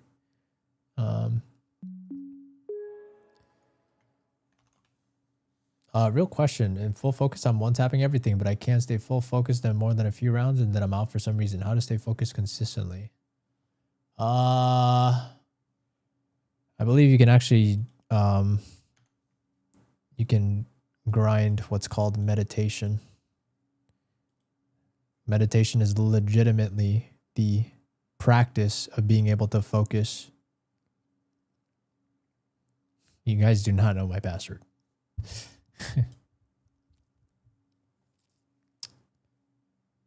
What dead zoning is in DM? No. I'm showing it to you in the range because I mean, yes, you could do it in a DM, but you only do like very small snippets of it, I would say, in an actual game. Or it depends. It really depends. Like, yes, you can do it every now and then, but how does my game log in automatically? There's a setting. You check mark it if you want to stay signed in or not. Low elo is ascendant 3 and under. Opinion for sure, not stat. Yeah, it's opinion. Come on, let's go. I can't say you're wrong for your opinion. It's your opinion. You're entitled to your opinion. All right, so dead zoning is... Actually, I'm going to turn this off. So dead zoning is... Let me turn on the crosshair so you guys can also see the difference more clearly. It's like, I would also recommend if you're starting off dead zoning, like turn on, like, I call this the training wheels, I guess. Like when you're moving your crosshair, if you use like the default crosshair, you'll notice like, what is this? Like the movement inaccuracy, right? You see it flare up every time you're moving, right? And then every time you switch directions, you'll notice that it comes back in for a split second. There's like a small window where you're fully accurate. And they designed it this way, I'm assuming intentionally, so that whenever you switch directions, there's a timing. And this is what dead zoning is. You time your bullets in your movements in like the window of opportunity. Does that make sense? So when you're shooting, you're fully accurate, even though it looks like I'm just always moving though. Does that make sense? And also you could check the top right side, the graph, the shooting error. If it's blue, that means I'm shooting while I'm moving, which is bad because that means the bullets are random. That seems unbelievably difficult. Well, yeah, of course. That's why you just have to practice. That's why it's like it's not necessarily fun, but like you just have to practice it. You know what I mean? Like, yes, it's hard when you first start. I remember when I first started grinding, and I will say like I played. I don't know if you guys know Super Smash Brothers Melee, but that also has like a lot of tech skill, they call it. And I feel like that kind of made this grind easier because I feel like tech skill in Melee was harder than this. So, I mean, it did take, I mean, it still takes like time, right? Like this, you're not going to get good at this overnight. There's no way. It's just practice and just consistency, and you do it every day, and you'll notice that you're getting better at it little by little. And you have to do it in steps, of course, too, right? So for example, when you first start off, you're going to get used to just moving like this and shooting every now and then, right? Like slow. And then once you understand the timing, then you increase the tempo. So it's actually most helpful with like a metronome. And this is kind of similar with how you get better at music. You increase the BPM. So let's see, like 100 BPM. So we could just do it on a metronome, right?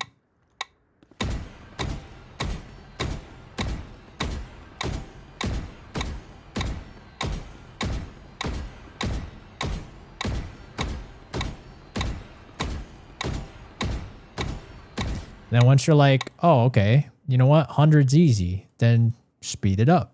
You just do like, you probably do it in 10s, but let's do 120 now.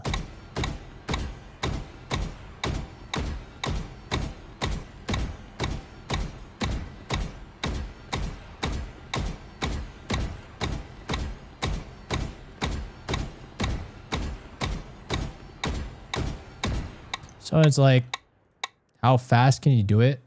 Not gonna lie, I can't do it. Yeah, I know. I'm assuming most of you guys can't because most of you guys don't actually put in like the correct practice to get better at these things, which I don't expect because like I think most people just play the game, but this is how like all the pros, all the good players started off, right? They didn't just play the game. Like they put intentional practice. And you will get better at it. There is like a certain like peak time. Like there's like once you go too fast, like I can do it so fast to the point where like the Vandal will just start recoiling, and then at that point it's not productive, right? Like my Vandal's just going. I could do it as fast as I want, but my Vandal, like you still, I would say it's also important to know like the timing at which your Vandal is still stable, which. I feel like around this timing is like your Vandal will still be stable. But then on top of that, right? That's like level 2, right? Once you get to level 2, then now you need to actually work on a target, right? So then you're going to have to like actually track with your mouse, which is another like difficulty, right? It's one thing to just leave your mouse stationary and do it, but then it's another thing to like actually track the target while you're doing it. So like you could practice this with the bots as well, I suppose, and then like actually aim.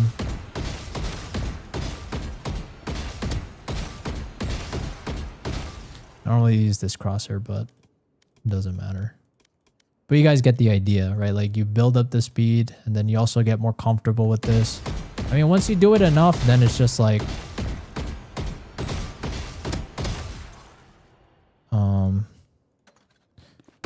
you'll just get better at it. There's no shortcuts in life. You just have to put in the time and grind it out. It's not fun. Well, I mean, it's fun to win, so I feel like it's worth the time, I guess, if you want to invest it, right? Is CS harder than Val? I mean, I think they're both hard in their own respective ways. Like, but I will say, yeah, like, I mean, there's still some concepts that are very fundamental, right? Like, you know, peeking correctly, well, right? Like, peeking well. That's like that just translate into both games the same way. You're probably gonna, I mean, the movement I'm sure is like a little bit different because the engines that they run on are different and the physics are a little bit different, but like trading off teammates is a concept that will just be universal across FPS games, I think. I feel like mind games are also kind of universal, and like human psychology, understanding how to outplay somebody is kind of a universal thing. Just being one step ahead of your opponent. Does Valorant Mobile have the same mechanics in PC? That's a good question. I actually don't know. No problem, Ahmad. Hopefully that helps. I wish you the best of luck. I mean, it'll take a lot of time to get better at, so I would say just no need to rush. Just grind out that video and you should be on track. You're chilling. The camera name, FX3. Movement is slow in Val, so one tapping a guy is easy. Yeah. It's not too bad, but it all depends. Like, I will say another like higher level concept that people don't really do is like a lot of people just hold, which is a problem, I would say. And it's probably the reason why a lot of you guys feel like you guys just get one tapped. And if you notice in the higher ranks, there's something that the higher ranked players will do, which is, what, for example, like they'll anticipate the swing. So if you guys aren't familiar with the concept of, you know, peeker's advantage. So if you guys think about it, right, because there's two different players on a server, right? And if somebody were to peek you, right, the network receives their inputs, right? So now they have to show to you that they're peeking, but on their screen, they're already doing it, which is why it's faster, right? So they see you first. They should see you first. And then also you got to account for ping. So that adds another level of, you know, a couple other, you know, additional milliseconds that you have to kind of add. And then that makes it really hard to react from a holding perspective. Now always depends too, right? It also depends on whether or not you actually have like angle advantage or not, right? Because like the closer you are to an angle, typically, I mean, it all depends. Everything depends. But like, you got to know about perspective, right? Like, can they see me, right? Like they could see my body sticking out, even if they're like maybe like here, but I can't see them because like my head is like in the wall, right? So you got to understand angles, perspective, right? That's another thing. So I think being good at geometry and math would also help. So I guess back to like the example of counter swinging, like you basically try to counteract the peeker's advantage. So a lot of time lower elo players will just hold, right? And then you just get instantly killed and you feel like you didn't even have time to react. However, there's one thing you can do to kind of take out or counterbalance the peeker's advantage, right? So if they're sending information to your PC that they're going to peek, right? Then you can do it too, right? Because the game, if you're just standing still, they're just going to be like, yeah, you're just standing still here. And that's what they're going to receive. They've been receiving that, right? But then if they also receive the information that you're swinging as well, so now you guys are both swinging. Does that make sense? So if they have peeker's advantage, you should hold the angle or no? It depends really. Like, I'm not saying that holding is alwa't wrong, because there's definitely, it's fine to like hold certain angles like tight. For example, if we go to like fallow plant,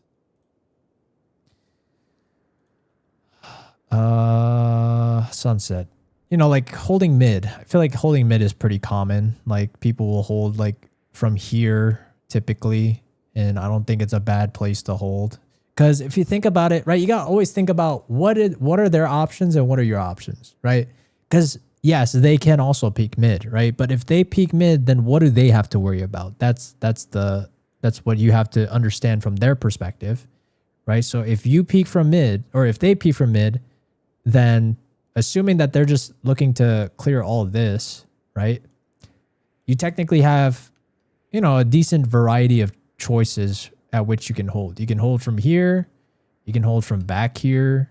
Changes the elevation quite a bit. You can also hold from here. You can hold from here. Oh, you're probably not holding from here. You're probably holding from like here. And then I guess you could stand out in the open if you have some sort of like util to get you out. So from their perspective, they do have a decent amount of angles to kind of clear when they peak. So in that sense, you know, it's not necessarily bad to just hold, right? Does that make sense? Now in a scenario where it's just like, let's see, I would say it's bad to hold. Maybe it could be bad to just hold. Could be potentially bad to just hold like this, right? Because let's say you're holding as Clove now, or let's just switch it. Keep it consistent. But if you think about it from Clove's perspective, right? Well, okay, this one's also bad. Hold on. Let me think of a better one. Let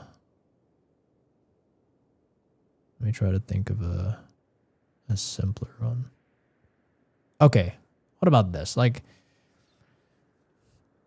even from a main side, right? Like, you could peek it as Clove. Like, from Clove's perspective, this is a very common angle that people will peek from a side. But like, if you think about it, compared to the mid example, there's only one way you could peek the right side. Does that make sense? So the amount of possibilities on Clove's end is way lower. Does that make sense? So in this sense, like, you might have in your brain, and it's okay. Like, you just have to understand the risk and the reward. Does that make sense? Like, as long as you're aware that this might be like a lower percentage play and you want to hold this or peek it, that's fine. You know what I mean? Again, in Valorant, like, it's not like people play like robots. Like, people will just peek whatever they want. But it's just like, don't be surprised at the fact that you die because you peeked an angle that only has one way to peek it. Does that make sense? Like, you should go into the peek knowing that, you know, this might be a dumb peek. So mid is better to hold the angle compared to main. I mean, it all depends. Like, if we're just talking about like just straight up like holding, then yeah, I would say percentage wise, yes. Like the raw percentage, right? Because if you think about it, there are way more possible angles to hold from on mid, right? And this makes it harder for Clove to hit a nice shot. And if they do hit it, then, you know, good on them. And they could also technically slice the pie too. So you got to be careful of that, because they can kind of like just peek this side, then peek a little bit more for the middle one, and then peek more for the left one. That's what better players are going to do instead of just like wide swing it. But it all depends. But yo, Art Tark, think about the Galaxy. That's crazy.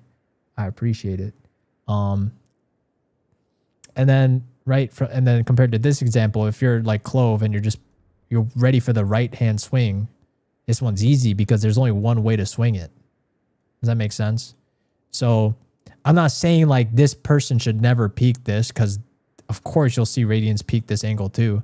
But at the same time, like, you know, there's util in this game. There's more variables that you have to consider. You might also have a teammate swing off of you as well, or like you might be double holding this. So like everything's dependent, and it's like there's no black and white answer of, you know, like, is it the right thing to do? Like, I think that's just something you'll have to kind of hypothesize as you keep playing the game. But like, these are the things you have to consider though, right? Like, you got to think Valorant in terms of percentages, right? Can't just be like, oh, I just swung something and died. It's like, I mean, let's really think about it. You know what I mean? Like, I don't think most people go to the level of depth as to actually breaking down the situation, breaking down the percentages, breaking down the possible positions. What are they seeing from their perspective compared to yours? You know what I mean? And like at the higher levels, like everyone's already been thinking that. So like people will know. So hopefully that helps. Okay. What is my peak? Mortal 2. But to be honest, I feel like I could hit higher if I just tried putting more hours in the game. But I'm not very interested, I guess. You can wait for the utils of the enemy, like blind, then peek after they use it. Yeah, a common play too, I would say, like, as you get smarter in this game, a common thing is expect the flashes and then peek after the flash, is because that's what they want. You know what I mean? Okay. All right, we got to go with Artark because I have to respect the economy. I appreciate that. That's a big gift. Polo 4918.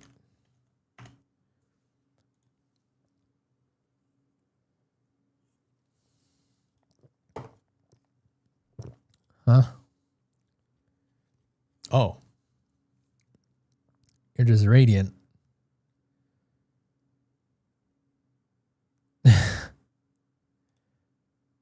Wait. Why can't I see anything? What? Oh, it's episode 7. Oh, you just don't play anymore.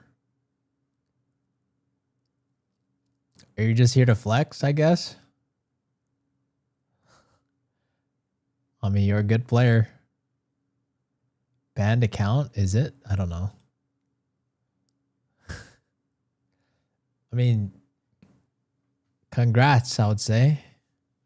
I'm assuming this is legit. I'll give you the benefit of the doubt, as I do with everyone else.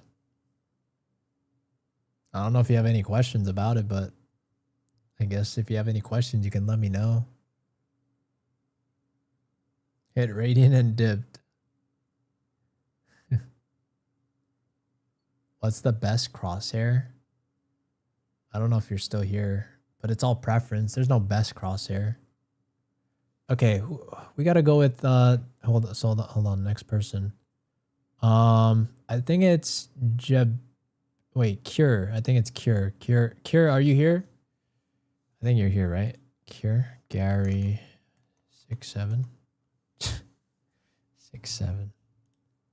Nice. Gary 67. Oh wait, no. Wait, what?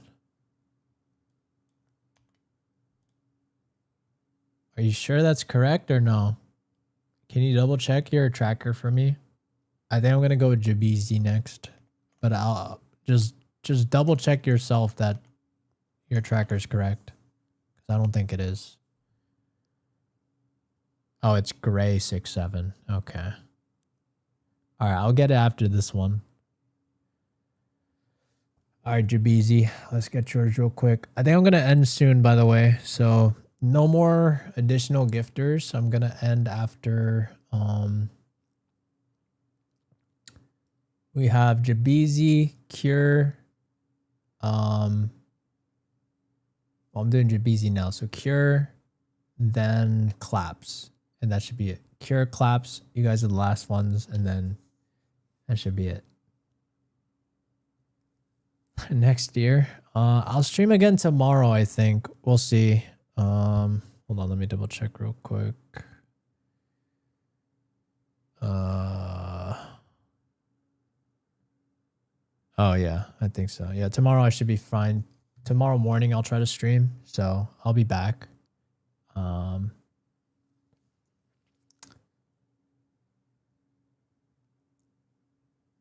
Always nice to see someone explain the small details that tend to be crucial sometimes. I appreciate our Tark. Thank you for the gift. I appreciate you. Yeah, I agree. I don't think a lot of Radiants will ever go into like this level of depth, because it's just, I mean, it's not in their best interest to. They're just trying to grind the game, you know, understandably so. I stopped playing. I see that. It's okay. I mean, you're still cracked.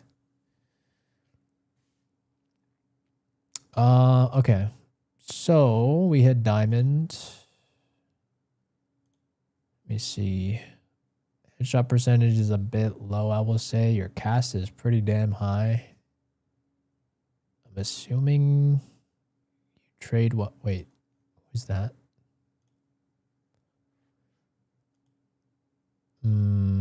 Okay.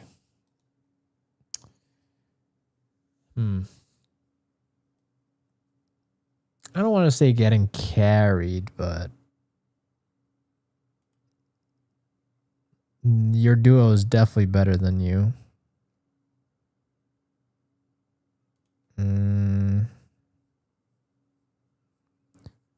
Vandal, Phantom, Classic, Spectre.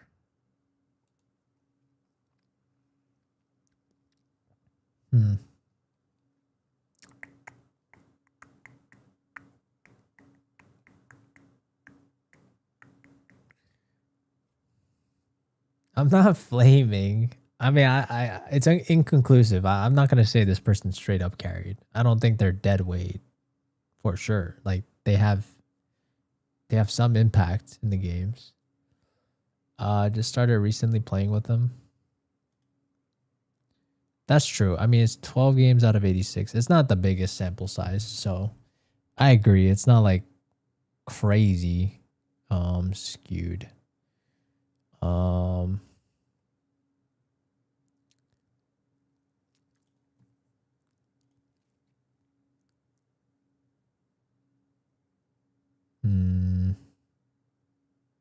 What else? This Kanger guy. This guy's like smurfing. Oh, it's too small to say. Never mind. I take it back for now.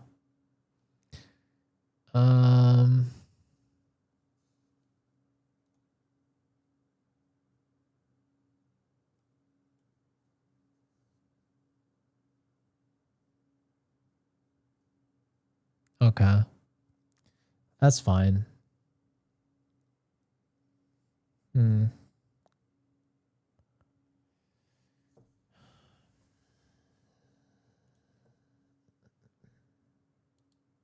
KD's a bit low with Clove. I'm not sure why. 10 and 20. How do you feel about your mechanics? Do you feel like they're good?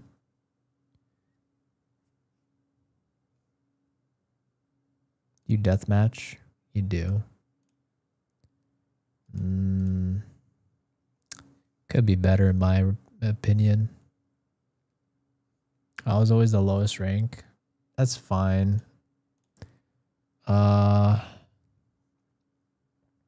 Seems like you're improving though, I think. I would hope. I think I have super slow reaction time. Like, have you done human benchmark and you've confirmed that?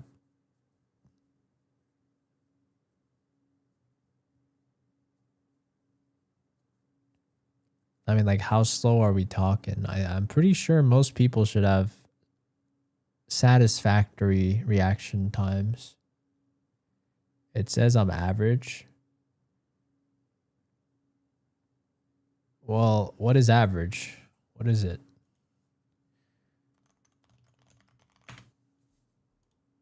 What is average? So you're around like 200 to like low 200s?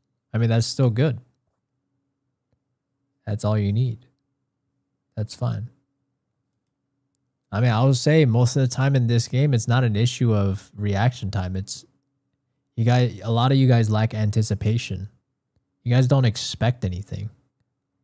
That's the difference. But do you guys understand that difference? And like how crucial that is? Like, imagine you're doing human benchmark and like you just, I don't even know how to give an analogy for this, but like the difference is that you click on this expecting for this thing to turn to a different color, right? Does that make sense? So you're expecting it in this case. In Valorant, a lot of times I feel like too many people lack a lot of game sense. So you're just running around not even sure what's going to happen. You don't even know where they are. You don't know what the potential threats could be.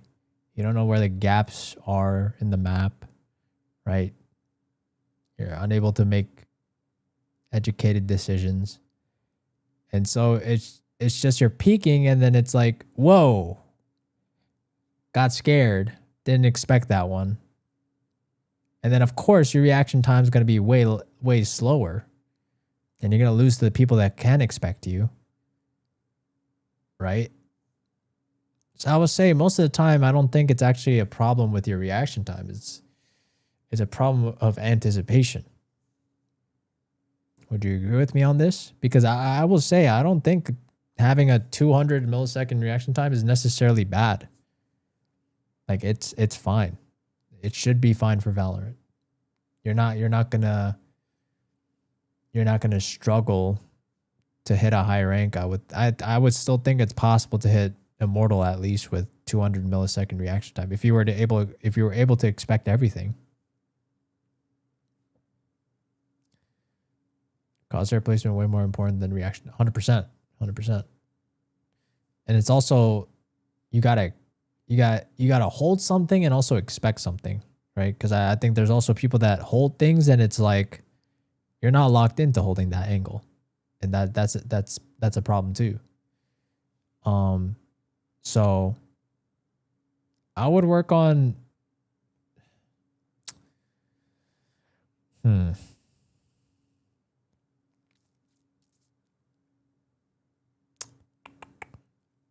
I mean, you are winning a lot. I mean, I'm not going to say. I mean, it seems like most of it was solo anyways. So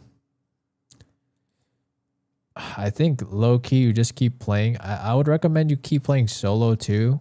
And also decide who you want to main though.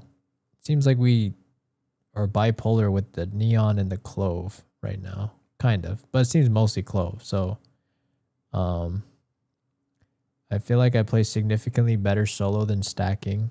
I mean, I'm assuming if you stack, your MMR goes like your average lobbies are harder. That's what I would guess. I could be wrong. I don't know like what your MMRs of your duos and stuff are. So I'm not going to assume. But well, I mean, I will assume, but it's just my pure assumption. I'm assuming that your lobbies are easier because your MMR might be lower by yourself. That's what I would guess. Because it seems like you peaked Ascendant too, which implies that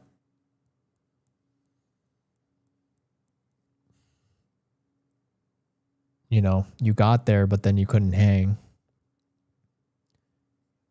So it seems like we're currently around a diamond player, but I don't know if you're getting better at the same time. You might be. It's possible. Yeah, why'd you switch off Neon? Neon's a good agent.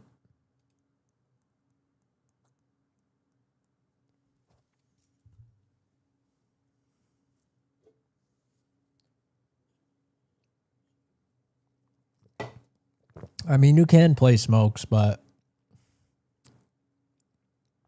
was there a reason for you to leave Neon? I mean, your KD with Neon is good too. I was struggling with Neon with team play.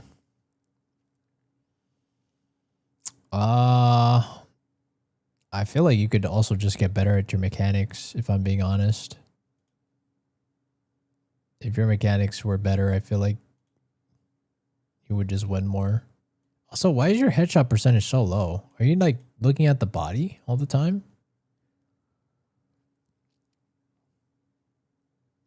Oh, this is way too low.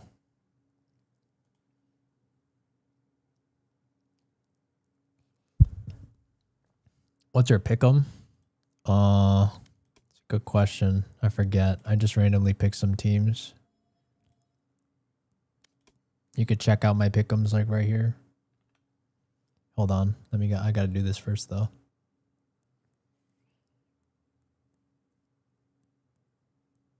I feel like I spam smokes a lot. I mean, whatever you choose, I just want you to commit to. I guess if you want to do smokes, you can, but just whatever you feel more comfortable with. I'm sure you'll come to a conclusion yourself. But I will say your headshot percentage could use work for sure. So I'm not sure if you have this. I don't know if you have a problem with your brain and it's like defaulting to wanting to kill them and feeling more safe because you can hit the body and it's easier. There's definitely people like that. In which case you'd have to go do some DMs and rewire your brain to just tap the head. Okay. I feel like there's no easy way. No other easy way. I think your sheriff percentage was high. Yeah. So you gotta wire your brain. Oh wait, you do a lot of Spectre. Wait.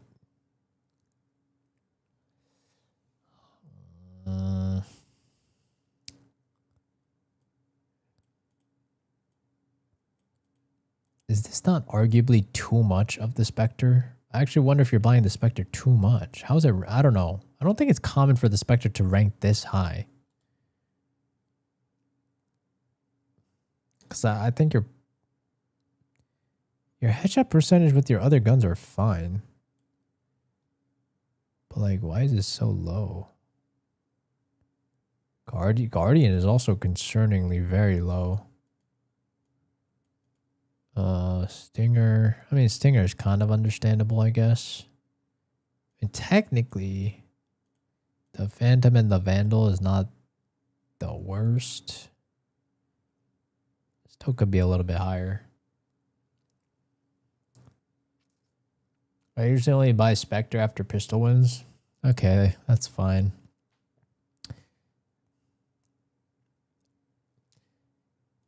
But I feel like you're only hitting the body though. Like I'm fine with like why don't we just aim for the head first and then bring it down to the body? I feel like you're just straight up always aiming for the body. That would be my guess as to why it's so low. And I feel like that's bad practice. Master the basics, I agree. I mean, a lot of times it is really just the basics, and people I feel like underestimate how high you can master the basics. If I gift, do I get priority? Don't gift. I'm gonna end soon anyway, so you guys are gonna have to come back tomorrow. I'm gonna end soon. I have, I think, 2 people left to do. Because I gotta end soon. So save your money. I think I'm constantly worried about spray control with smog and ending up aiming low. Oh, SMG. That's fine. I mean, but again, like you're gonna have to fix that. It's not fine in the long run. But I'll just say play more solo queue though, and then I think we can get a better assessment of how you're doing. But it seems like you're on the uptrend though. I would definitely also take a conscious like self reflect on this headshot percentage because it do be looking low. Like 13 and 22, 7% is like hella low. 10% is hella low. Like this don't seem right to me. Unless like you're doing like shotties and stuff like that. Or I guess Spectre and Stinger, but I don't see the pros using it that much if I'm being honest. So there's I just don't I don't know if I agree with it. That's gonna be my take. I would recommend using Spectre less if I'm being honest, because if it was that good, I would see more pros using it, but I don't see that many pros using it. Are there any routines you could recommend for headshot? You could. Okay, so if you're talking about like, are you talking about like aim labs or do you talk about like in the game? Or both? Do you aim train or no? These are my pick'ems, by the way. Both. Okay, I will say at the very least, if you don't do aim training, you don't need to do aim training. I'd rather you actually train your aim in the game. It's probably more worthwhile than just aim training. So go in your death matches and then go literally only hyper focus on your crosshair placement. Because my bet would be that you're probably not aiming head level all the time. And I need you to, every time you peek an angle, you got to be like, is it head level? Is it head level? Is it head level? And then also you need to notice if there's a pattern of whether or not you constantly have a tendency to aim low or aim high, which I'm guessing you aim low. So by default, if you're already peaking everything on average too low, it's been tough. Well, that's fine. But But this is where you got to be intentional with yourself and break that habit, because you're probably always letting your brain get the best of you, right? Because your brain wants to feel safe, and you feel safe when you can hit the body, because the body, yes, understandably so, is easier to hit than the head, right? I keep aiming at neck. That's fine. But then now it's technically the fix is simple. All you got to tell yourself is aim a little bit higher than what you're used to. Like that should be the only thing going on in your head when you're doing these death matches. Aim a little bit higher. Aim a little bit higher than what I'm used to. That's it. And then if you can literally make that a habit, then you won't have to think about it anymore. And it also boosts your confidence. Okay. So I want you to go into that with your death matches. Hopefully it'll help you win more death matches as well. I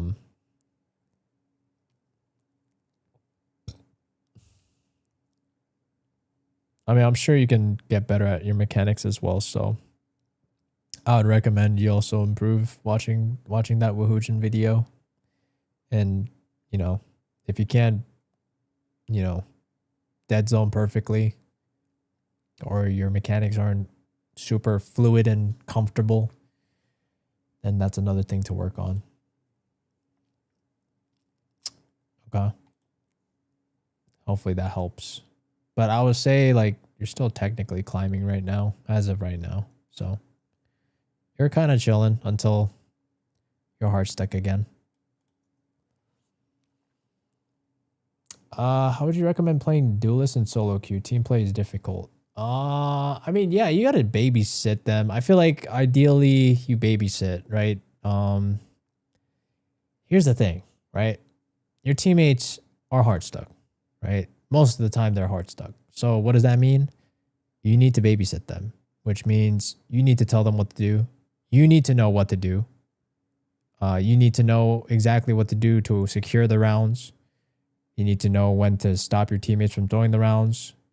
So, and on top of that, yes, you got to care about yourself. So there's a lot to consider and think about and care about, which is why you got to know what you're doing if you want to get out. Solo plays. I mean, I don't know what you mean by solo plays. Like, I mean, if you're pre-rounding, most of the time it shouldn't be like a solo play necessarily. For example, if you're going, let's say you're trying to like entry a site, right? Like you're on Sunset, you're like, let's slam B. But I mean, there's a lot of variables, right? Like, is the site actually easy to take? Is who's set up as the is there a sentinel on B? If it's Cypher, you know, like, is there trips that are probably going to be in the way? Do you really want to take that risk? Is your initiator giving you enough information on the site? Did you clear enough of site to make it worth, you know, the risk to go in? Because like, if you think about it, if you reduce the amount of variables that you have to worry about as you entry, you can also wall up, right? You can also wall up to isolate and get on site. Hopefully don't die. And then at that point, your teammates should come through, right? Like, I doubt it's every game where your teammates, you know, especially at this rank, like if you tell them to come out, they're going to come out, right? But if you're going to go in, right, and there's like maybe a KJ molly or something, some molly that stopped the rest of your team from going in, that's not their fault. I mean, they got utiled. Or, I mean, it could be their fault. Maybe they could come out and just be like, yeah, come out or something. Like, just ignore it, whatever. Or you could even pre-round that. Like, if they molly it, just go through it. All depends, but, you know, it's not necessarily their fault if they're actually utiled out and you're alone on site. Well, that's also why mechanics can be nice, because, you know, in those situations, like, you can just win your fights more, right? How much better would it be if you could just get chores, and you might die, but at least you got chores, versus you not being as good as your mechanics. You die, now it's 4v5, and now the round is probably lost. Does that make sense? Sometimes I go too fast, but I feel like oftentimes they don't follow behind me in diamond. I mean, yeah, you got to match their pace. Like, what are you expecting? Like, do you expect them to play like Radiance? I mean, you're in diamond, just like they're just as hard stuck as you are if you're hard stuck in this rank. You know what I mean? Again, like, you can do one of two things, right? You calm very clearly the timings at which they should come out, right? So you literally pre-calm, like if you're about to slam B, you're gonna say, I'm gonna go. All right, like, let's go. I'm going in, right? You pre-calm that, so they're also mentally prepared to go in the site. That's one. And then, you know, I would think most of the time your teammates should follow through, okay? So pacing should not be an issue there. And then, well, okay, let's say they don't go through. They might have some justification as why they didn't. Or also, you can call them out if it was unjustifiable, right? Like, you also need to be aware of what happened. Well, you might not know everything, right? You can ask them, why didn't you come out? Right? They might have a good reason, they might not. But then based on that reasoning, now you'll know what to do in the future, right?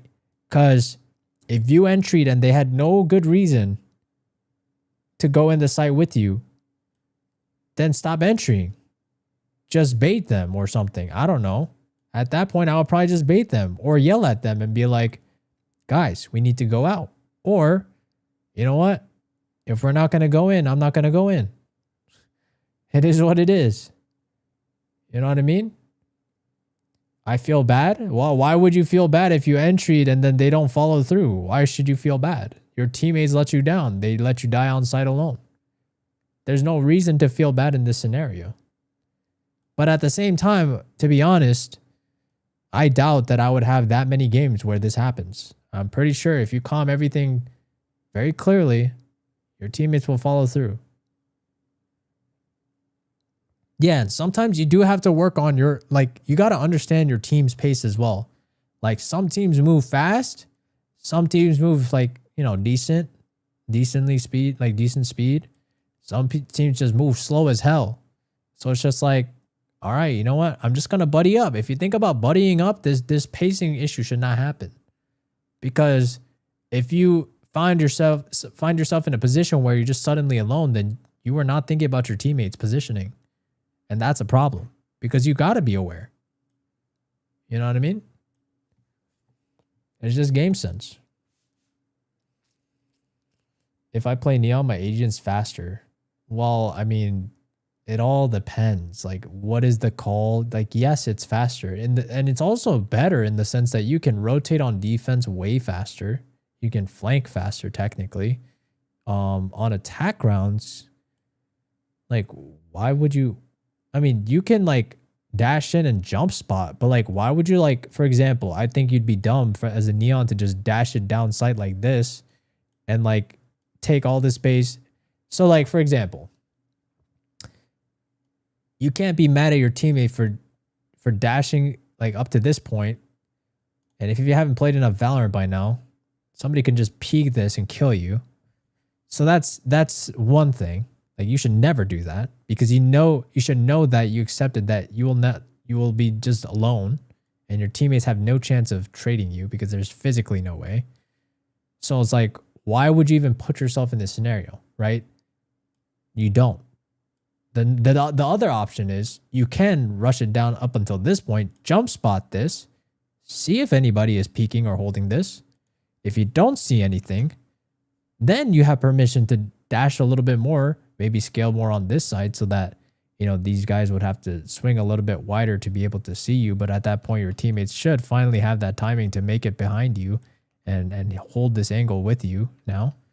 So there's a lot of nuances. Like, you can't just, you got to consider all the possibilities and, like, timings. You know what I mean? Like, you just gotta learn the timings and also pacing. And it's not as simple as just like your teammates are not following you. Like, yeah, they cannot be following, but are you also do you really have to be in the position you're in right now? Like, you got to ask yourself that. And the answer is probably not most of the time. That would be my guess. That's why I don't play Duelist. Too much work. I mean, Duelist still, like, arguably, you have really high impact in the games because they usually move fast or have a lot of abilities that are able to secure kills, you know? All depends. I mean, any agent could get to Radiant. It doesn't really matter, but it's all preference. I will say I like Duelist because I can kind of control the pacing in a way. And I like fighting, so an agent like Neon makes it nice to have that movement. What am I doing? I'm just explaining a concept. You're mostly to be blamed if you're not winning a round in attack. It depends. I would probably shut a lot of low elo complainers because I actually know how to play the game. And they probably can't. I mean, they can try to justify their reasoning as to why I'm wrong, but I mean, if they're just wrong objectively, then I'll just ignore them or tell them why they're wrong. But I mean, to be honest, if you're carrying most of your games, I don't think most people will complain. I can't play Neon. I play ISO. You can play whoever you want. It doesn't matter. Neon is more fun than Clove. Yeah, I would say so. I feel like Neon's movement is just OP and it's nice. The rotates make things way faster too. Okay, anyways. Hopefully we can move on though. Hopefully that helps. Hopefully that helps. That was a lot. But you can rewatch the VOD, I guess, to like go over everything if you want.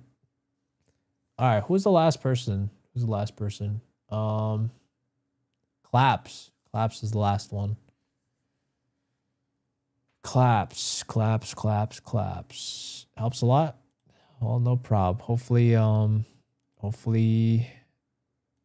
have some new revelations and breakthroughs. And keep me updated on your progress.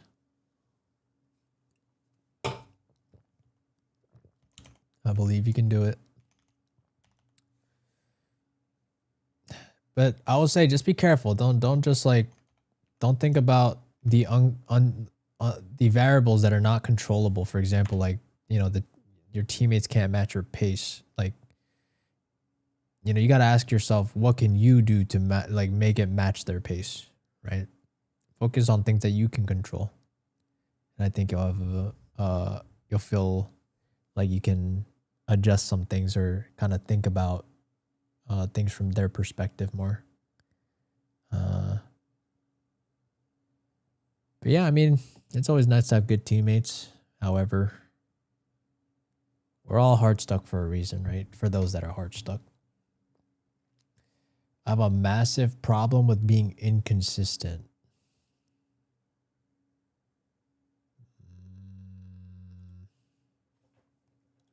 I mean, you do play a lot, and also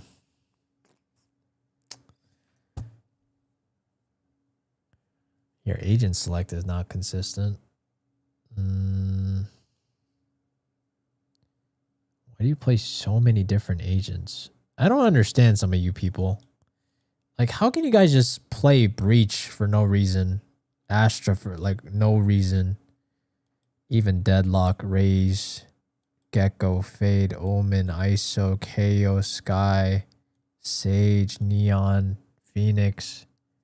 Why do you guys do this to yourselves? But I gotta fill sometimes when I want to win.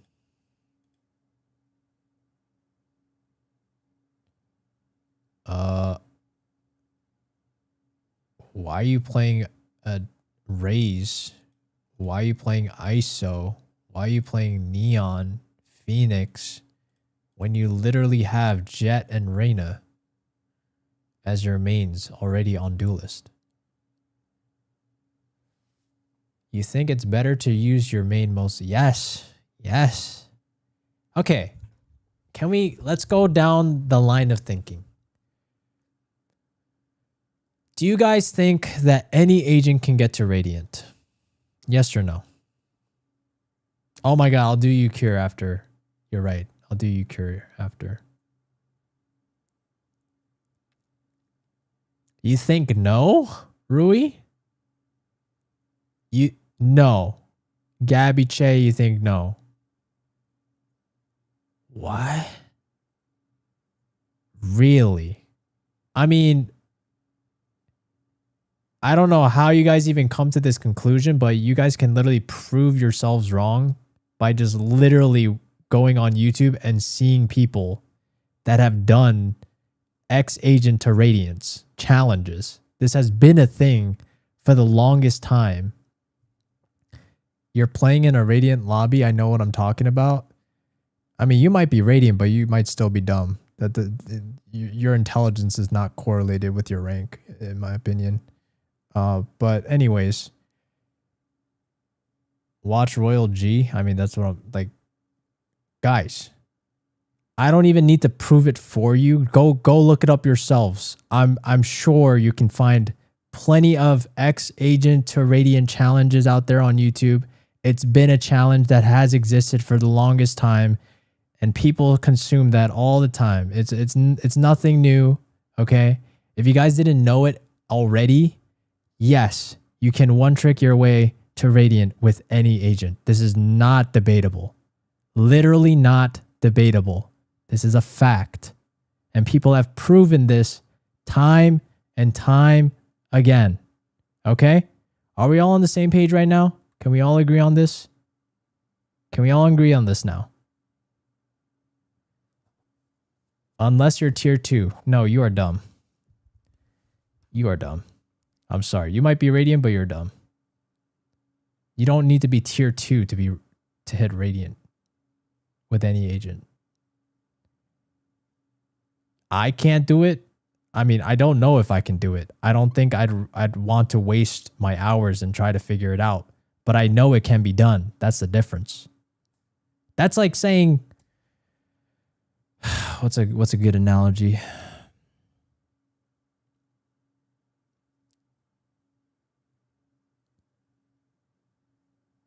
That's like saying, I know a brain surgeon can do brain surgery, and it's like, oh, but can you do it? It's like, it's already been done by a brain surgeon. Why do I have to do it? It's already been done.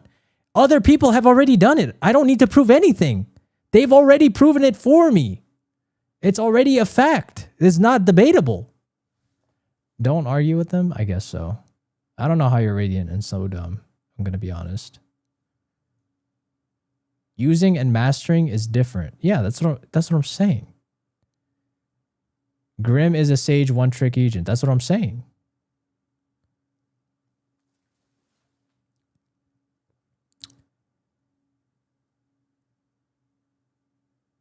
The last one. Oh my god. Do I really have to prove okay. Let's see. Veto to Radiant. Oh my god. Oh my god. Whoa. Keo. A popular Valorant content creator who speedruns their way, doing every agent to Radiant. Wow. Wow. Oh my god. Oh, he's boosted. Okay, whatever. I'm done with you. All right. You could think what you want. You're the best player in the world. You know everything, by the way. You know everything. Okay, yes, you could get to Radiant with any agent. No, you can't use any agent to get to Radiant either. You can't use any agent to get to Radiant. What do you mean by that? I'm so mad it's funny. I guess so. I mean, if me being triggered at your stupidity is funny, but I guess. Yeah, I'm not going to get rage baited anymore. Am I Radiant? No, I'm not. I'm not actually mad. If I was actually mad, I'd be fuming right now, but I'm chilling. I could probably get to Radiant with Clove, but not Harbor. Well, but that's the thing, right? It's like, but that's the point of like learning an agent. Like it's possible. You just have to learn more about the agent. Do you get what I'm saying? Like, of course, like if I were to pick up a new agent, it wouldn't be the same level at which I play like my Neon, because I play Neon all the time. But the way you got to see it is like every agent is at a certain level, right? And it starts at level 1. But the more you play a certain agent, it levels up. It's about mastery. Yeah, exactly. So it's just like, why would you? So this is why I mentioned, like, why are we playing Raze? Why are we playing ISO? Why are we playing Neon? Why are we playing Phoenix when we have literally already played a ton of Jett and Reyna? Does that make sense? It's like your Jett and Reyna are both pretty high, it seems like, in terms of mastery. You know what I mean? There's no reason for us to pick Neon. There's no like, look at this. You went 1-4 with your Phoenix with a 20% win rate. And then also Neon with a 40% win rate. Yeah, your win rate on ISO is positive. And your Raze is positive too, but like, I mean, you kind of got lucky, I feel like. Your KD is significantly lower compared to your mains, your main duelists. It's like, how can you expect to be consistent when you're defaulting to choosing things that are not like someone that is very comfortable for you? Like up until this chamber, everything else that you've picked here, I don't expect anyone to be like, you're like, there's no way you're not thinking about your util at that point. You know what I mean? Like you are, you're focused on, oh, what does my util do again? What is my util optimal for? Like, should I use it here in this? You're second guessing yourself. You know what I mean? It's not second hand nature compared to the agents you play and you know day in and day out. Do you think I still insta-lock then, or still try with the good team comps? I'd rather personally, okay, if it's like a smoke, if the last one is a smoke, maybe I'll do smoke. But you already have smoker, right? You have clove, so you'll play clove. So that's fine. But I mean, if I'm insta-locking, that shouldn't even be a question. I mean, if I don't get my insta-lock, I'm insta-locking the second insta-lock that I can get. Does that make sense? I mean, usually I will say that, but I mean, it really depends. It really depends. I mean, I will say, like, you're not going to get away with only sticking to one long term. Like, you will have to learn the others eventually, but I mean, you don't have to. But I mean, it also depends, like, what agent you play and how popular it is. Like an a-hole. I mean, if that's the way you see it, I mean, this, I'll paint this in another perspective, right? I will say, like, you need to be selfish with things that you want in life. You know what I mean?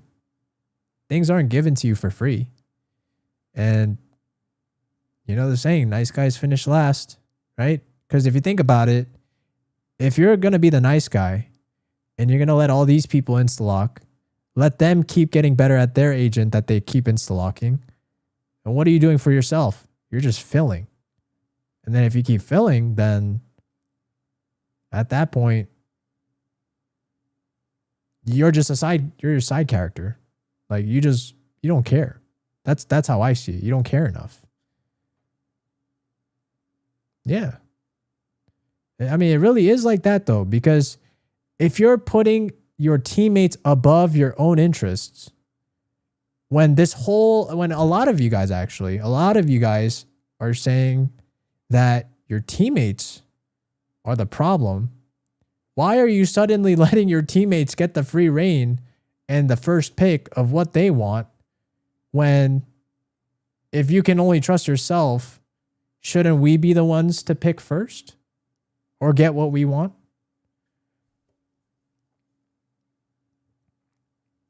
I do care. I hate not being top.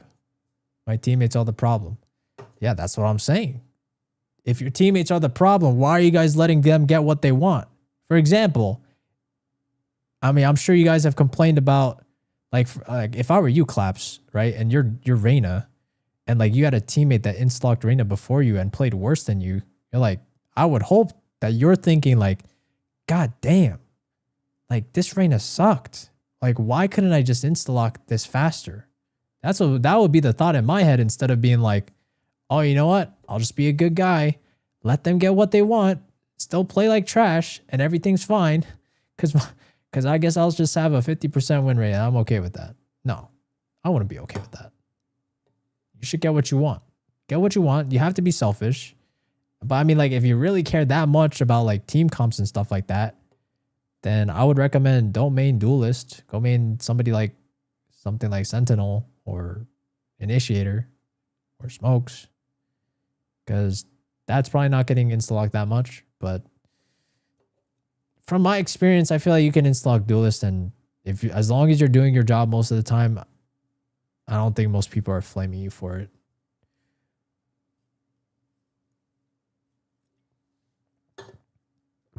Yeah, they could have a bad game. I'm not saying they can't, but again, it's just like on average, I just don't trust my teammates. So this whole concept of, are trying to reduce the amount of variables that are out of your control, and I would say insta-locking is one of them. I mean, there's a reason why people still do it up until Radiant. Like, it's not a problem that exists at a certain rank. It happens everywhere. Everyone does it. To be honest, I think the higher you go, it happens more. That's what I would think. I'm not sure about that, actually. I don't have any stats to back that up, but I would assume. Because I would think that people that are better at the game know what they want more, so they'll insta-lock it more. I just really want to win and rank up, get better. All right, then you gotta stop. You gotta put your nice guy aside and be selfish and get what you want. Look at this. Like, if you think about it, if you just played Reyna, your win rate would probably be pretty damn high right now. Like, you frag out consistently with Reyna, and your win rate is almost 60%. I mean, that's the same story for Jett. It seems like if you get Jett, you'll also win a lot. I don't know about the Clove. Hard to say about the Clove. You might have to work on your Clove maybe. But same thing for the Chamber, I think. Just don't play all these other random agents.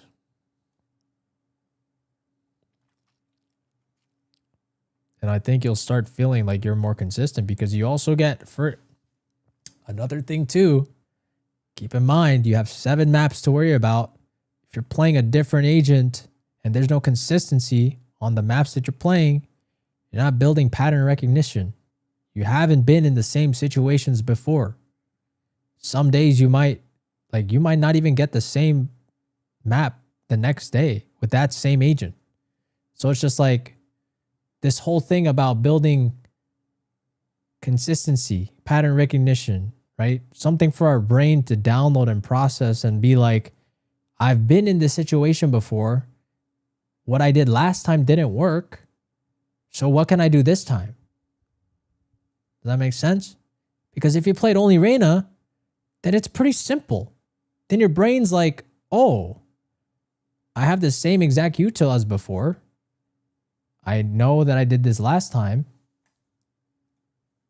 So then what should I do differently next time?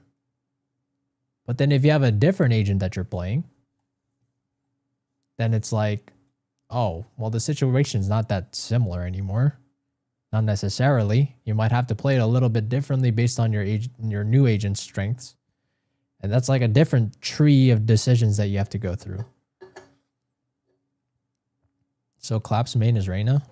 I mean, the path of least resistance, yes. Yes. If you want to get to the highest rank the fastest, it's Reyna. No doubt about it. The stats don't lie. Your KD on Reyna is goddamn high on the like way above for some reason. And you have the most amount of games on Reyna as well. It's no question. Literally. All right. So just keep playing Reyna if you can. Be selfish and just insta-lock it. That would be my recommendation. Okay. All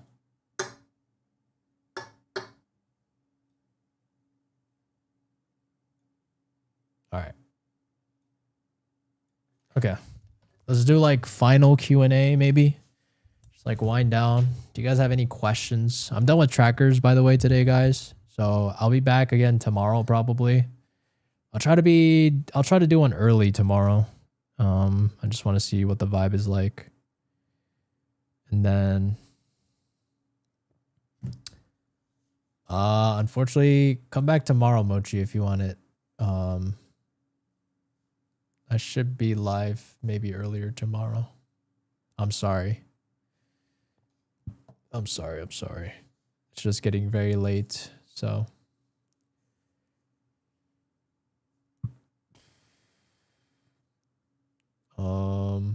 And then with the warm-ups and all that, just get a good warm-up routine. Yeah. I mean, I'll just recommend the Woohoojin one, but I don't even know if your mechanics are the issue.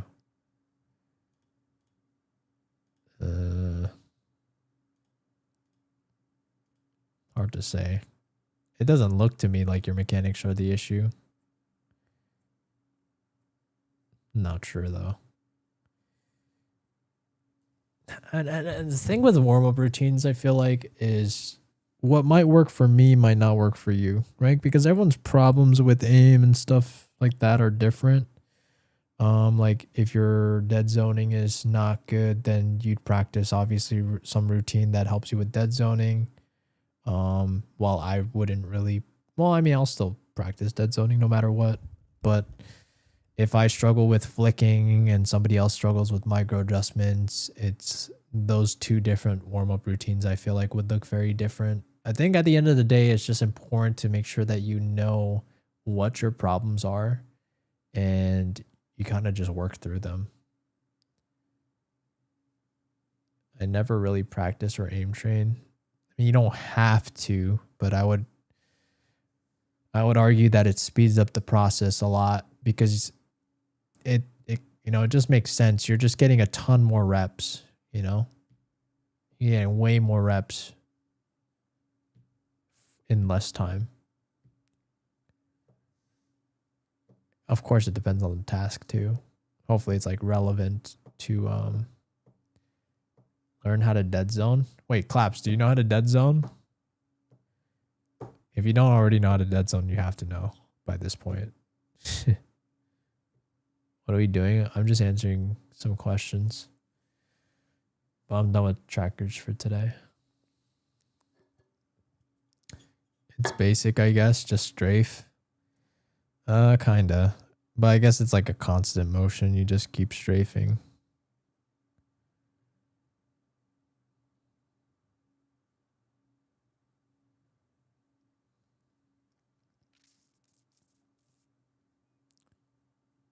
When you are losing is not a losing queue. It's getting you a test to give you more elo with higher R.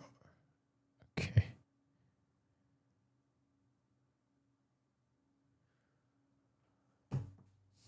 It's more than strafe. Yeah, it's basically just shooting in between the strafes.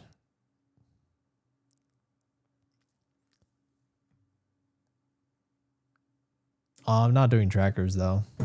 Not anymore today. Oh wait, did I do Cure? Oh my god, is Cure still here? Holy frick. Wait, did I do Cure? Oh my god, Cure is still here. I didn't do Cure. Oh my god. Holy crap, you've been so patient. I didn't even say anything. You should have said you forgot me again because I forgot again.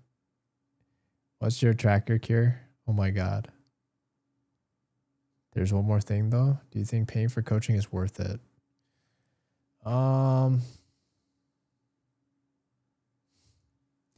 It can be. I feel like everything all depends. I think it's worth it in the sense that a coach is able to identify your problems probably way faster than you can do yourself. The only issue is that I think most people don't actually do the work to follow through with what, assignments they're given. But assuming, you're like a hardworking person and you actually follow through with the advice that's given and you're open-minded to the feedback, for sure, I'd say it's worth it. If you coached me, would it be worth it? I mean, I don't even know you.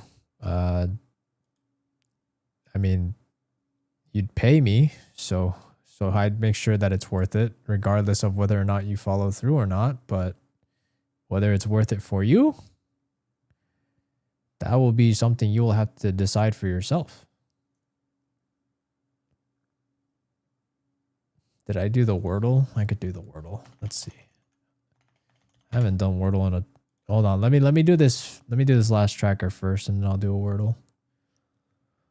I have a hard time with that. Hard time with what? Okay, who is Jalal? This person do be putting in work. 35 out of 85. I mean, you put in the work too. You guys both putting in the work, I gotta say.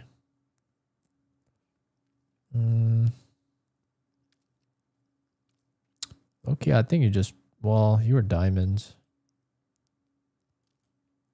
But your cast score is interestingly low.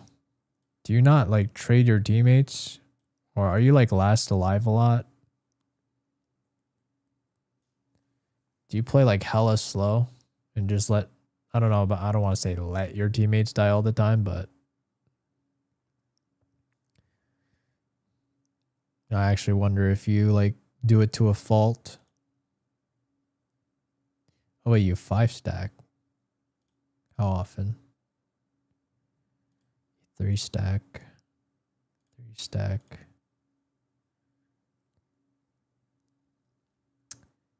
Solo. I'm dead first all the time. Really? I don't know if I would believe that. Considering you're a chamber and it's not your job to die first every time. But at the same time, you also play a ton of different roles, so I don't necessarily like that. I mean, I guess my biggest advice for you is just stick to a main. I think you'll get better faster that way. So that's step one, if you want to consider that step.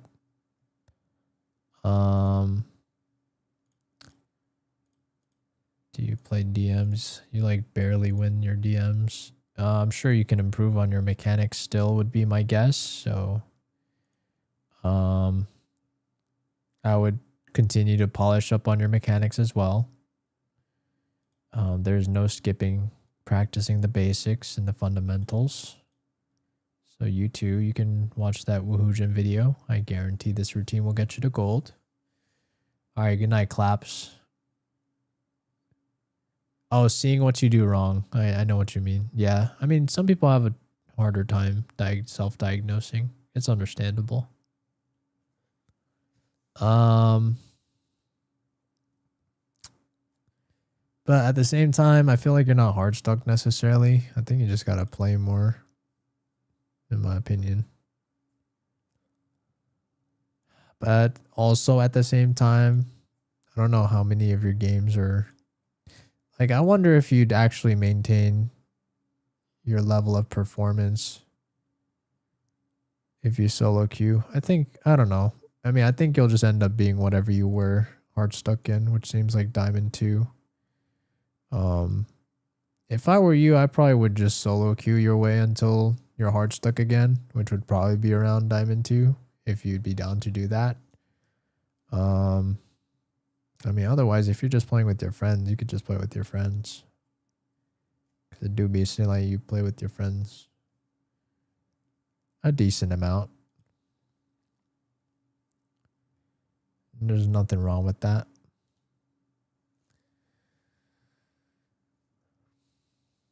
You get me?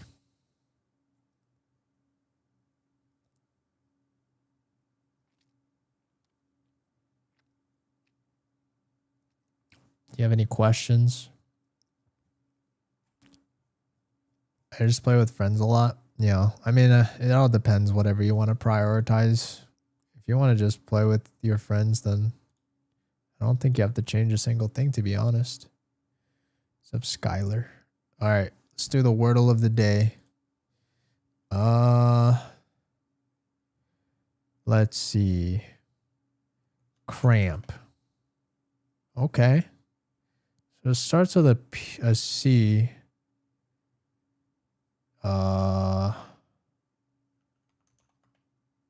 Okay, check is not a word.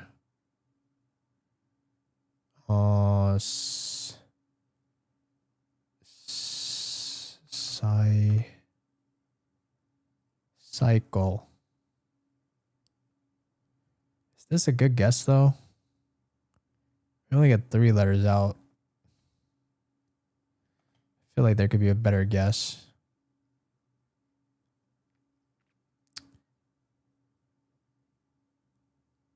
Style. Okay. There's an L somewhere.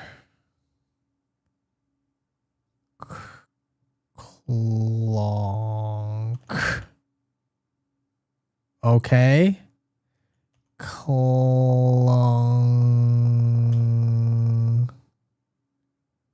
Clong. Oh my god, I'm the best. I'm the best. I don't even know what that word is. What the hell is a clung? That's crazy. Nah, I'm the best. Any tips if you're stuck Immortal 1? I mean, everyone's problems are different. How do you get better? I'm Bronze 3. Just focus on the basics. Go on YouTube and then grind out this video. I guarantee this routine will get you to gold by Woohoojin and grind it out. I mean, Immortal 1, I feel like it all depends. Like, most of the time, it's probably game sense. I'm sure your mechanic can still also probably improve as well. But again, it all depends. Like, everyone's problems are a little bit different. When am I going to play Val Comp on stream? It's a good question. I should probably play... I don't know. I want to play... I do want to play, though, but it's hard because the trackers always take all day. And I never get a chance to play. And I low-key want to buy this bundle, but... maybe I gotta wait. It's almost 3. Yeah, I gotta sleep. And aim needs to improve as you play. Yes. Hi, Immortal and Immortal 1, there's a big difference. What's my rank? I'm pretty sure I'm unranked right now. I just don't even play. I mean, I peaked Immortal 2. You guys can check out my tree, I guess. I stopped because I just played. This is like my last push to Immortal, and then once I hit it, I just stopped. Then now I just like don't even care to climb. Just like don't even play. Buy the bundle, it's worth it. I know it's gonna be a tax write-off too, so I should buy it. Can I rate your tracker? I'll do it tomorrow. I'll be live again tomorrow, guys. I'm probably gonna end now, so I'll be live tomorrow. I'll try to be on earlier tomorrow, so yeah. Expect me on the afternoon instead time.